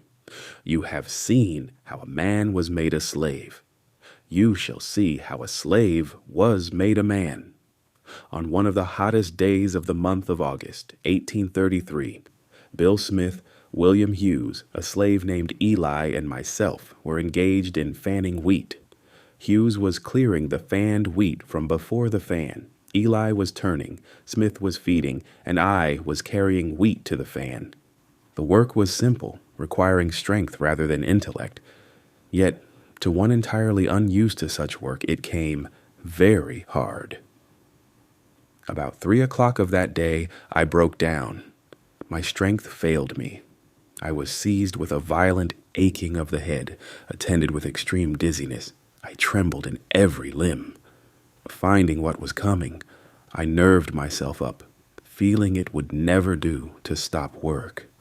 I stood as long as I could stagger to the hopper with grain. When I could stand no longer, I fell, and felt as if held down by an immense weight. The fan, of course, stopped. Everyone had his own work to do, and no one could do the work of the other and have his own go on at the same time. Mr. Covey was at the house, about 100 yards from the treading yard where we were fanning. On hearing the fan stop, he left immediately and came to the spot where we were. He hastily inquired what the matter was. Bill answered that I was sick and there was no one to bring wheat to the fan. I had by this time crawled away under the side of the post and rail fence by which the yard was enclosed, hoping to find relief by getting out of the sun. He then asked where I was. He was told by one of the hands. He came to the spot, and after looking at me a while, asked me what was the matter. I told him as well as I could, for I scarce had strength to speak. He then gave me a savage kick in the side and told me to get up.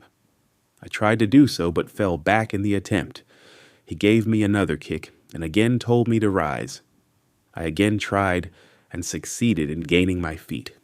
But stooping to get the tub with which I was feeding the fan, I again staggered and fell. While down in this situation, Mr. Covey took up the hickory slat with which Hughes had been striking off the half-bushel measure, and with it gave me a heavy blow upon the head, making a large wound, and the blood ran freely, and with this again told me to get up. I made no effort to comply, having now made up my mind to let him do his worst. In a short time after receiving this blow, my head grew better. Mr. Covey had now left me to my fate. At this moment I resolved, for the first time, to go to my master, enter a complaint, and ask his protection. In order to do this, I must that afternoon walk 7 miles, and this, under the circumstances, was truly a severe undertaking. I was exceedingly feeble, made so as much by the kicks and blows which I received, as by the severe fit of sickness to which I had been subjected. I, however, watched my chance, while Covey was looking in an opposite direction, and started for St. Michael's. I succeeded in getting a considerable distance on my way to the woods, when Covey discovered me, and called after me to come back, threatening what he would do if I did not come. I disregarded both his calls and his threats, and made my way to the woods as fast as my feeble state would allow. And thinking I might be overhauled by him if I kept the road, I walked through the woods, keeping far enough from the road to avoid detection, and near enough to prevent losing my way. I had not gone far before my little strength again failed me. I could go no farther. I fell down and lay for a considerable time. The blood was yet oozing from the wound on my head. For a time I thought I should bleed to death, and think now that I should have done so, but that the blood so matted my hair as to stop the wound. After lying there about 3/4 of an hour, I nerved myself up again, and started on my way through bogs and briars, barefooted and bareheaded, tearing my feet sometimes at nearly every step. And after a journey of about 7 miles, occupying some 5 hours to perform it, I arrived at Master's store. I then presented an appearance enough to affect any but a heart of iron. From the crown of my head to my feet, I was covered with blood. My hair was all clotted with dust and blood. My shirt was stiff with blood. I suppose I looked like a man who had escaped a den of wild beasts and barely escaped them. In this state I appeared before my master, humbly entreating him to interpose his authority for my protection. I told him all the circumstances as well as I could, and it seemed, as I spoke, at times to affect him. He would then walk the floor and seek to justify Covey by saying he expected I deserved it. He asked me what I wanted. I told him to let me get a new home, that as sure as I lived with Mr. Covey again, I should live with but to die with him, that Covey would surely kill me. He was in a fair way for it. Master Thomas ridiculed the idea that there was any danger of Mr. Covey's killing me, and said that he knew Mr. Covey, that he was a good man, and that he could not think of taking me from him. That, should he do so, he would lose the whole year's wages. That I belonged to Mr. Covey for 1 year, and that I must go back to him, come what might, and that I must not trouble him with any more stories, or that he would himself get hold of me.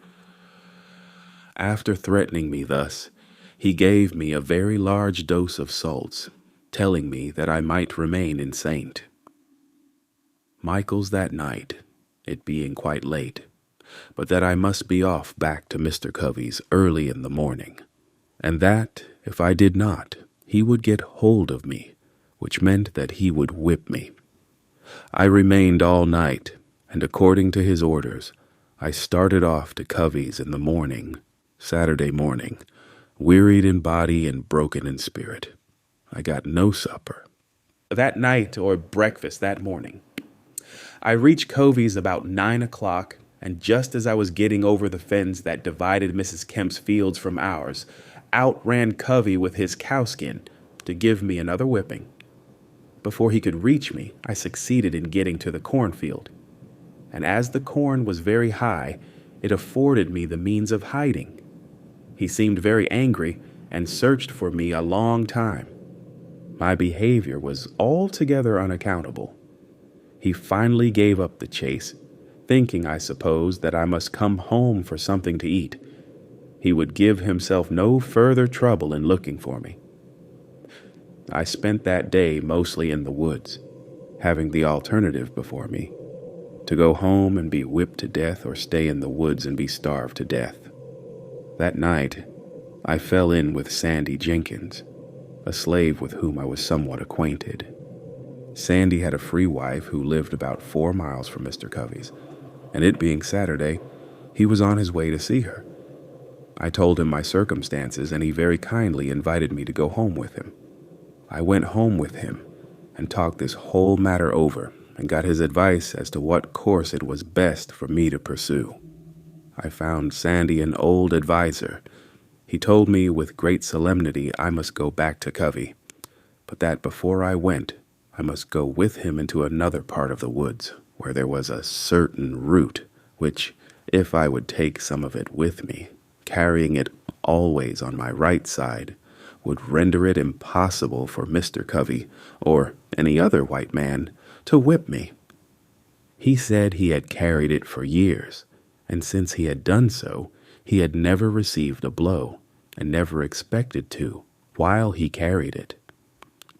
I at first rejected the idea that the simple carrying of a root in my pocket would have any such effect as he had said, and was not disposed to take it.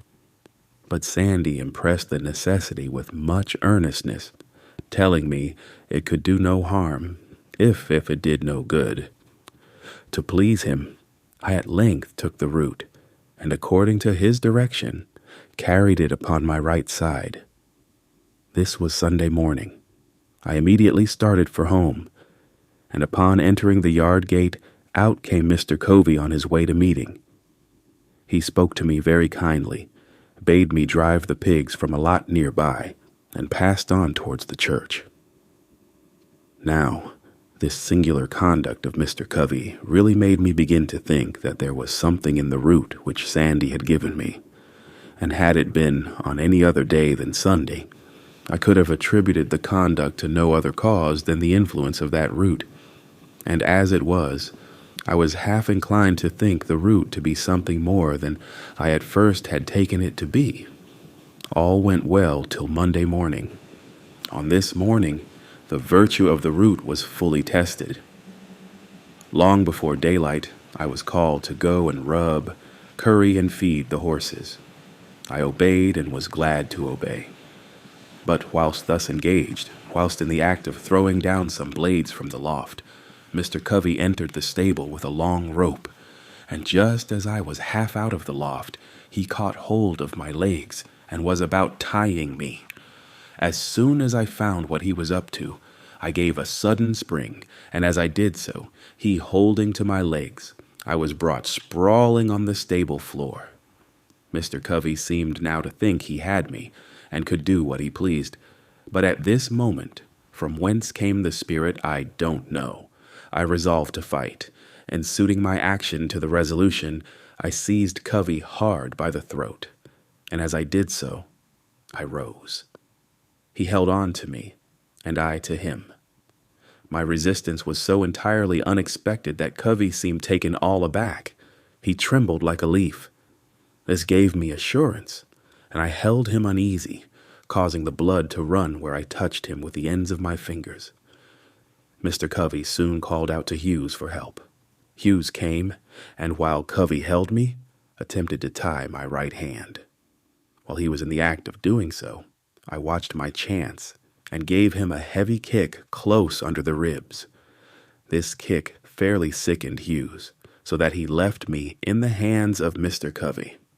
This kick had the effect of not only weakening Hughes, but Covey also. When he saw Hughes bending over with pain, his courage quailed. He asked me if I meant to persist in my resistance.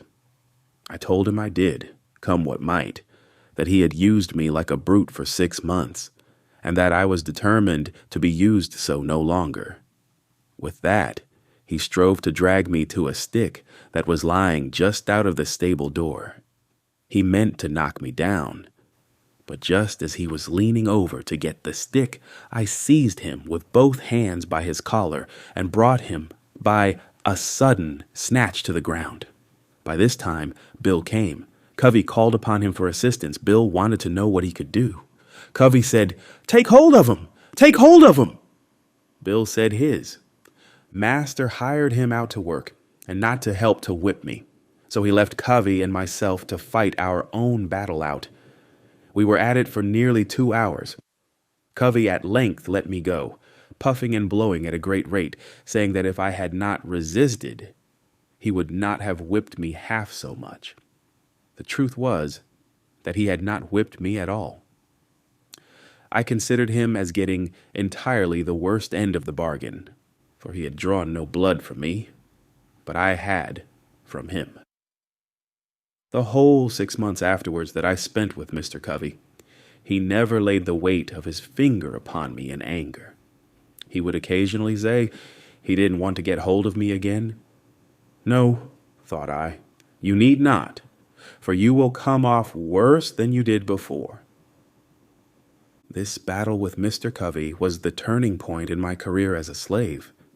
It rekindled the few expiring embers of freedom and revived within me a sense of my own manhood. It recalled the departed self-confidence and inspired me again with a determination to be free. The gratification afforded by the triumph was a full compensation for whatever else might follow, even death itself.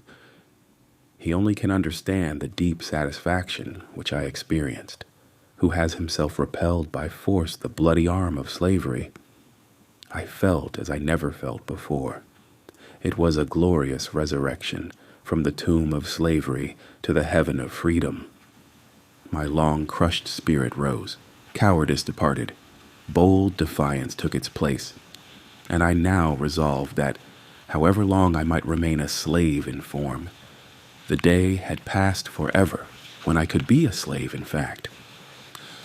I did not hesitate to let it be known of me that the white man who expected to succeed in whipping must also succeed in killing me. From this time, I was never again what might be called fairly whipped, though I remained a slave 4 years afterwards. I had several fights, but was never whipped.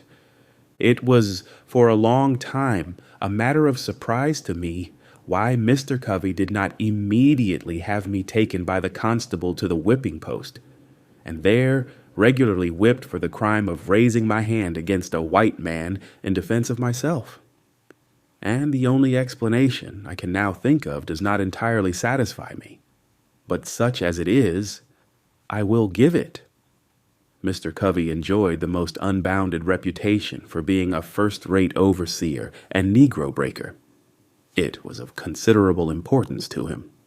That reputation was at stake, and had he sent me, a boy about 16 years old, to the public whipping post, his reputation would have been lost.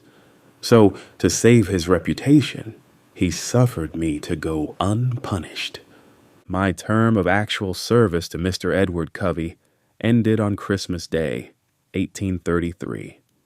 The days between Christmas and New Year's Day are allowed as holidays, and accordingly, we were not required to perform any labor more than to feed and take care of the stock. This time we regarded as our own by the grace of our masters, and we therefore used or abused it nearly as we pleased. Those of us who had families at a distance were generally allowed to spend the whole 6 days in their society. This time, however, was spent in various ways.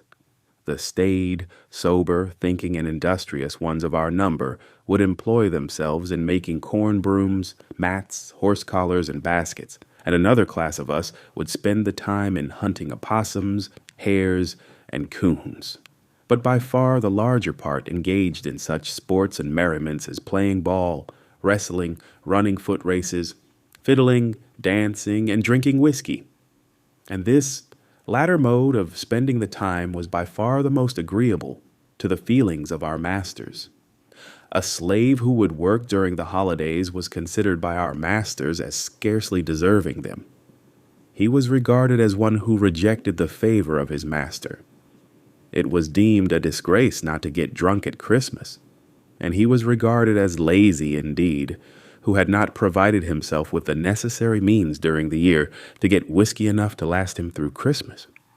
From what I know of the effect of these holidays upon the slave, I believe them to be among the most effective means in the hands of the slaveholder in keeping down the spirit of insurrection. Were the slaveholders at once to abandon this practice, I have not the slightest doubt it would lead to an immediate insurrection among the slaves. These holidays serve as conductors, or safety valves, to carry off the rebellious spirit of enslaved humanity. But for these the slave would be forced up to the wildest desperation, and woe betide the slaveholder the day he ventures to remove or hinder the operation of those conductors. I warn him that in such an event a spirit will go forth in their midst, more to be dreaded than the most appalling earthquake. The holidays are part and parcel of the gross fraud, wrong, and inhumanity of slavery. They are professedly a custom established by the benevolence of the slaveholders. But I undertake to say it is the result of selfishness, and one of the grossest frauds committed upon the downtrodden slave. They do not give the slaves this time because they would not like to have their work during its continuance, but because they know it would be unsafe to deprive them of it.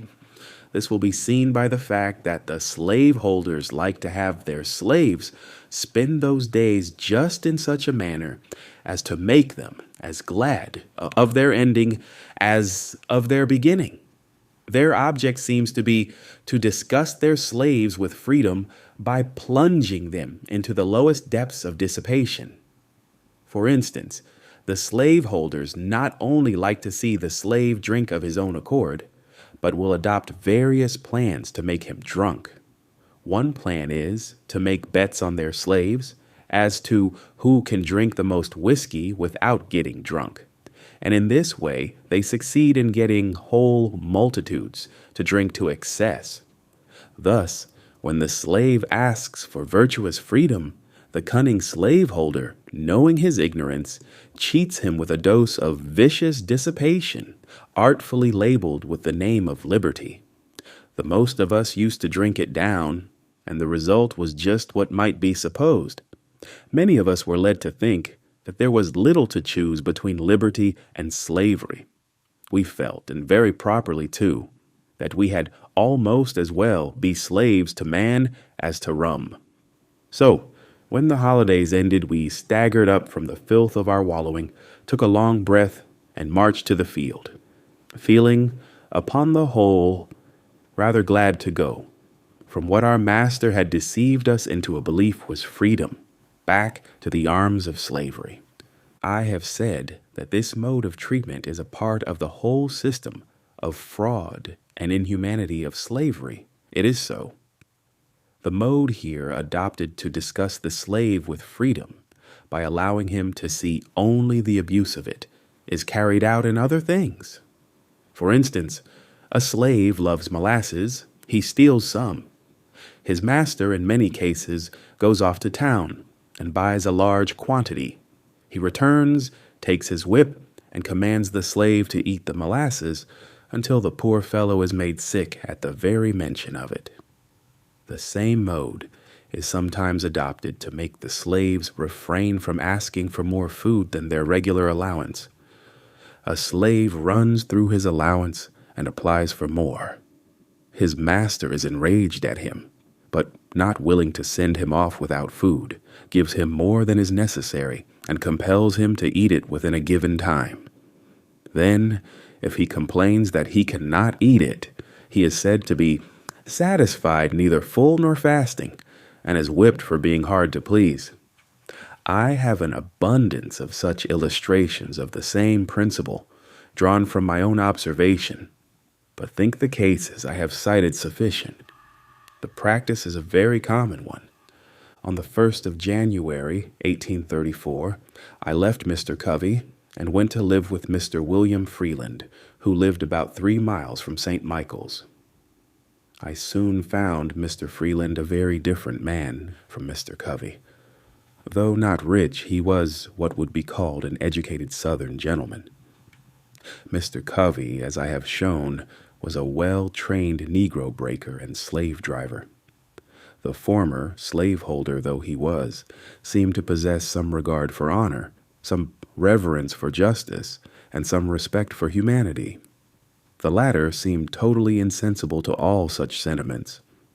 Mr. Freeland had many of the faults peculiar to slaveholders, such as being very passionate and fretful, but I must do him the justice to say that he was exceedingly free from those degrading vices to which Mr. Covey was constantly addicted. The one was open and frank, and we always knew where to find him.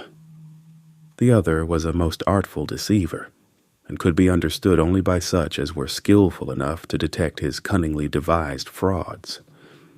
Another advantage I gained in my new master was he made no pretensions to, or profession of, religion, and this, in my opinion, was truly a great advantage.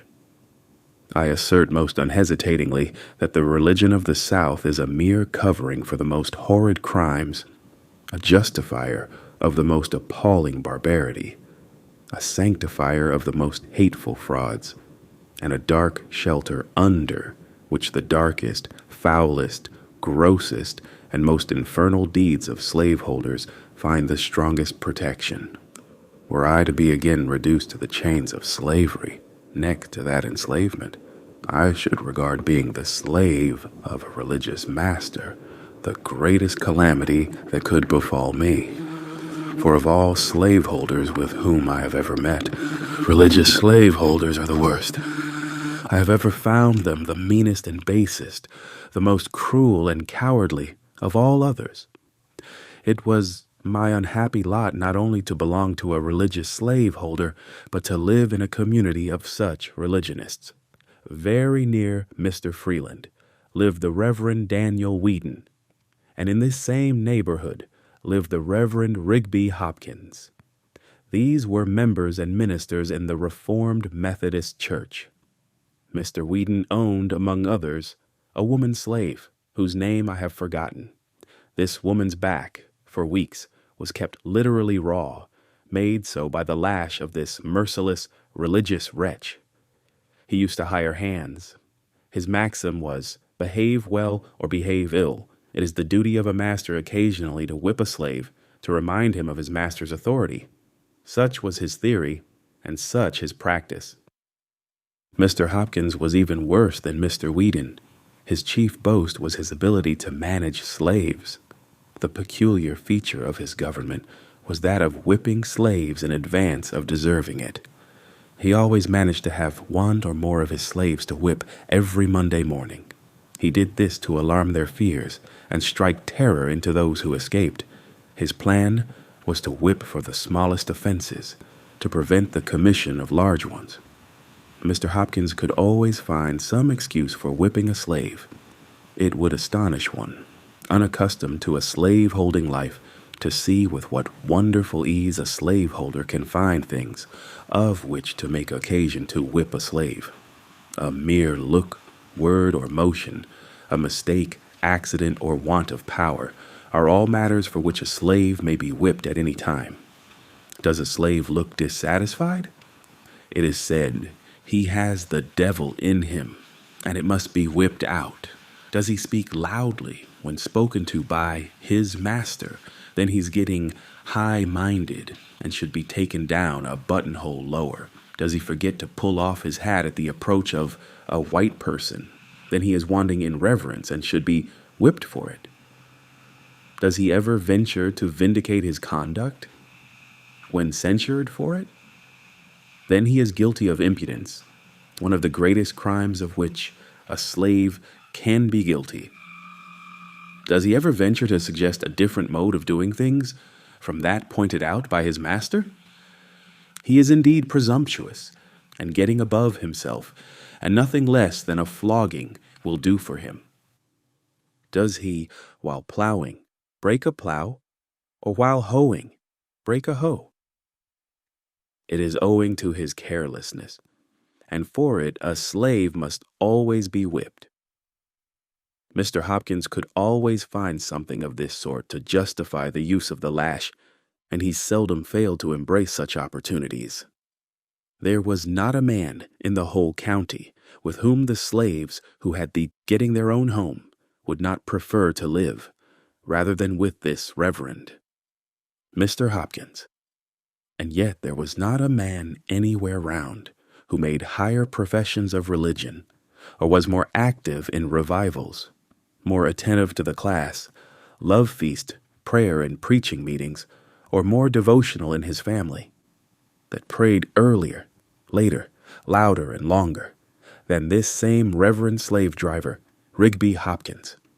But to return to Mr. Freeland, and to my experience while in his employment, he, like Mr. Covey, gave us enough to eat. But unlike Mr. Covey, he also gave us sufficient time to take our meals. He worked us hard, but always between sunrise and sunset. He required a good deal of work to be done, but gave us good tools with which to work. His farm was large, but he employed hands enough to work it, and with ease, compared with many of his neighbors. My treatment, while in his employment, was heavenly, compared with what I experienced at the hands of Mr. Edward Covey. Mr. Freeland was himself the owner of but two slaves. Their names were Henry Harris and John Harris. The rest of his hands he hired. These consisted of myself, Sandy Jenkins, and Handy Caldwell. This Sandy Jenkins is the same man who gave me the roots to prevent my being whipped by Mr. Covey. He was a clever soul. We used frequently to talk about the fight with Covey, and as often as we did so, he would claim my success as the result of the roots which he gave me. This superstition is very common among the more ignorant slaves. A slave seldom dies, but that his death is attributed to trickery. Henry and John were quite intelligent, and in a very little while after I went there, I succeeded in creating in them a strong desire to learn how to read. This desire soon sprang up in the others also. They very soon mustered up some old spelling books, and nothing would do but that I must keep a Sabbath school. I agreed to do so, and accordingly devoted my Sundays to teaching these, my loved fellow slaves, how to read. Neither of them knew his letters when I went there. Some of the slaves of the neighboring farms found what was going on, and also availed themselves of this little opportunity to learn to read. It was understood among all who came that there must be as little display about it as possible. It was necessary to keep our religious masters at St. Michael's unacquainted with the fact that instead of spending the Sabbath in wrestling, boxing, and drinking whiskey, we were trying to learn how to read the will of God, for they had much rather see us engaged in those degrading sports than to see us behaving like intellectual, moral, and accountable beings. My blood boils as I think of the bloody manner in which Messrs. Wright Fairbanks and Garrison West, both class leaders, in connection with many others, rushed in upon us with sticks and stones, and broke up our virtuous little Sabbath school at St. Michael's, all calling themselves Christians, humble followers of the Lord Jesus Christ. But I am again digressing. I held my Sabbath school at the house of a free-colored man, whose name I deem it imprudent to mention, for should it be known, it might embarrass him greatly, though the crime of holding the school was committed 10 years ago. I had at one time over 40 scholars, and those of the right sort, ardently desiring to learn. They were of all ages, though mostly men and women. I look back to those Sundays with an amount of pleasure not to be expressed. They were great days to my soul. The work of instructing my dear fellow slaves was the sweetest engagement with which I was ever blessed. We loved each other, and to leave them at the close of the Sabbath was a severe cross indeed. When I think that these precious souls are today shut up in the prison house of slavery, my feelings overcome me, and I am almost ready to ask, does a righteous God govern the universe? And for what does he hold the thunders in his right hand, if not to smite the oppressor and deliver the spoiled out of the hand of the spoiler? These dear souls came not to Sabbath school because it was popular to do so, nor did I teach them because it was reputable to be thus engaged. Every moment they spent in that school, they were liable to be taken up and given 39 lashes. They came because they wished to learn. Their minds had been starved by their cruel masters. They had been shut up in mental darkness. I taught them because it was the delight of my soul to be doing something that looked like bettering the condition of my race. I kept up my school nearly the whole year I lived with Mr. Freeland, and beside my Sabbath school, I devoted 3 evenings in the week during the winter to teaching the slaves at home, and I have the happiness to know that several of those who came to Sabbath school learned how to read, and that one, at least, is now free through my agency. The year passed off smoothly. It seemed only about half as long as the year which preceded it. I went through it without receiving a single blow. I will give Mr. Freeland the credit of being the best master I ever had, till I became my own master. For the ease with which I passed the year, I was, however, somewhat indebted to the society of my fellow slaves. They were noble souls. They not only possessed loving hearts, but brave ones. We were linked and interlinked with each other. I loved them with a love yet stronger than anything I have experienced since. It is sometimes said that we slaves do not love and confide in each other.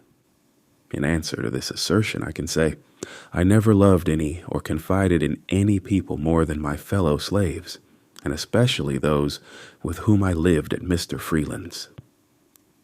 I believe we would have died for each other. We never undertook to do anything of any importance without a mutual consultation. We never moved separately. We were one, and as much so by our tempers and dispositions as by the mutual hardships to which we were necessarily subjected by our condition as slaves. At the close of the year 1834, Mr. Freeland again hired me of my master for the year 1835. But by this time, I began to want to live upon free land as well as with Freeland, and I was no longer content, therefore, to live with him or any other slaveholder. I began, with the commencement of the year, to prepare myself for a final struggle which should decide my fate one way or the other. My tendency was upward. I was fast approaching manhood, and year after year had passed, and I was still a slave. These thoughts roused me. I must do something. I therefore resolved that 1835 should not pass without witnessing an attempt on my part to secure my liberty. But I was not willing to cherish this determination alone. My fellow slaves were dear to me. I was anxious to have them participate with me in this, my life-giving determination. I therefore, though with great prudence, commenced early to ascertain their views and feelings in regard to their condition, and to imbue their minds with thoughts of freedom. I bent myself to devising ways and means for our escape, and meanwhile strove on all fitting occasions to impress them with the gross fraud and inhumanity of slavery. I went first to Henry, next to John, then to the others. I found in them all warm hearts and noble spirits. They were ready to hear and ready to act when a feasible plan should be proposed. This was what I wanted. I talked to them of our want of manhood, if we submitted to our enslavement without at least one noble effort to be free. We met often and consulted frequently, and told our hopes and fears, recounted the difficulties, real and imagined, which we should be called on to meet. At times we were almost disposed to give up and try to content ourselves with our wretched lot. At others, we were firm and unbending in our determination to go. Whenever we suggested any plan, there was shrinking. The odds were fearful. Our path was beset with the greatest obstacles, and if we succeeded in gaining the end of it, our right to be free was yet questionable. We were yet liable to be returned to bondage. We could see no spot this side of the ocean where we could be free. We knew nothing about Canada. Our knowledge of the North did not extend farther than New York, and to go there and be forever harassed with the frightful liability of being returned to slavery, with the certainty of being treated tenfold worse than before. The thought was truly a horrible one, and one which it was not easy to overcome. The case sometimes stood thus. At every gate through which we were to pass, we saw a watchman. At every ferry a guard, on every bridge a sentinel, and in every wood a patrol. We were hemmed in upon every side. Here were the difficulties, real or imagined, the good to be sought, and the evil to be shunned.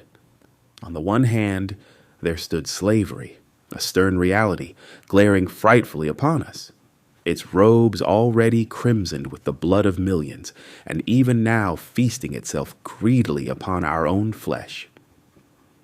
On the other hand, away back in the dim distance, under the flickering light of the North Star, behind some craggy hill or snow-covered mountain, stood a doubtful freedom, half frozen, beckoning us to come and share its hospitality. This in itself was sometimes enough to stagger us. But when we permitted ourselves to survey the road, we were frequently appalled. Upon either side, we saw grim death, assuming the most horrid shapes. Now it was starvation, causing us to eat our own flesh.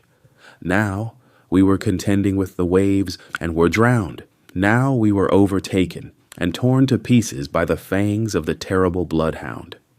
We were stung by scorpions, chased by wild beasts, bitten by snakes, and finally, after having nearly reached the desired spot, after swimming rivers, encountering wild beasts, sleeping in the woods, suffering hunger and nakedness, we were overtaken by our pursuers, and in our resistance we were shot dead upon the spot.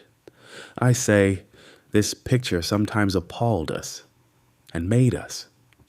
Rather bear those ills we had than fly to others that we knew not of. In coming to a fixed determination to run away, we did more than Patrick Henry when he resolved upon liberty or death. With us, it was a doubtful liberty at most, and almost certain death if we failed. For my part, I should prefer death to hopeless bondage. Sandy, one of our number, gave up the notion, but still encouraged us. Our company then consisted of Henry Harris, John Harris, Henry Bailey, Charles Roberts, and myself. Henry Bailey was my uncle and belonged to my master. Charles married my aunt. He belonged to my master's father-in-law, Mr. William Hamilton.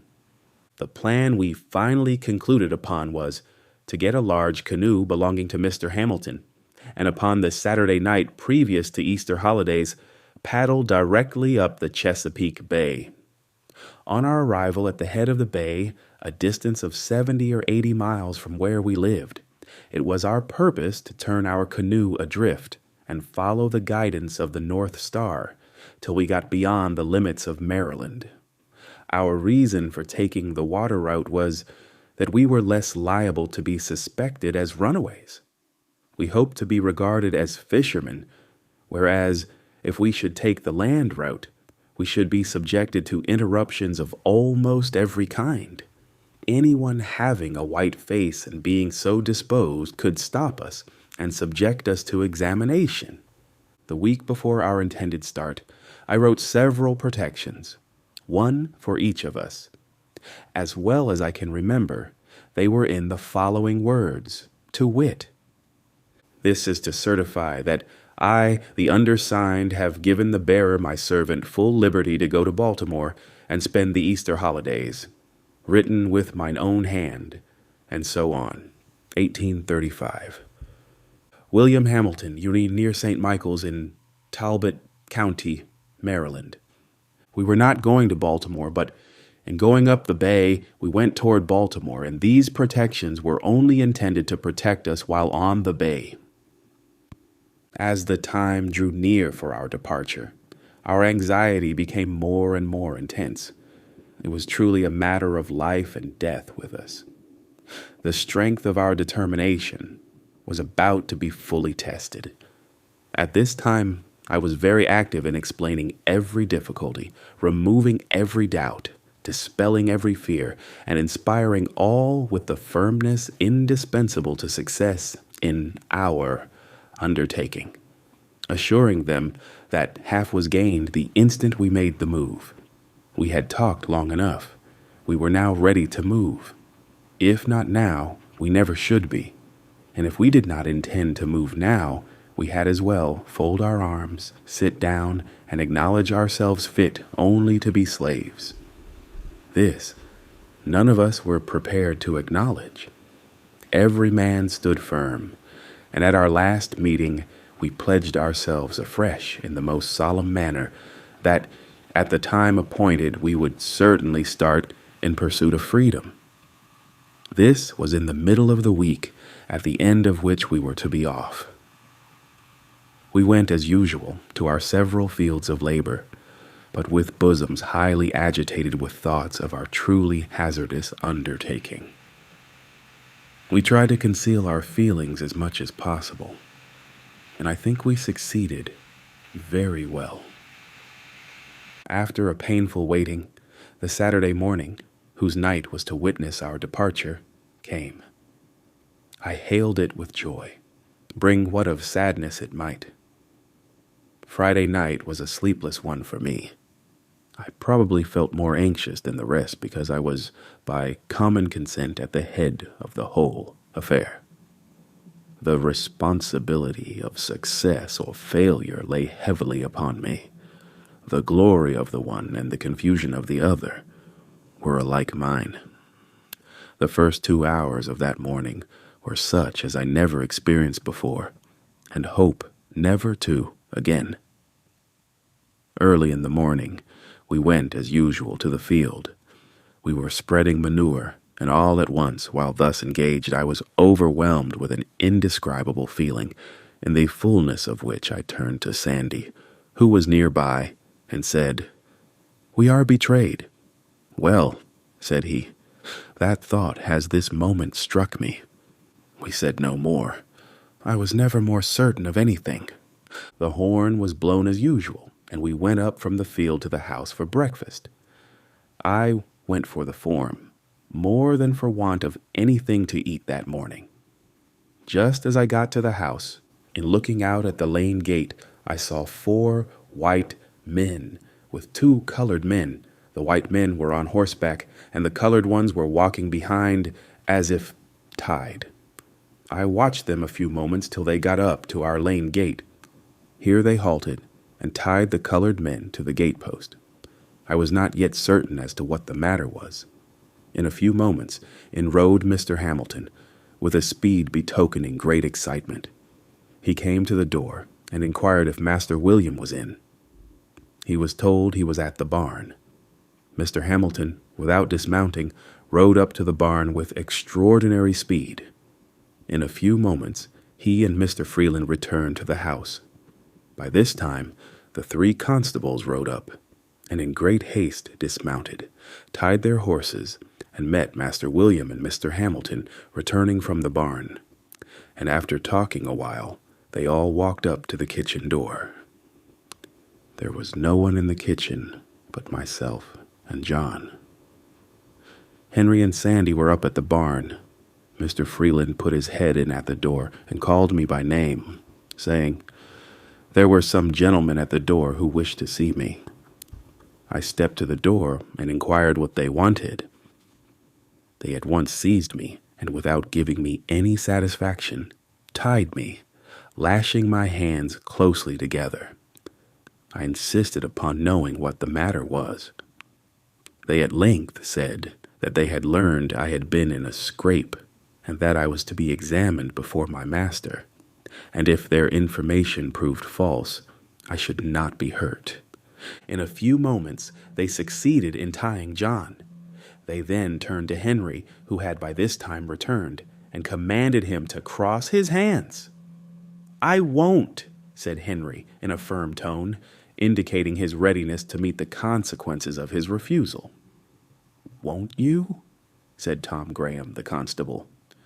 "No, I won't," said Henry in a still stronger tone. With this, 2 of the constables pulled out their shining pistols and swore by their Creator that they would make him cross his hands or kill him. Each cocked his pistol, and with fingers on the trigger, walked up to Henry, saying at the same time, if he did not cross his hands, they would blow his damned heart out. "Shoot me, said Henry. "You can't kill me but once. Shoot, and be damned. I won't be tied." This he said in a tone of loud defiance, and at the same time, with a motion as quick as lightning, he, with one single stroke, dashed the pistols from the hand of each constable. As he did this, All hands fell upon him, and after beating him some time, they finally overpowered him and got him tied. During the scuffle, I managed I know not how to get my pass out and, without being discovered, put it into the fire. We were all now tied, and just as we were to leave for Easton Jail, Betsy Freeland, mother of William Freeland, came to the door with her hands full of biscuits and divided them between Henry and John. She then delivered herself of a speech to the following effect. Addressing herself to me, she said, "You devil, you yellow devil, it was you that put it into the heads of Henry and John to run away. But for you, you long-legged mulatto devil, Henry nor John would never have thought of such a thing." I made no reply, and was immediately hurried off towards St. Michael's. Just a moment previous to the scuffle with Henry, Mr. Hamilton suggested the propriety of making a search for the protections which he had understood Frederick had written for himself and the rest. But just at the moment he was about carrying his proposal into effect, his aid was needed in helping to tie Henry, and the excitement attending the scuffle caused them either to forget or to deem it unsafe under the circumstances to search. So we were not yet convicted of the intention to run away. When we got about halfway to St. Michael's, while the constables having us in charge were looking ahead, Henry inquired of me what he should do with his pass. I told him to eat it with his biscuit and own nothing. And we had passed the word around, own nothing. And own nothing, said we all. Our confidence in each other was unshaken. We were resolved to succeed or fail together after the calamity had befallen us as much as before. We were now prepared for anything. We were to be dragged that morning 15 miles behind horses, and then to be placed in the Easton jail. When we reached St. Michael's, we underwent a sort of examination. We all denied that we ever intended to run away. We did this more to bring out the evidence against us than from any hope of getting clear of being sold. For, as I have said, we were ready for that. The fact was, we cared but little where we went, so we went together. Our greatest concern was about separation. We dreaded that more than anything this side of death. We found the evidence against us to be the testimony of one person. Our master would not tell who it was, but we came to a unanimous decision among ourselves as to who their informant was. We were sent off to the jail at Easton. When we got there, we were delivered up to the sheriff, Mr. Joseph Graham, and by him placed in jail. Henry, John, and myself were placed in one room together, Charles and Henry Bailey in another. Their object in separating us was to hinder concert. We had been in jail scarcely 20 minutes when a swarm of slave traders and agents for slave traders flocked into jail to look at us and to ascertain if we were for sale. Such a set of beings I never saw before. I felt myself surrounded by so many fiends from perdition. A band of pirates never looked more like their father, the devil. They laughed and grinned over us, saying, "Ah, my boys, we have got you, haven't we?"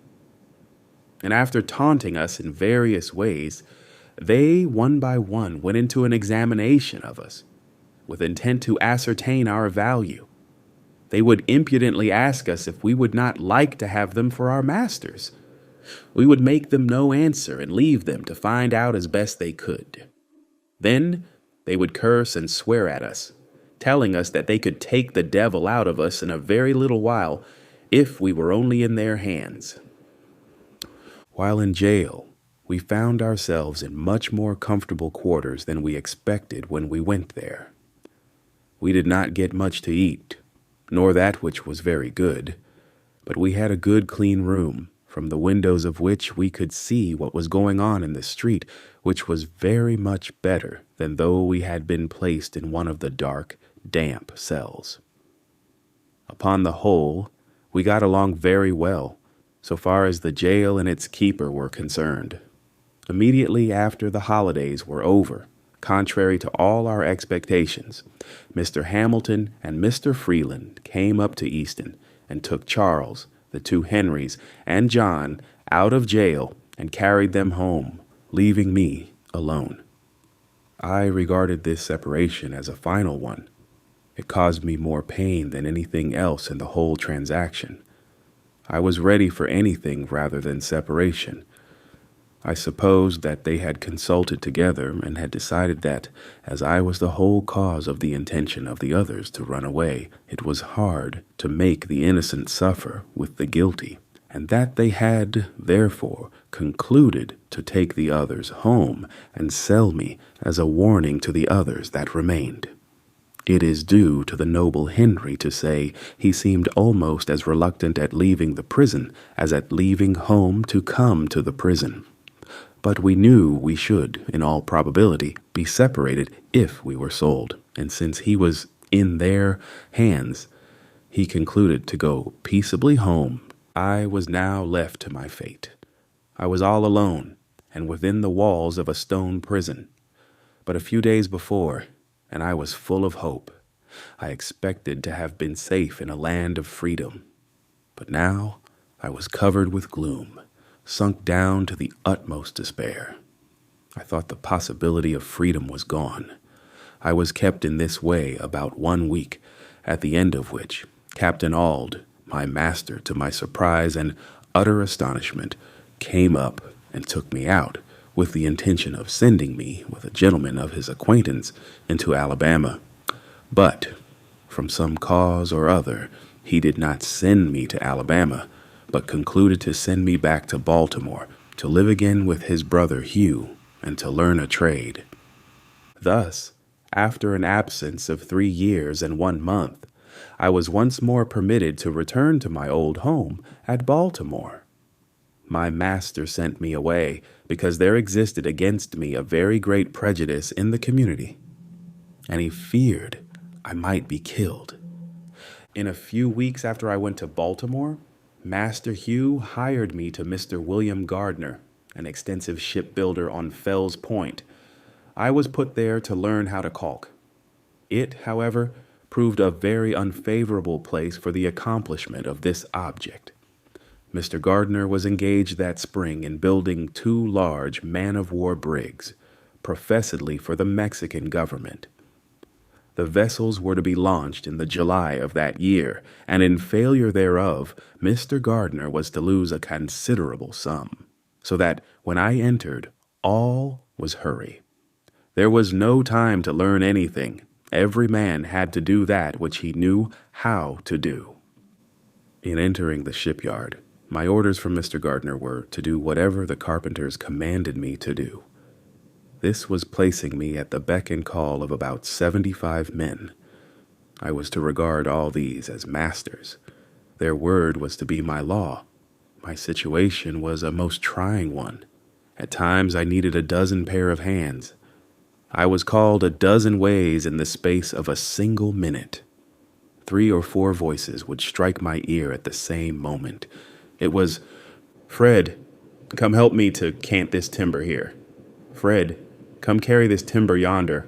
Fred, bring that roller here. Fred, go get a fresh can of water. Fred, come help saw off the end of this timber. Fred, go quick and get the crowbar. Fred, hold on the end of this fall. Fred, go to the blacksmith shop and get a new punch. Hurrah, Fred, run and bring me a cold chisel. I say, Fred, bear a hand and get up a fire as quick as lightning under that steam box. Hallo, nigger, come, turn this grindstone. Come, move, and bows this timber forward. I say, darky, blast your eyes. Why don't you heat up some pitch? Hello! 3 voices at the same time. Come here, go there. Hold on where you are. Damn you, if you move, I'll knock your brains out. This was my school for 8 months, and I might have remained there longer, but for a most horrid fight I had with 4 of the white apprentices, in which my left eye was nearly knocked out, and I was horribly mangled in other respects. The facts in the case were these. Until a very little while after I went there, white and black ship carpenters worked side by side, and no one seemed to see any impropriety in it. All hands seemed to be very well satisfied. Many of the black carpenters were freemen. Things seemed to be going on very well. All at once the white carpenters knocked off and said they would not work with free-colored workmen. Their reason for this, as alleged, was that if free-colored carpenters were encouraged, they would soon take the trade into their own hands, and poor white men would be thrown out of employment. They therefore felt called upon at once to put a stop to it, and, taking advantage of Mr. Gardner's necessities, they broke off, swearing they would work no longer, unless he would discharge his black carpenters. Now, though this did not extend to me in form, it did reach me, in fact, my fellow apprentices very soon began to feel it degrading to them to work with me. They began to put on airs and talk about the niggers taking the country, saying we all ought to be killed. And being encouraged by the journeymen, they commenced making my condition as hard as they could by hectoring me around and sometimes striking me. I, of course, kept the vow I made after the fight with Mr. Covey, and struck back again, regardless of consequences. And while I kept them from combining, I succeeded very well, for I could whip the whole of them, taking them separately. They, however, at length combined, and came upon me, armed with sticks, stones, and heavy handspikes. One came in front with a half-brick. There was one at each side of me, and one behind me. While I was attending to those in front, and on either side, the one behind ran up with the handspike, and struck me a heavy blow upon the head. It stunned me. I fell, and with this they all ran upon me, and fell to beating me with their fists. I let them lay on for a while, gathering strength. In an instant I gave a sudden surge, and rose to my hands and knees. Just as I did that, one of their number gave me, with his heavy boot, a powerful kick in the left eye. My eyeball seemed to have burst. When they saw my eye closed and badly swollen, they left me. With this, I seized the handspike, and for a time pursued them. But here the carpenters interfered, and I thought I might as well give it up. It was impossible to stand my hand against so many. All this took place in sight of not less than 50 white ship carpenters, and not one interposed a friendly word, but some cried, "Kill the damned nigger! Kill him! Kill him! He struck a white person!" I found my only chance for life was in flight. I succeeded in getting away without an additional blow, and barely so, for to strike a white man is death by lynch law, and that was the law in Mr. Gardner's shipyard, nor is there much of any other out of Mr. Gardner's shipyard. I went directly home and told the story of my wrongs to Master Hugh, and I am happy to say of him, irreligious as he was, his conduct was heavenly, compared with that of his brother Thomas under similar circumstances. He listened attentively to my narration of the circumstances leading to the savage outrage, and gave many proofs of his strong indignation at it. The heart of my once overkind mistress was again melted into pity. My puffed-out eye and blood-covered face moved her to tears. She took a chair by me, washed the blood from my face, and with a mother's tenderness bound up my head, covering the wounded eye with a lean piece of fresh beef. It was almost compensation for my suffering to witness once more a manifestation of kindness from this, my once affectionate old mistress. Master Hugh was very much enraged. He gave expression to his feelings by pouring out curses upon the heads of those who did the deed. As soon as I got a little the better of my bruises, he took me with him to Esquire Watson's on Bond Street to see what could be done about the matter. Mr. Watson inquired who saw the assault committed. Master Hugh told him it was done in Mr. Gardner's shipyard at midday, where there were a large company of men at work.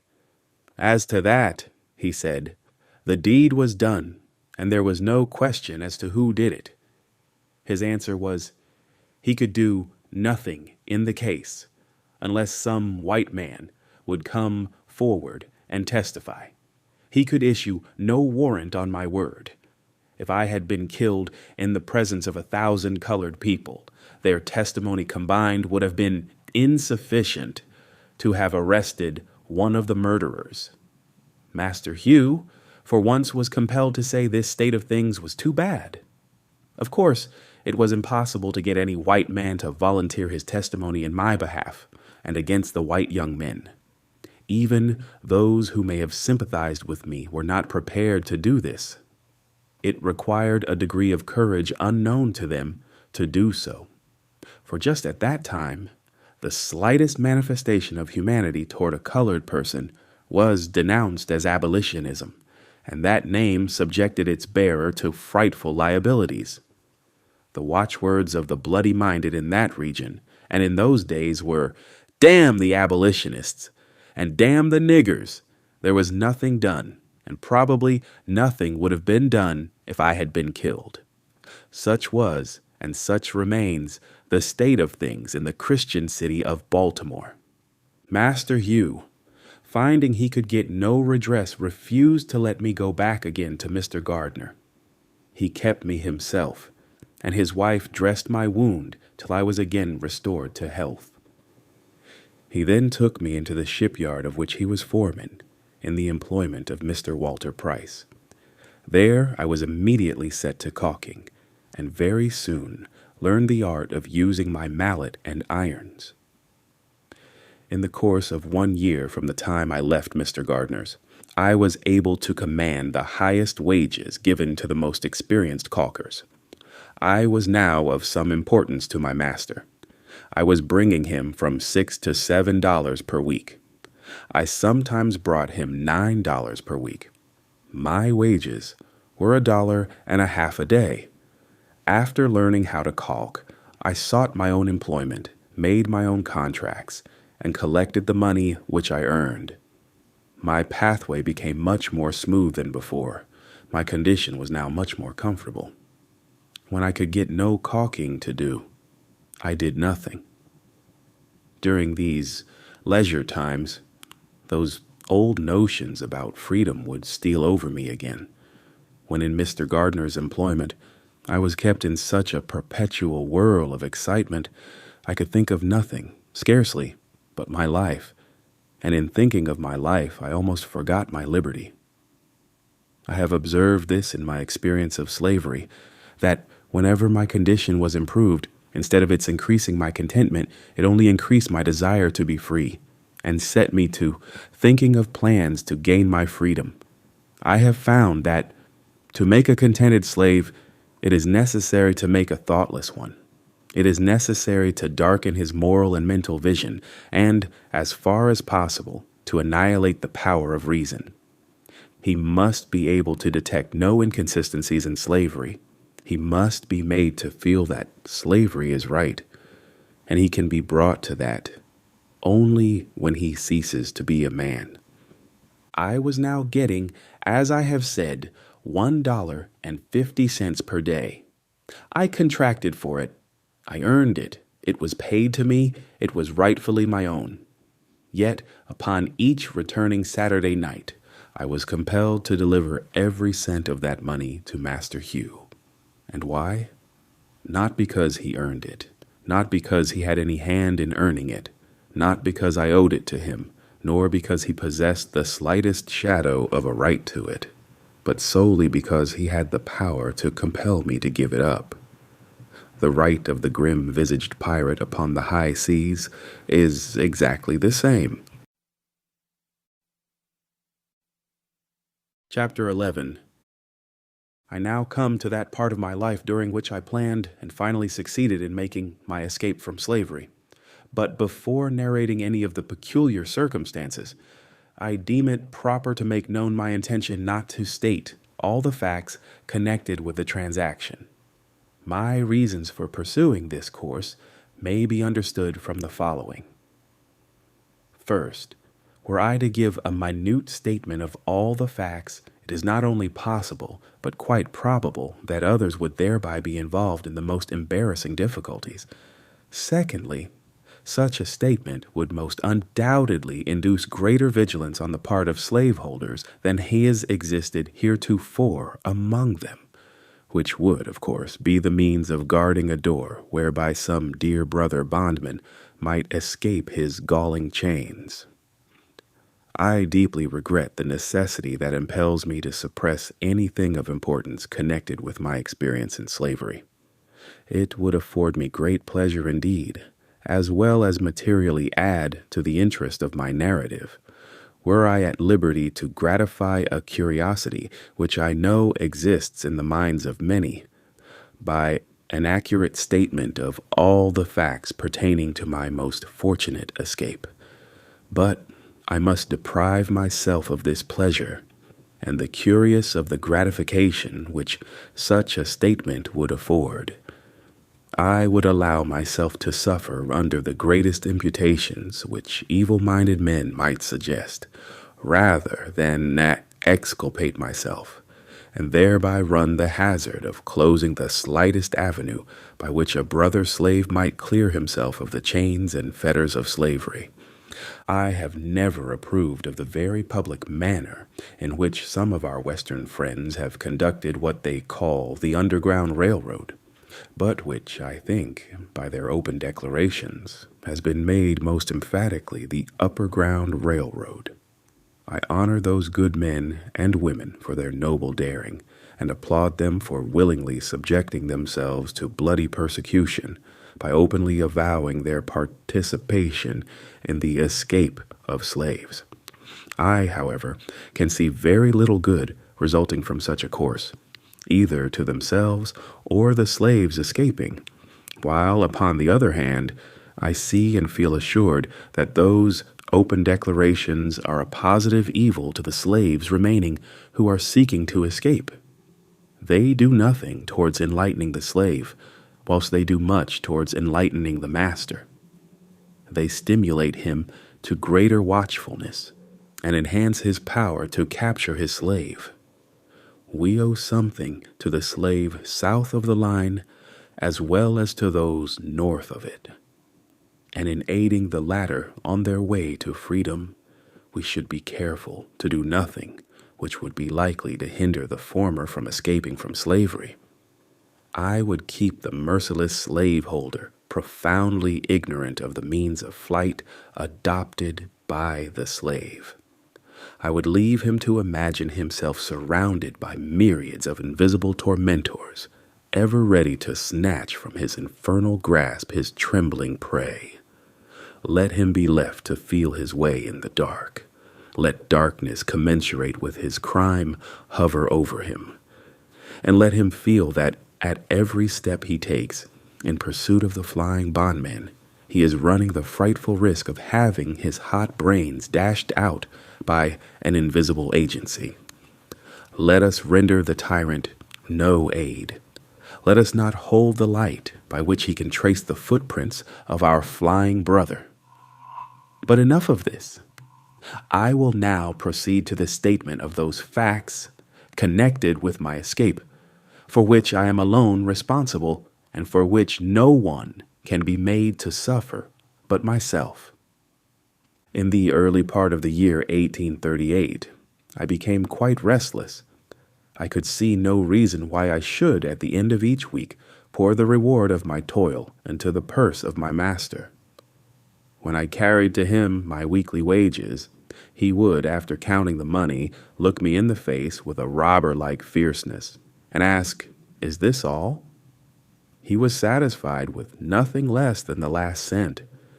He would, however, when I made him $6, sometimes give me 6 cents to encourage me. It had the opposite effect. I regarded it as a sort of admission of my right to the whole. The fact that he gave me any part of my wages was proof, to my mind, that he believed me entitled to the whole of them. I always felt worse for having received anything, for I feared that the giving me a few cents would ease his conscience and make him feel himself to be a pretty honorable sort of robber.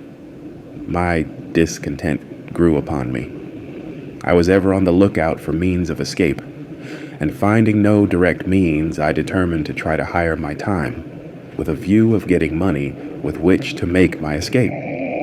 In the spring of 1838, when Master Thomas came to Baltimore to purchase his spring goods, I got an opportunity and applied to him to allow me to hire my time. He unhesitatingly refused my request and told me this was another stratagem by which to escape. He told me I could go nowhere but that he could get me, and that in the event of my running away, he should spare no pains in his efforts to catch me. He exhorted me to content myself and be obedient. He told me if I would be happy, I must lay out no plans for the future. He said if I behaved myself properly, he would take care of me. Indeed, he advised me to complete thoughtlessness of the future and taught me to depend solely upon him for happiness. He seemed to see fully the pressing necessity of setting aside my intellectual nature in order to contentment in slavery. But in spite of him, and even in spite of myself, I continued to think, and to think about the injustice of my enslavement and the means of escape. About 2 months after this, I applied to Master Hugh for the privilege of hiring my time. He was not acquainted with the fact that I had applied to Master Thomas and had been refused. He, too, at first seemed disposed to refuse, but after some reflection, he granted me the privilege and proposed the following terms. I was to be allowed all my time, make all contracts with those for whom I worked, and find my own employment. And in return for this liberty, I was to pay him $3 at the end of each week, find myself in caulking tools, and in board and clothing. My board was $2.50 per week. This, with the wear and tear of clothing and caulking tools, made my regular expenses about $6 per week. This amount I was compelled to make up or relinquish the privilege of hiring my time. Rain or shine, work or no work, at the end of each week the money must be forthcoming, or I must give up my privilege. This arrangement, it will be perceived, was decidedly in my master's favor. It relieved him of all need of looking after me. His money was sure. He received all the benefits of slaveholding without its evils, while I endured all the evils of a slave and suffered all the care and anxiety of a freeman. I found it a hard bargain, but hard as it was, I thought it better than the old mode of getting along. It was a step towards freedom, to be allowed to bear the responsibilities of a freeman, and I was determined to hold on upon it. I bent myself to the work of making money. I was ready to work at night as well as day, and by the most untiring perseverance and industry, I made enough to meet my expenses and lay up a little money every week. I went on thus from May till August. Master Hugh then refused to allow me to hire my time longer. The ground for his refusal was a failure on my part, one Saturday night, to pay him for my week's time. This failure was occasioned by my attending a camp meeting about 10 miles from Baltimore. During the week, I had entered into an engagement with a number of young friends to start from Baltimore to the campground early Saturday evening, and being detained by my employer, I was unable to get down to Master Hugh's without disappointing the company. I knew that Master Hugh was in no special need of the money that night. I therefore decided to go to camp meeting, and upon my return pay him the $3. I stayed at the camp meeting one day longer than I intended when I left, but as soon as I returned, I called upon him to pay him what he considered his due. I found him very angry. He could scarce restrain his wrath. He said he had a great mind to give me a severe whipping. He wished to know how I dared go out of the city without asking his permission. I told him I hired my time, and while I paid him the price which he asked for it, I did not know that I was bound to ask him when and where I should go. This reply troubled him, and after reflecting a few moments he turned to me and said I should hire my time no longer, that the next thing he should know of, I would be running away. Upon the same plea, he told me to bring my tools and clothing home forthwith. I did so, but instead of seeking work as I had been accustomed to do previously to hiring my time, I spent the whole week without the performance of a single stroke of work. I did this in retaliation. Saturday night, he called upon me as usual for my week's wages. I told him I had no wages. I had done no work that week. Here we were upon the point of coming to blows. He raved and swore his determination to get hold of me. I did not allow myself a single word, but was resolved, if he laid the weight of his hand upon me, it should be blow for blow. He did not strike me, but told me that he would find me in constant employment in future. I thought the matter over during the next day, Sunday, and finally resolved upon the 3rd day of September as the day upon which I would make a second attempt to secure my freedom. I now had 3 weeks during which to prepare for my journey. Early on Monday morning, before Master Hugh had time to make any engagement for me, I went out and got employment of Mr. Butler at his shipyard near the drawbridge, upon what is called the city block, thus making it unnecessary for him to seek employment for me. At the end of the week, I brought him between $8 and $9. He seemed very well pleased, and asked why I did not do the same the week before. He little knew what my plans were. My object in working steadily was to remove any suspicion he might entertain of my intent to run away, and in this I succeeded admirably. I suppose he thought I was never better satisfied with my condition than at the very time during which I was planning my escape. The 2nd week passed, and again I carried him my full wages, and so well pleased was he that he gave me 25 cents. Quite a large sum for a slaveholder to give a slave, and bade me to make a good use of it. I told him I would. Things went on without very smoothly indeed, but within there was trouble. It is impossible for me to describe my feelings as the time of my contemplated start drew near. I had a number of warm-hearted friends in Baltimore, friends that I loved almost as I did my life, and the thought of being separated from them forever was painful beyond expression. It is my opinion that thousands would escape from slavery, who now remain, but for the strong cords of affection that bind them to their friends. The thought of leaving my friends was decidedly the most painful thought with which I had to contend. The love of them was my tender point, and shook my decision more than all things else. Besides the pain of separation, the dread and apprehension of a failure exceeded what I had experienced at my first attempt. The appalling defeat I then sustained returned to torment me. I felt assured that if I failed in this attempt, my case would be a hopeless one. It would seal my fate as a slave forever.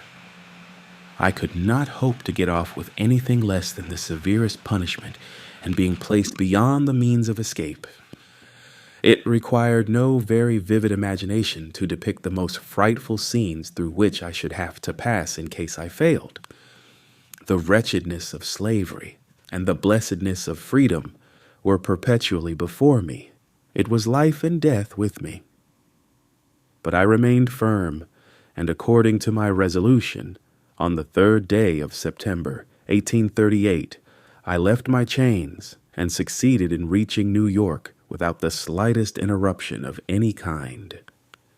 How I did so, what means I adopted, what direction I traveled, and by what mode of conveyance, I must leave unexplained for the reasons before mentioned. I have been frequently asked how I felt when I found myself in a free state. I have never been able to answer the question with any satisfaction to myself. It was a moment of the highest excitement I ever experienced. I suppose I felt as one may imagine the unarmed mariner to feel when he is rescued by a friendly man of war from the pursuit of a pirate. In writing to a dear friend, immediately after my arrival at New York, I said I felt like one who had escaped a den of hungry lions. This state of mind, however, very soon subsided, and I was again seized with a feeling of great insecurity and loneliness. I was yet liable to be taken back and subjected to all the tortures of slavery. This, in itself, was enough to damp the ardor of my enthusiasm. But the loneliness overcame me.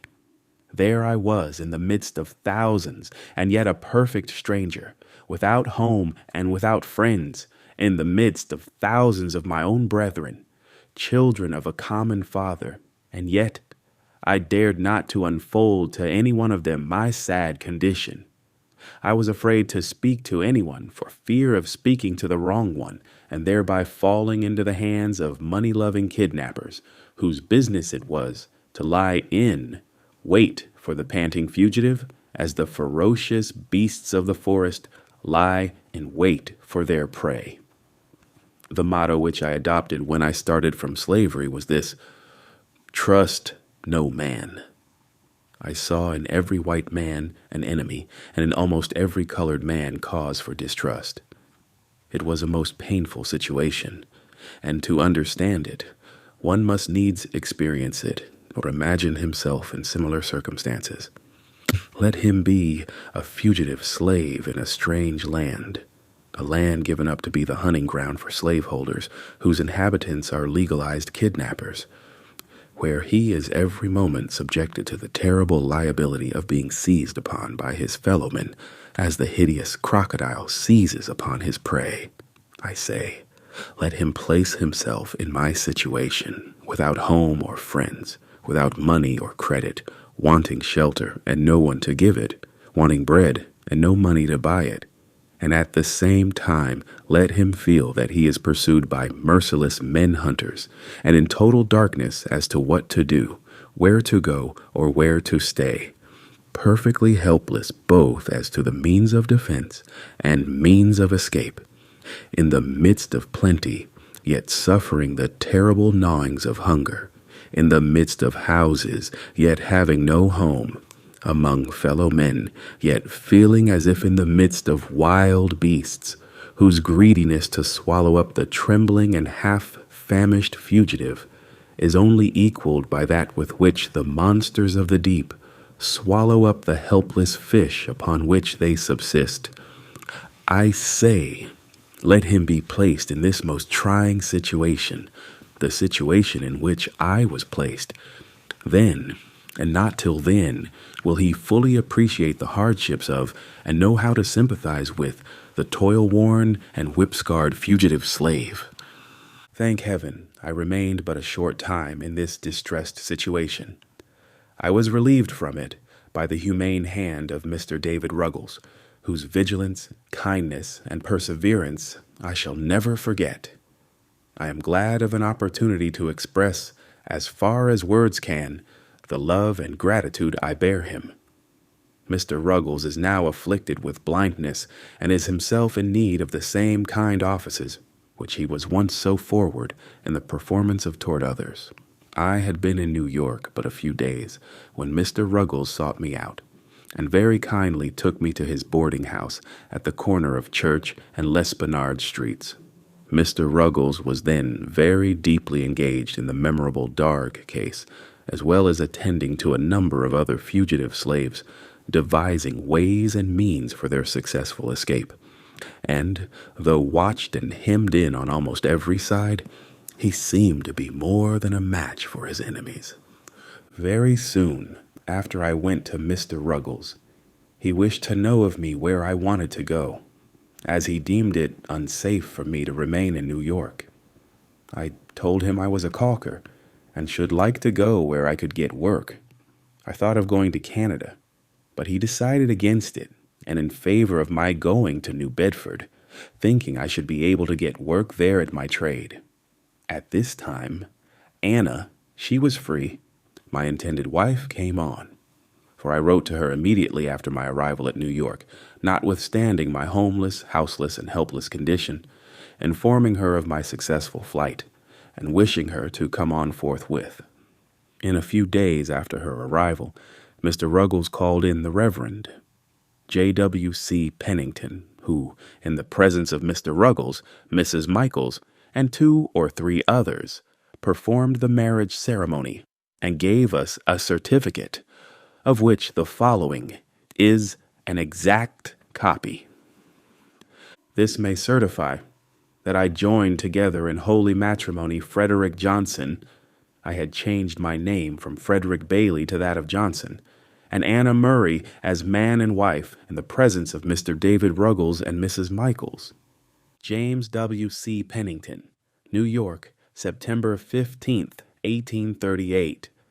Upon receiving this certificate and a $5 bill from Mr. Ruggles, I shouldered one part of our baggage, and Anna took up the other, and we set out forthwith to take passage on board of the steamboat John W. Richmond for Newport, on our way to New Bedford.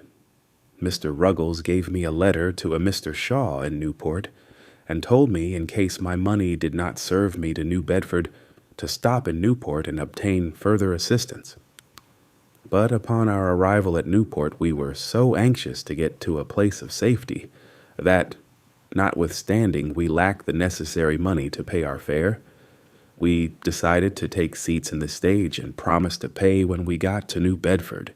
We were encouraged to do this by 2 excellent gentlemen, residents of New Bedford, whose names I afterward ascertained to be Joseph Ricketson and William C. Tabor.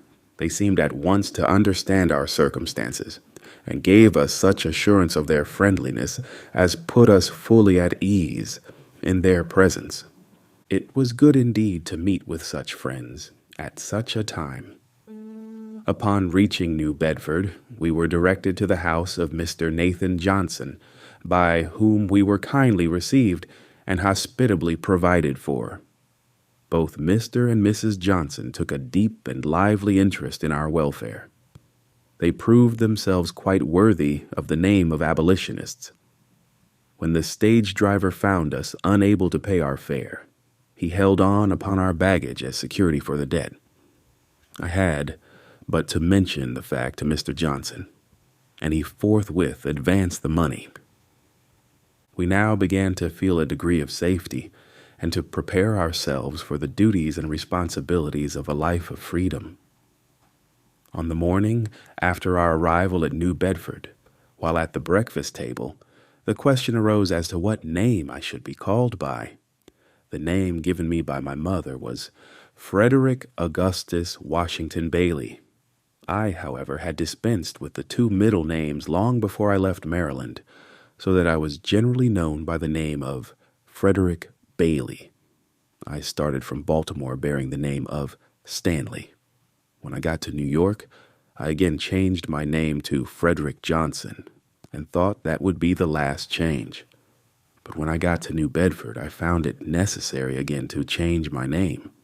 The reason of this necessity was that there were so many Johnsons in New Bedford, it was already quite difficult to distinguish between them. I gave Mr. Johnson the privilege of choosing me a name, but told him he must not take from me the name of Frederick.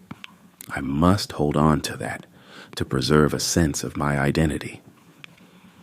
Mr. Johnson had just been reading The Lady of the Lake, and at once suggested that my name be Douglas. From that time until now I have been called Frederick Douglass, and as I am more widely known by that name than by either of the others, I shall continue to use it as my own. I was quite disappointed at the general appearance of things in New Bedford. The impression which I had received respecting the character and condition of the people of the North, I found to be singularly erroneous. I had very strangely supposed while in slavery that few of the comforts and scarcely any of the luxuries of life were enjoyed at the North compared with what were enjoyed by the slaveholders of the South.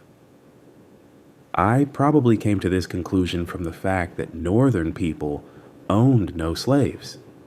I supposed that they were about upon a level with the non-slaveholding population of the South. I knew they were exceedingly poor, and I had been accustomed to regard their poverty as the necessary consequence of their being non-slaveholders. I had somehow imbibed the opinion that, in the absence of slaves, there could be no wealth and very little refinement. And upon coming to the North, I expected to meet with a rough, hard-handed, and uncultivated population, living in the most Spartan-like simplicity, knowing nothing of the ease, luxury, pomp, and grandeur of Southern slaveholders. Such being my conjectures, anyone acquainted with the appearance of New Bedford may very readily infer how palpably I must have seen my mistake. In the afternoon of the day when I reached New Bedford, I visited the wharves to take a view of the shipping. Here I found myself surrounded with the strongest proofs of wealth. Lying at the wharves and riding in the stream, I saw many ships of the finest model, in the best order, and of the largest size. Upon the right and left, I was walled in by granite warehouses of the widest dimensions, stowed to their utmost capacity with the necessaries and comforts of life. Added to this, almost everybody seemed to be at work, but noiselessly so, compared with what I had been accustomed to in Baltimore. There were no loud songs heard from those engaged in loading and unloading ships. I heard no deep oaths or horrid curses on the laborer. I saw no whipping of men, but all seemed to go smoothly on. Every man appeared to understand his work, and went at it with a sober yet cheerful earnestness, which betokened the deep interest which he felt in what he was doing, as well as a sense of his own dignity as a man. To me, this looked exceedingly strange. From the wharves, I strolled around and over the town, gazing with wonder and admiration at the splendid churches, beautiful dwellings, and finely cultivated gardens, evincing an amount of wealth, comfort, taste, and refinement, such as I had never seen in any part of slaveholding Maryland. Everything looked clean, new, and beautiful. I saw few or no dilapidated houses with poverty-stricken inmates, no half-naked children and barefooted women, such as I had been accustomed to see in Hillsborough, Easton, St. Michael's, and Baltimore. The people looked more able, stronger, healthier, and happier than those of Maryland. I was for once made glad by a view of extreme wealth, without being saddened by seeing extreme poverty. But the most astonishing, as well as the most interesting thing to me, was the condition of the colored people, a great many of whom, like myself, had escaped thither as a refuge from the hunters of men. I found many who had not been 7 years out of their chains, living in finer houses, and evidently enjoying more of the comforts of life than the average of slaveholders in Maryland. I will venture to assert that my friend Mr. Nathan Johnson, of whom I can say with a grateful heart, I was hungry, and he gave me meat. I was thirsty, and he gave me drink. I was a stranger, and he took me in. Lived in a neater house, dined at a better table, took, paid for, and read more newspapers. Better understood the moral, religious, and political character of the nation than 9/10 of the slaveholders in Talbot County, Maryland. Yet Mr. Johnson was a working man. His hands were hardened by toil, and not his alone, but those also of Mrs. Johnson. I found the colored people much more spirited than I had supposed they would be. I found among them a determination to protect each other from the bloodthirsty kidnapper at all hazards. Soon after my arrival, I was told of a circumstance which illustrated their spirit. A colored man and a fugitive slave were on unfriendly terms. The former was heard to threaten the latter with informing his master of his whereabouts. Straightway, a meeting was called among the colored people under the stereotyped notice, "Business of Importance." The betrayer was invited to attend. The people came at the appointed hour and organized the meeting by appointing a very religious old gentleman as president, who, I believe, made a prayer, after which he addressed the meeting as follows. "Friends, we have got him here, and I would recommend that you young men just take him outside the door and kill him." With this, a number of them bolted at him, but they were intercepted by some more timid than themselves, and the betrayer escaped their vengeance and has not been seen in New Bedford since. I believe there have been no more such threats, and should there be hereafter, I doubt not that death would be the consequence. I found employment, the 3rd day after my arrival, in stowing a sloop with a load of oil. It was new, dirty, and hard work for me, but I went at it with a glad heart and a willing hand. I was now my own master. It was a happy moment, the rapture of which can be understood only by those who have been slaves. It was the first work, the reward of which was to be entirely my own. There was no Master Hugh standing ready the moment I earned the money to rob me of it. I worked that day with a pleasure I had never before experienced. I was at work for myself and newly married wife. It was to me the starting point of a new existence. When I got through with that job, I went in pursuit of a job of caulking. But such was the strength of prejudice against color among the white caulkers that they refused to work with me, and of course I could get no employment.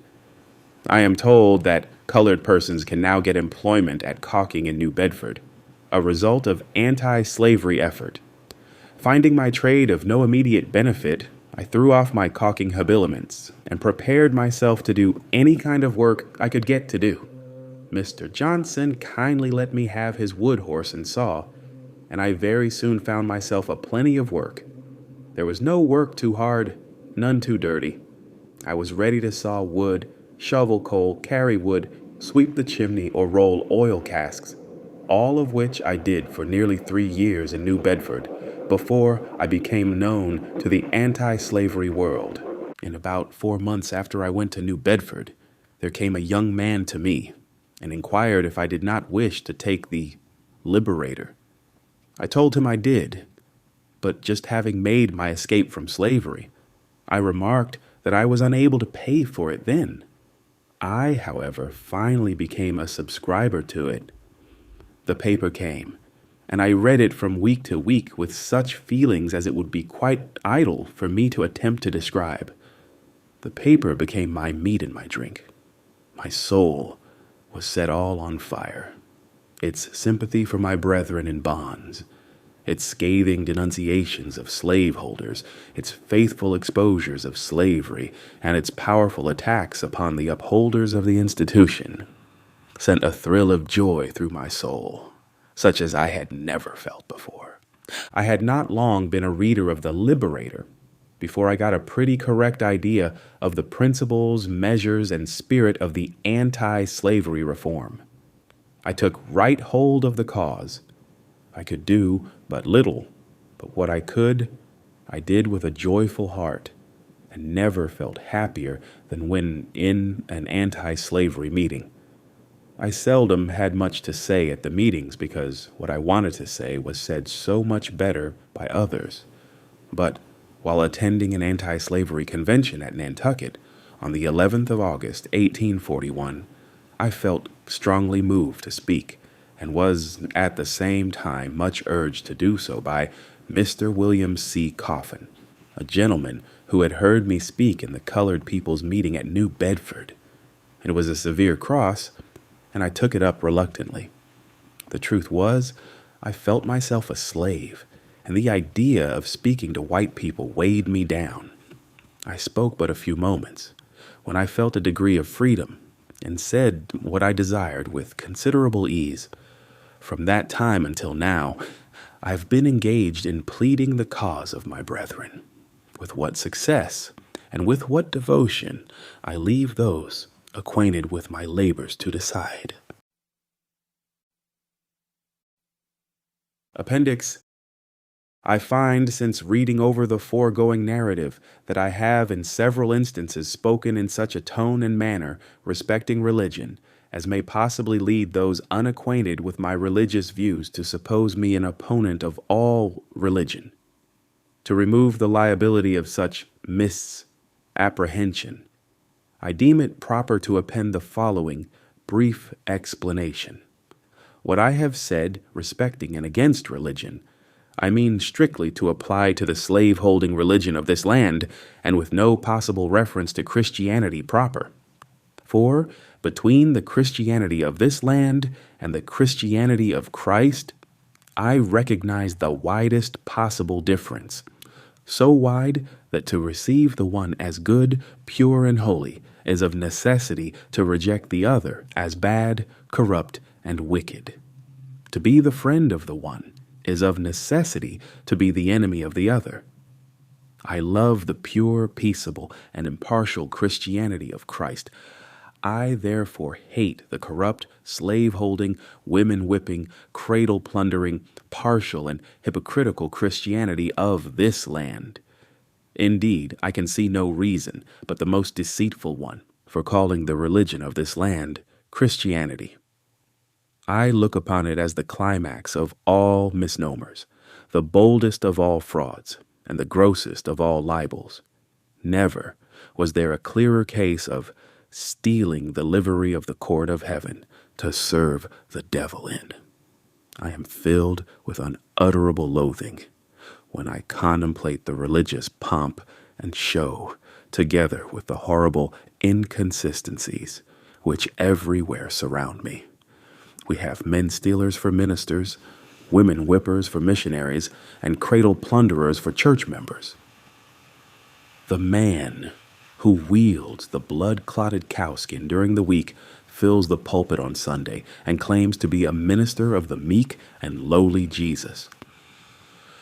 The man who robs me of my earnings at the end of each week meets me as a class leader on Sunday morning to show me the way of life and the path of salvation. He who sells my sister for purposes of prostitution stands forth as the pious advocate of purity. He who proclaims it a religious duty to read the Bible denies me the right of learning to read the name of the God who made me. He who is the religious advocate of marriage robs whole millions of its sacred influence and leaves them to the ravages of wholesale pollution. The warm defender of the sacredness of the family relation is the same that scatters whole families, sundering husbands and wives, parents and children, sisters and brothers, leaving the hut vacant and the hearth desolate. We see the thief preaching against theft and the adulterer against adultery. We have men sold to build churches, women sold to support the gospel, and babes sold to purchase Bibles for the poor heathen, all for the glory of God and the good of souls. The slave auctioneer's bell and the church-going bell chime in with each other, and the bitter cries of the heartbroken slave are drowned in the religious shouts of his pious master. Revivals of religion and revivals in the slave trade go hand in hand together. The slave prison and the church stand near each other. The clanking of fetters and the rattling of chains in the prison, and the pious psalm and solemn prayer in the church may be heard at the same time. The dealers in the bodies and souls of men erect their stand in the presence of the pulpit, and they mutually help each other. The dealer gives his blood-stained gold to support the pulpit, and the pulpit, in return, covers his infernal business with the garb of Christianity. Here we have religion and robbery, the allies of each other, devils dressed in angels' robes, and hell presenting the semblance of paradise. Just God, and these are they Vous who minister at thine altar, God of right, men who their hands with prayer and blessing lay on Israel's ark of light. What? Preach and kidnap men, give thanks and rob thy own afflicted poor, talk of thy glorious liberty, and then bolt hard the captive's door? What? Servants of thy own merciful Son, who came to seek and save the homeless and the outcast, fettering down the tasked and plundered slave. Pilate and Herod friends, chief priests and rulers, as of old combine, just God and holy. Is that church which lends strength to the spoiler thine? The Christianity of America is a Christianity of whose votaries it may be as truly said, as it was of the ancient scribes and Pharisees, they bind heavy burdens, and grievous to be borne, and lay them on men's shoulders, but they themselves will not move them with one of their fingers. All their works they do for to be seen of men. They love the uppermost rooms at feasts, and the chief seats in the synagogues, and to be called of men, Rabbi, Rabbi. But woe unto you, scribes and Pharisees, hypocrites! For ye shut up the kingdom of heaven against men, for ye neither go in yourselves, neither suffer ye them that are entering to go in. Ye devour widows' houses, and for a pretense make long prayers. Therefore ye shall receive the greater damnation. Ye compass sea and land to make one proselyte, and when he is made, ye make him twofold, more the child of hell than yourselves. Woe unto you, scribes and Pharisees, hypocrites! For ye pay tithe of mint, and anise, and cumin, and have omitted the weightier matters of the law, judgment, mercy, and faith. These ought ye to have done, and not to leave the other undone. Ye blind guides, which strain at a gnat, and swallow a camel. Woe unto you, scribes and Pharisees, hypocrites! For ye make clean the outside of the cup and of the platter, but within they are full of extortion and excess. Woe unto you, scribes and Pharisees, hypocrites! For ye are like unto whited sepulchres, which indeed appear beautiful outward, but are within full of dead men's bones, and of all uncleanness. Even so ye also outwardly appear righteous unto men, but within ye are full of hypocrisy and iniquity. Dark and terrible as is this picture, I hold it to be strictly true of the overwhelming mass of professed Christians in America. They strain at a gnat and swallow a camel. Could anything be more true of our churches? They would be shocked at the proposition of fellowshipping a sheep, stealer, and at the same time they hug to their communion a man, stealer, and brand me with being an infidel if I find fault with them for it. They attend with pharisaical strictness to the outward forms of religion, and at the same time neglect the weightier matters of the law, judgment, mercy, and faith. They are always ready to sacrifice, but seldom to show mercy. They are they who are represented as professing to love God, whom they have not seen, whilst they hate their brother, whom they have seen. They love the heathen on the other side of the globe. They can pray for him, pay money to have the Bible put into his hand, and missionaries to instruct him, while they despise and totally neglect the heathen at their own doors. Such is, very briefly, my view of the religion of this land, and to avoid any misunderstanding, growing out of the use of general terms, I mean by the religion of this land that which is revealed in the words, deeds, and actions of those bodies, North and South, calling themselves Christian churches, and yet in union with slaveholders. It is against religion, as presented by these bodies, that I have felt it my duty to testify. I conclude these remarks by copying the following portrait of the religion of the South, which is, by communion and fellowship, the religion of the North, which I soberly affirm is true to the life, and without caricature or the slightest exaggeration. It is said to have been drawn several years before the present anti-slavery agitation began, by a Northern Methodist preacher who, while residing at the South, had an opportunity to see slave-holding morals, manners, and piety with his own eyes. Shall I not visit for these things? Saith the Lord. Shall not my soul be avenged on such a nation as this? A parody. Come, saints and sinners, hear me tell how pious priests whip Jack and Nell, and women buy, and children sell, and preach all sinners down to hell, and sing of heavenly union. They'll bleat and bite, don't like goats, gorge down black sheep, and strain at motes, array their backs in fine black coats, then seize their negroes by their throats, and choke for heavenly union. They'll church you if you sip a dram, and damn you if you steal a lamb, yet rob old Tony, Doll, and Sam of human rights and bread and ham, kidnappers' heavenly union. They'll loudly talk of Christ's reward, and bind his image with a cord, and scold, and swing the lash abhorred, and sell their brother in the Lord to handcuffed heavenly union. They'll read and sing a sacred song, and make a prayer both loud and long, and teach the right and do the wrong, hailing the brother, sister throng, with words of heavenly union. We wonder how such saints can sing, or praise the Lord upon the wing, who roar and scold and whip and sting, and to their slaves and mammon cling in guilty conscience union. They'll raise tobacco, corn and rye, and drive and thieve and cheat and lie, and lay up treasures in the sky, by making switch and cowskin fly, and hope of heavenly union. They'll crack old Tony on the skull, and preach and roar like Bashan bull, or braying ass of mischief full, then seize old Jacob by the wool, and pull for heavenly union.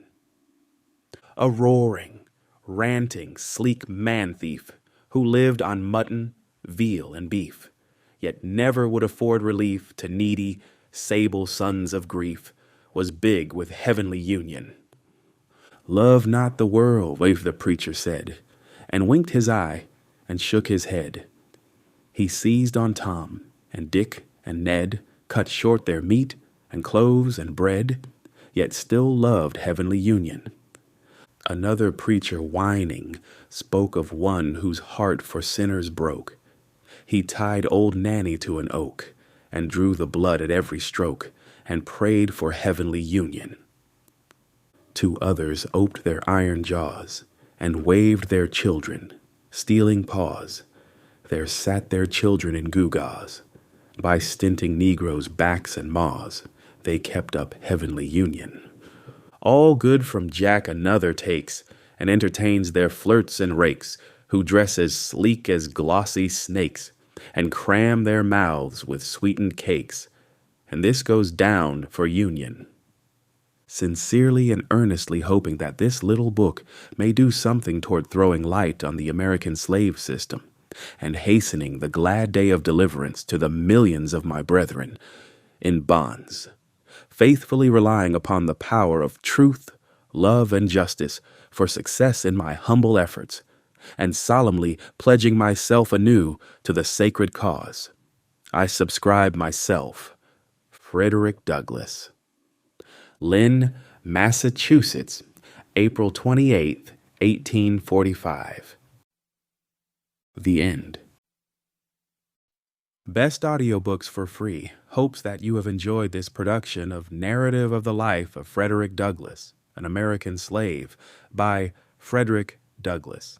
Please subscribe to our channel on YouTube and Rumble, as your subscription is the support we need to create more great free content. Please look to our website at bestaudiobooksforfree.com for a complete list of our audiobooks.